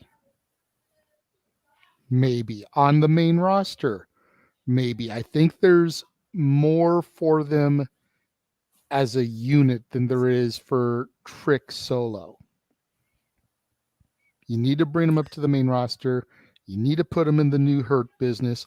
You need to let that run its course. Then, maybe by then, Trick is ready to be solo. Mm-hmm. Yeah. Well, yeah. Again, pending. Destiny still pending for Ilya Dragunov. A dynasty still lives in NXT. Carmelo Hayes didn't miss when the buzzer beater was at risk, and that was one hell of a match. And honestly, that was the only match I really needed tonight. It's still a decent show. Pretty much everyone knew that. I'd give it a solid B. I'd give it a solid B overall. Yeah, Like I said, there was a couple matches that disappointed on the outcome. Mm-hmm. You know, and just trying to be fair, not trying to be biased, but it is what it is. Yeah. That doesn't mean that the matches themselves were bad, though. No. So, even though the finish may not have gone the way I wanted to, the matches themselves were good. So I'd say maybe a B plus. Not quite A status, but B plus. I'm gonna give So it a Daniel solid Bryan. B. I'm gonna give it a solid B. It was kind of running the mill for me when I look at the card, the intensity, the balance, the storytelling. And again, you gotta be gentle with the fact that again, this is still at the heart developmental. Heck, your NXT Women's Championship match between two competitors that haven't even been involved in the damn business for more than a year. The original NXT grown. And I do think there is still some potential with Thea Hale and Timothy Stratton finishing this thing out and Thea Hale one day achieving being NXT Women's Champion. Again, she didn't tap out or pass out. Andre called an audible. But yeah, Ilya Dragunov, Carmelo Hayes definitely raised the stock of this entire show. That was the ending you needed. I might have given it like an A minus or even an A if that kickoff match had just been a men's tag team match. Yeah. And the women hadn't been involved. Yeah. And again, I'm not trying to take anything away from the women. The four women involved did their best, but they definitely were the weak point of the match. If it had just been Noam Dar and Oro Mensah versus Nathan Frazier and Dragon Lee, I think it would have been enough to catapult it up to at least an A minus. I'll give you that. That was fun though. Again, not my NXT, but decent and better than it used to be. Hey, it was enough that we got a "that's professional wrestling, damn it" out of you. Oh, so that's all during the main event, that's all I ask. Either Dragunov, if even one match on Not Your NXT can get a "that's professional wrestling, damn it," I consider it a success. I was gonna ask how close we are now to Noah accepting this NXT. Damn it. I don't know if Noah will ever fully accept it, but the fact that he considers it to be better than what it was when his NXT died a horrible death and became the Rainbow Bride era, I think that's the best I can hope for from him. Yeah. So, and I appreciate that because much like I talked about with him when we first came on the show, a year ago, he was like all over this NXT because it was still the Rainbow Bride era. And the fact that there were 3 matches, roughly half the card tonight, that he was looking forward to, and one of them got a "that's professional wrestling, damn it" from him, I consider that a success. The Silverman in a Silver year's approval. time. The Silverman Silver approval. You get that out of me, you did something right. So Noah. Yes, sir. After tonight, is Carmelo Hayes him? Well, he hung with the Dragunov. He definitely raised his stock. He didn't miss, but I still think he has a lot to prove to himself. But he was him tonight. I will give him that. Oh! Noah Foster acknowledges him, Carmelo Hayes. You heard it here, folks. But I definitely Dang. want to see that match run back. That just shows me, Josh, and I'm not trying to crap on you, that you haven't been paying attention for a while, because Noah has acknowledged Carmelo Hayes for a minute. Damn right. Noah was acknowledging Carmelo Hayes before I was acknowledging Carmelo Hayes. Forgive my So- stupidity. No, it's okay brother. because it's been over a year, so it's easy to forget stuff like that. But yeah, he was on Carmelo's train before I fully was. Carmelo Hayes, and I don't use this comparison lightly, Carmelo Hayes at this point in the game, with just a little bit of polish, has everything it takes to be the next Rock. He has Yeah. got he is a better in-ring worker than Dwayne. Oh, He yeah. has the charisma. He has the mic ability. He can be that top tier guy in 5 years. You Just may not needs a have little the- bit more polish on him, but he can get there. Yeah. He may not have the look in terms of size and build, but he makes up with that in how freaking athletic and just Yeah. good in the ring he is. He's he got actually can Don's build and Rock's personality. Yeah, he actually can talk too. Yeah.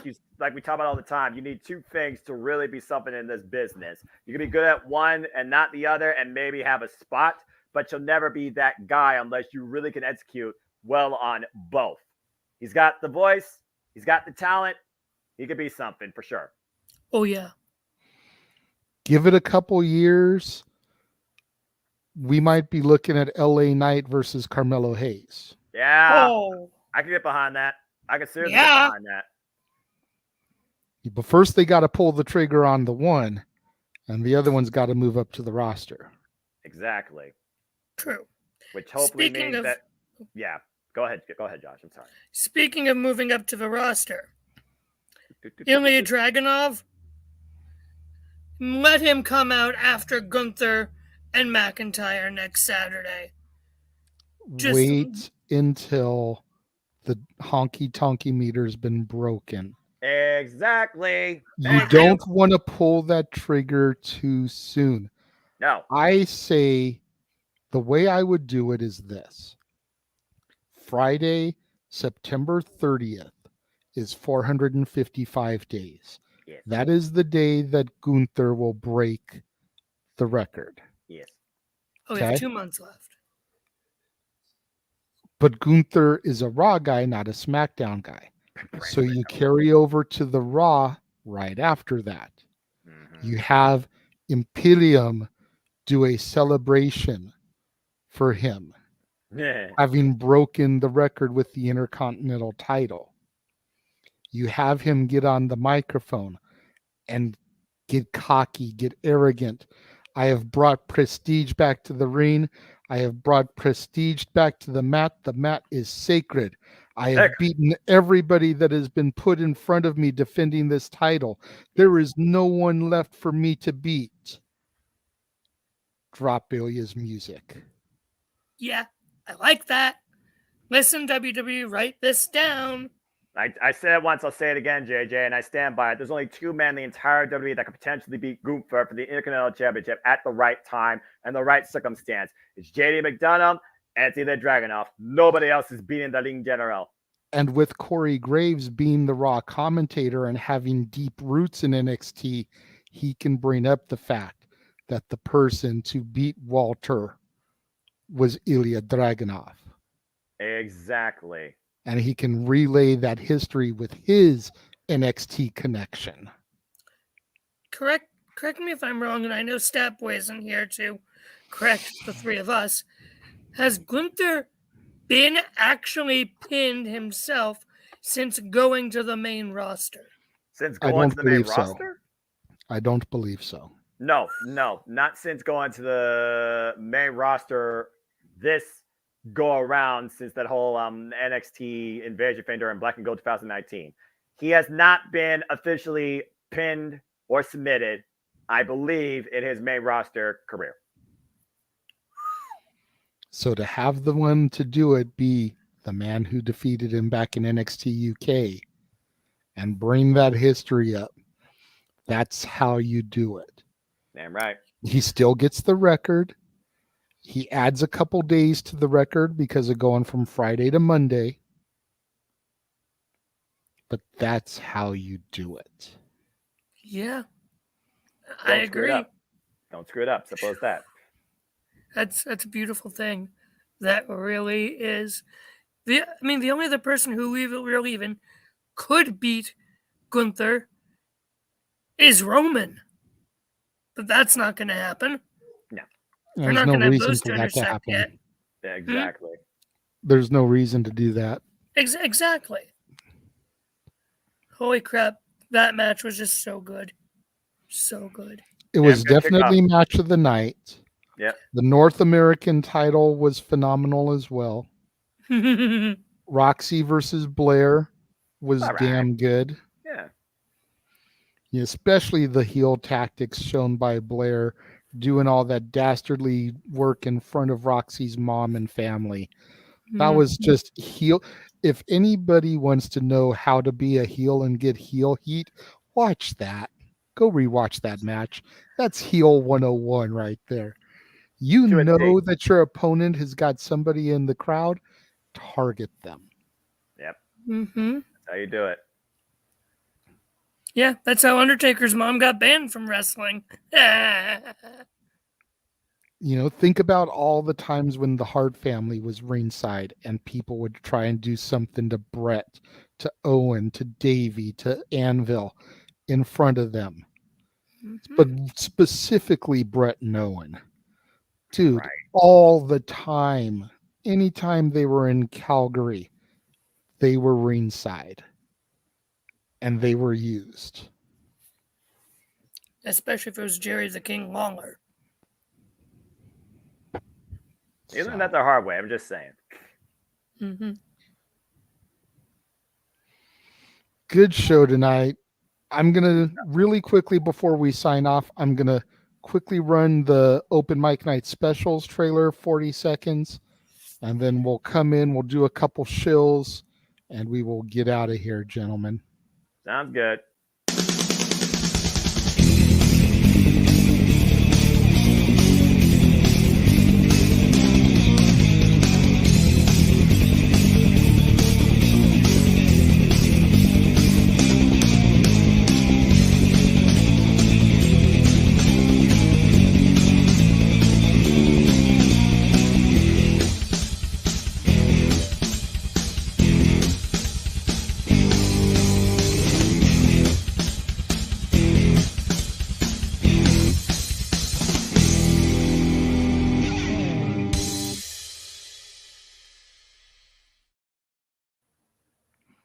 Those are all the special episodes of Open Mic Night that'll be coming up in the coming weeks and months. Game shows, karaoke nights. August will be a karaoke night. We'll be doing British Invasion karaoke, where Noah already has to sing Barbie Girl.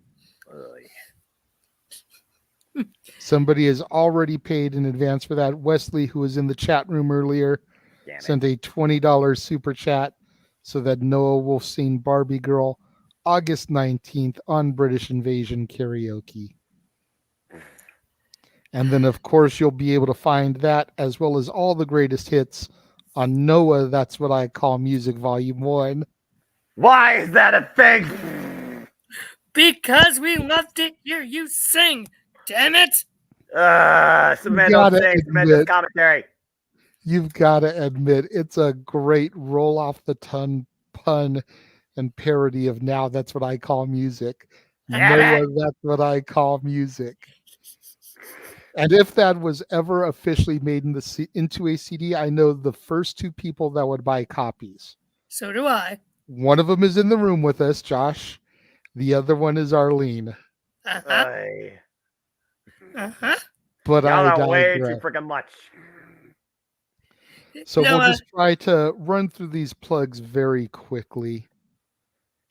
Josh, give me just a second to load your image in here because it's not in here. Sounds And you good. can shill yourself if you want to go ahead and quickly start talking while I load it in. Okay. Ladies and gentlemen, boys and girls, children of all ages, you can find me, the Meltzer of the Multiverse, no DQ's Cleveland combatant, on the Twitter at CatholicJosh122, Instagram, Malamangram, and you want to especially tune in to the August 12th edition of Open Mic Night. I turned away for a second. Oh, there it is. Yeah, I'm being subjected to this. Due to my dumb mouth and my articles, this is a thing. And hopefully after this will be the end of the thing. Because I have to acknowledge Hulk Hogan and say one nice thing he did to the business. Brother. So I gotta do some thinking. And what's our donation goals for my singing on that night?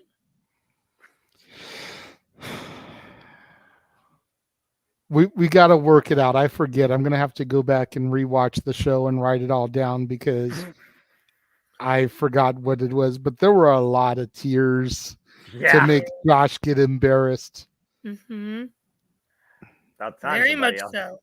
So if you guys want to make me pay for my Hulk Hogan article, because I know a lot of you did not like my Hulk Hogan article, if you guys want to see me pay, then you're going to have to pay. There you go. And they will. They definitely will. Yep. And I'm sorry, even after that day, you're still going to have to deal with it. If this man gets tortured on a weekly basis and made to sing, then you will never live down the fact that you wrote an article saying about how Hulk Hogan did nothing for the business. Just like I will never have to live down the fact that I now have to believe in Joe Hendry. Yes! With the But smile, somehow, some way, Noah keeps escaping. He does not have to enroll in Chase U tonight. He does not have to buy a Chase U t-shirt. Damn it! But you know what? I think secretly, deep down inside, he wants to. Otherwise, he wouldn't even put up the opportunity to lose a bet like that. No, I was just that confident that they were not going to pull the trigger on Thea Hale this soon in her career. I call an audible when I know it's basically not a prediction, but a spoiler. Because Superman don't gamble. Superman just calls as he sees it. No, he may not gamble. He may call it like he sees it, but he does often open mouth and insert foot by saying that people don't have money to super chat. I learned and that. Then they super chat. I ain't saying that no more. The people apparently know how to friggin' save money for the stupidest shenanigans. Yes, Noah. I'm saving my money from the British invasion episode to super chat specifically for you for the Disney karaoke. Fuck my life. I'm a Cartoon Network guy. I don't believe in magic. I don't give a damn about Disney. Everyone still approves of my plan because they all know the plan.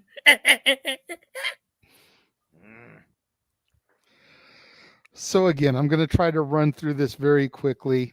You saw earlier the members only trailer for $5 a month. Subscribe to the members only section of the Casa D18 Studios channel where you can get all of my exclusive wrestling content.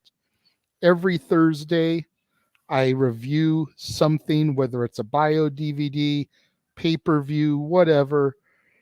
You're going to be getting SummerSlam 88, 98, and 08 this month, as well as the Destruction of the Shield, and I forget what the other one is called, but 2 Shield DVDs are going to be reviewed over the course of the month as well.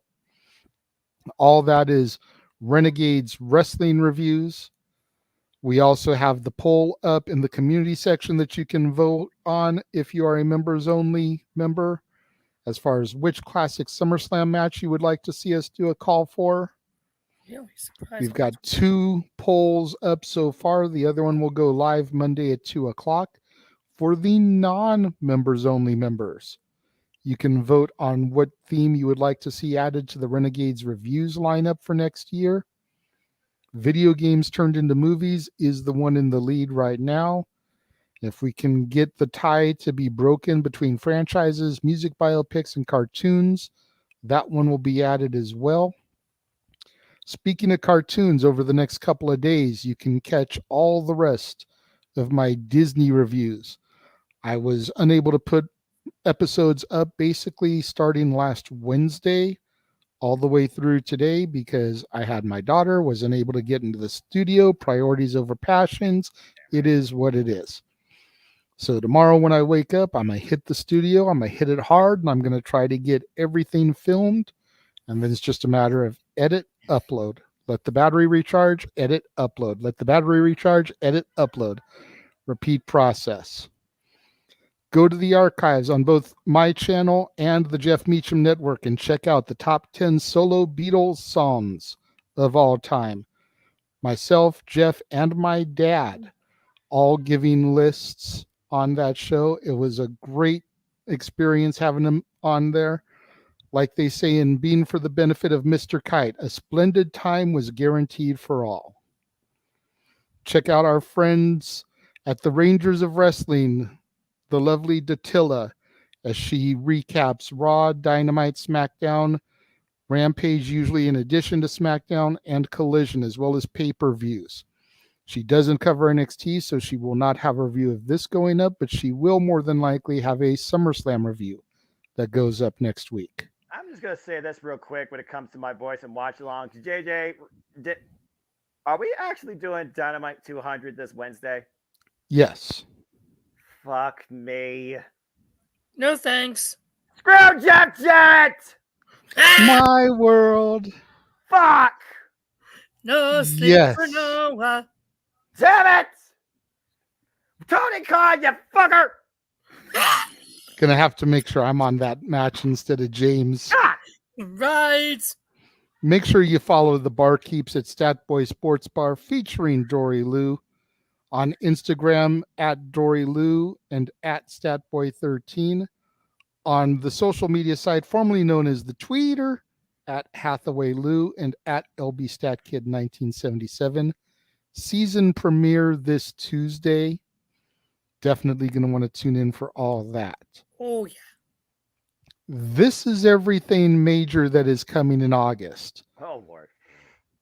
There you see it. Dynamite 200, SummerSlam, top 10 Disney TV shows for the dads not always on wrestling, open mic night and karaoke, Multiverse United, top 10 actors and actresses that we lost too soon on the dads not always on wrestling, NWA 75 Night 1, AEW All In, Impact Emergence with a little recap of NWA 75 Night 2.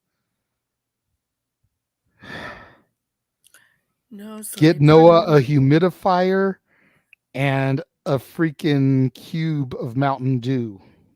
Uh-huh. Cube of Mountain Dew. That's the most bizarre form of that I've ever heard in my life. Well, you know, sometimes they have like the 24 packs in those little cube boxes instead of like the rectangular 12 packs. Okay. Yeah, I haven't bought one of those in ages, man. But we'll see. Oh God, why the fuck am I calling a Jeff Jarrett match? Nah. Hey, it isn't my fault, good sir. Tony Khan booked it. I know. It still doesn't make it any less annoying. Mm. Damn it. Go ahead and tell people where they can find you, good sir. You all can find me simply on the Twitter and YouTube and in Foster 1916 for all things wrestling. Shout out to ATW Family across the Twitter and our social media platforms. For all updates on leagues, live videos, and just a simple hello and our thoughts too, follow the simple YouTube channel and stay tuned to the community tab. You'll see updates. You'll see what you can vote simply with your own assessment on all the shows that we cover here with Mia and our stuff there too. And the Twitter primary is where you'll find all sorts of updates every time for all the leagues I run, all 5 leagues. And of course, the brainchild, my simple YouTube channel, is City Predicting. And boy, is it going to be a fun week this week as we go full throttle down the expressway to Motor City and the biggest part of the summer, SummerSlam. And City Predicting for that will be 5:30 p.m. Eastern Standard Time Friday night, as JJ and James will bring you live play-by-play coverage on the Championship Multiverse Mia live watch event, because I will be there live Saturday night. Lord help me. Speaking of live watch events, you see what's coming up. I did not know I was covering Wednesday, but I'll be ready, even though I got to cover a Jeff Jarrett match. Damn it. But you see the live watch events that are coming up right now to a degree, and so much more is going to come as the wrestling industry gives us no rest or reprieve. And of course, following the greatest shows, the biggest shows in all things professional wrestling, damn it, me and JJ primarily, with maybe James sometimes as a extra analyst, will give you a simple take, an extended, I'm tired, post-show recap, breakdown, coverage, and post-takeaway thoughts. And the first one will, of course, be SummerSlam, with this week being heavily booked between a multiverse of ladies panel, the no DQ panel, the freaking Watch Along Wednesday, the freaking panel I'm doing Thursday, the freaking panel I'm doing Friday, and then getting the hell out to Toledo to go to Detroit Saturday. It's going to be a freaking busy week for me. Jesus. And then, of course, the man whose name is generally on the marquee, the West Coast Professor Jeff Meacham. You can find him at all those things right there. YouTube, Jeff Meacham, Facebook, Jeff Meacham Network, Twitter, and what is it called now? Threads. The Threads. Yes, thank you. Stupid. I'm still getting used to that one. _ Jeff Meacham. Merchandise available at the Spring Store and at Pro Wrestling Tees. It's been a fun evening of wrestling action, gentlemen. Very quickly, before Noah gives us his go-home delivery, as always, not counting the main event, because I think we'd all say that unanimously, what was your match of the night? Not counting the main event. I think I'd have to go with the North American title match for myself. Yeah, I'm not going to lie. It was a great triple threat dance. The combustible elements between the two original NXT challengers and Dirty Dom. And of course, Rhea Ripley got heavily involved too, making sure that her boy escaped the prize so they could have fun outside the ring as always. I'm not going to lie. That was definitely secondary match of the night. Third one, probably for me, was probably the Weapons Wild, just with the fact that Blair Davenport made it so damn personal, with the fact that Roxanne's family was literally there at ringside. If it wasn't for the Roxanne family added heat, I think there very much would have been a different result too. But yeah, I'll give it to the NXT North American Championship. Good credit where credit is due. I think for me, third place would be the tag title match, because, and it doesn't even have to do with the results, but it was just a banger of a contest between the family and the Gallus boys. I was really impressed by all four men in that match, and even Joe Coffey on the outside there. Still, even if they don't have the titles. My kingdom! Anyway, I'm curious to see what's next for the firm. But yeah, that was good too. All right, go ahead and take us home, Noah. Again, folks, we hope you enjoyed the conversation. We hope you enjoyed the commentary. We hope you enjoyed the engagement. We appreciate all of you. You want to know more about me, though? Know this, for I am but a simple man and a lifelong fan of professional wrestling. Damn it! But I digress. As always, I'd like to leave you with this little bit of wisdom, too. There are no winners. There are no losers. There are no betters. Just fans with opinions for this passion we all share. At the end of the day, folks, support one another, respect each other, protect your mentality, too. Treasure your families and just enjoy life and enjoy professional wrestling. It's as simple as that. Boss is here. Okay. Hey. What's going on, boss man? Hi, Jeff. Just coming in to say goodnight and congratulate everybody on a good call and all the things. All right. So. Hey. I'm muted. I'm guessing by comments, Carmelo retained? Yes. Yes, he did. Not entirely a surprise, it looks like, on the show overall. And the comments I was seeing throughout when I was waiting earlier looked like it was kind of a pretty much what Matt's saying, like a B at best, B+ show, yeah? Yeah. Kind of disappointing because it looked better on paper, at least to me. It wasn't disappointing at all. B Oh, okay. plus Well, is a good grade for it. That's okay. That's fair. Just some match results were a little schwonky. The results themselves, or just the way the finish is laid out? Yes. We all agreed Oh. that if the 8-person kickoff was just a male tag team match, it probably would have driven the pay-per-view up to about an A-, because the women were the that's weak fair. point in that match. Yeah. Okay, that makes sense. Yeah.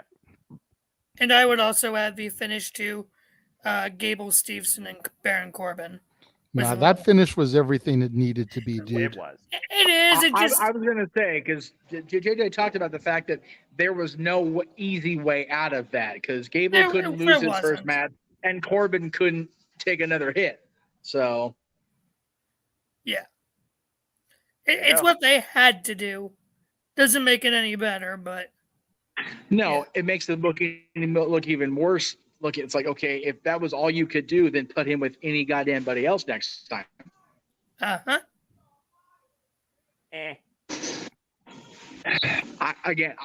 So I have not heard again from the boss above this boss man. So I don't know what the plan is for the no DQ review this week. If there is a plan for no DQ review this week, with Virtue being having vacation today, so I guess just kind of wait and see what happens from my end of things, because I'm definitely doing Talk Wrestling on Wednesday. I'll be doing, if nothing else, my own SummerSlam predictions on Friday, if that's what needs to be done. Probably musings tomorrow, and then Tuesday, Thursday is all determined on No DQ's decision-making process. And Noah Foster's predictions will be Friday. I was just going to say, Simply Predicting is Friday, so worst comes to worst, you can always join him there. What time are we going? Are we going live with that, Mr. Foster? I'm thinking tentatively 5:30 p.m. Eastern Standard Time, or even 6, depending on people's schedules. So that's 2:33 our time. That may line up accordingly. We'll have to again see how the week plays out. Just trying to get as much live content up as I can during this 4-week convalescence. So I don't blame you. But I'll keep you posted for sure, guys. Again, thank you all for carrying the load in my absence. It's much appreciated. It definitely needed that vitamin D for sure today. Needed that poolside and sun, even though I'm gonna probably pay for it in the morning. Alvera be my friend. But it's all good. So thank you guys again. We'll it's one of those. The main point of it is not being in that mausoleum of a house. JJ knows it's cabin fever is a mucker for, especially when you live in a literal haunted mansion. So I'd rather go to the one I work for than the one I live in. So, but we'll see what happens tomorrow and beyond, guys. So thank you guys. Appreciate it. And I'll be in touch soon. Love you all. Thank you. Thank you, Multiverse. Appreciate it. Yeah. All right. So as we were wrapping things up, Noah had already taken us out of there, as he so eloquently does. For the Cleveland combatant, Josh Mansfield. For the simple man with the spectacular voice, Noah Foster. For the man whose name is generally on the marquee, the West Coast professor, Jeff Meacham. I have been your color analyst and commentator for the evening, the Renegade of Wrestling, JJ Williams. I will be getting together with Noah probably within the next 24 hours to see if we're going to do a simple take for this, or if we're just going to hold off for SummerSlam and maybe hit a double feature, cover both on SummerSlam 1. So we'll see what happens there. But thank you all for tuning in to the coverage tonight. We greatly appreciate it. Thank you again, Pop, for the super chat. Greatly appreciate it. And until AEW Dynamite 200, where Noah will be calling a Jeff Jarrett match. Screw Jeff Jarrett! Stay safe, y'all, and we will catch you guys later. Have a good night, folks. Screw Bill Belichick.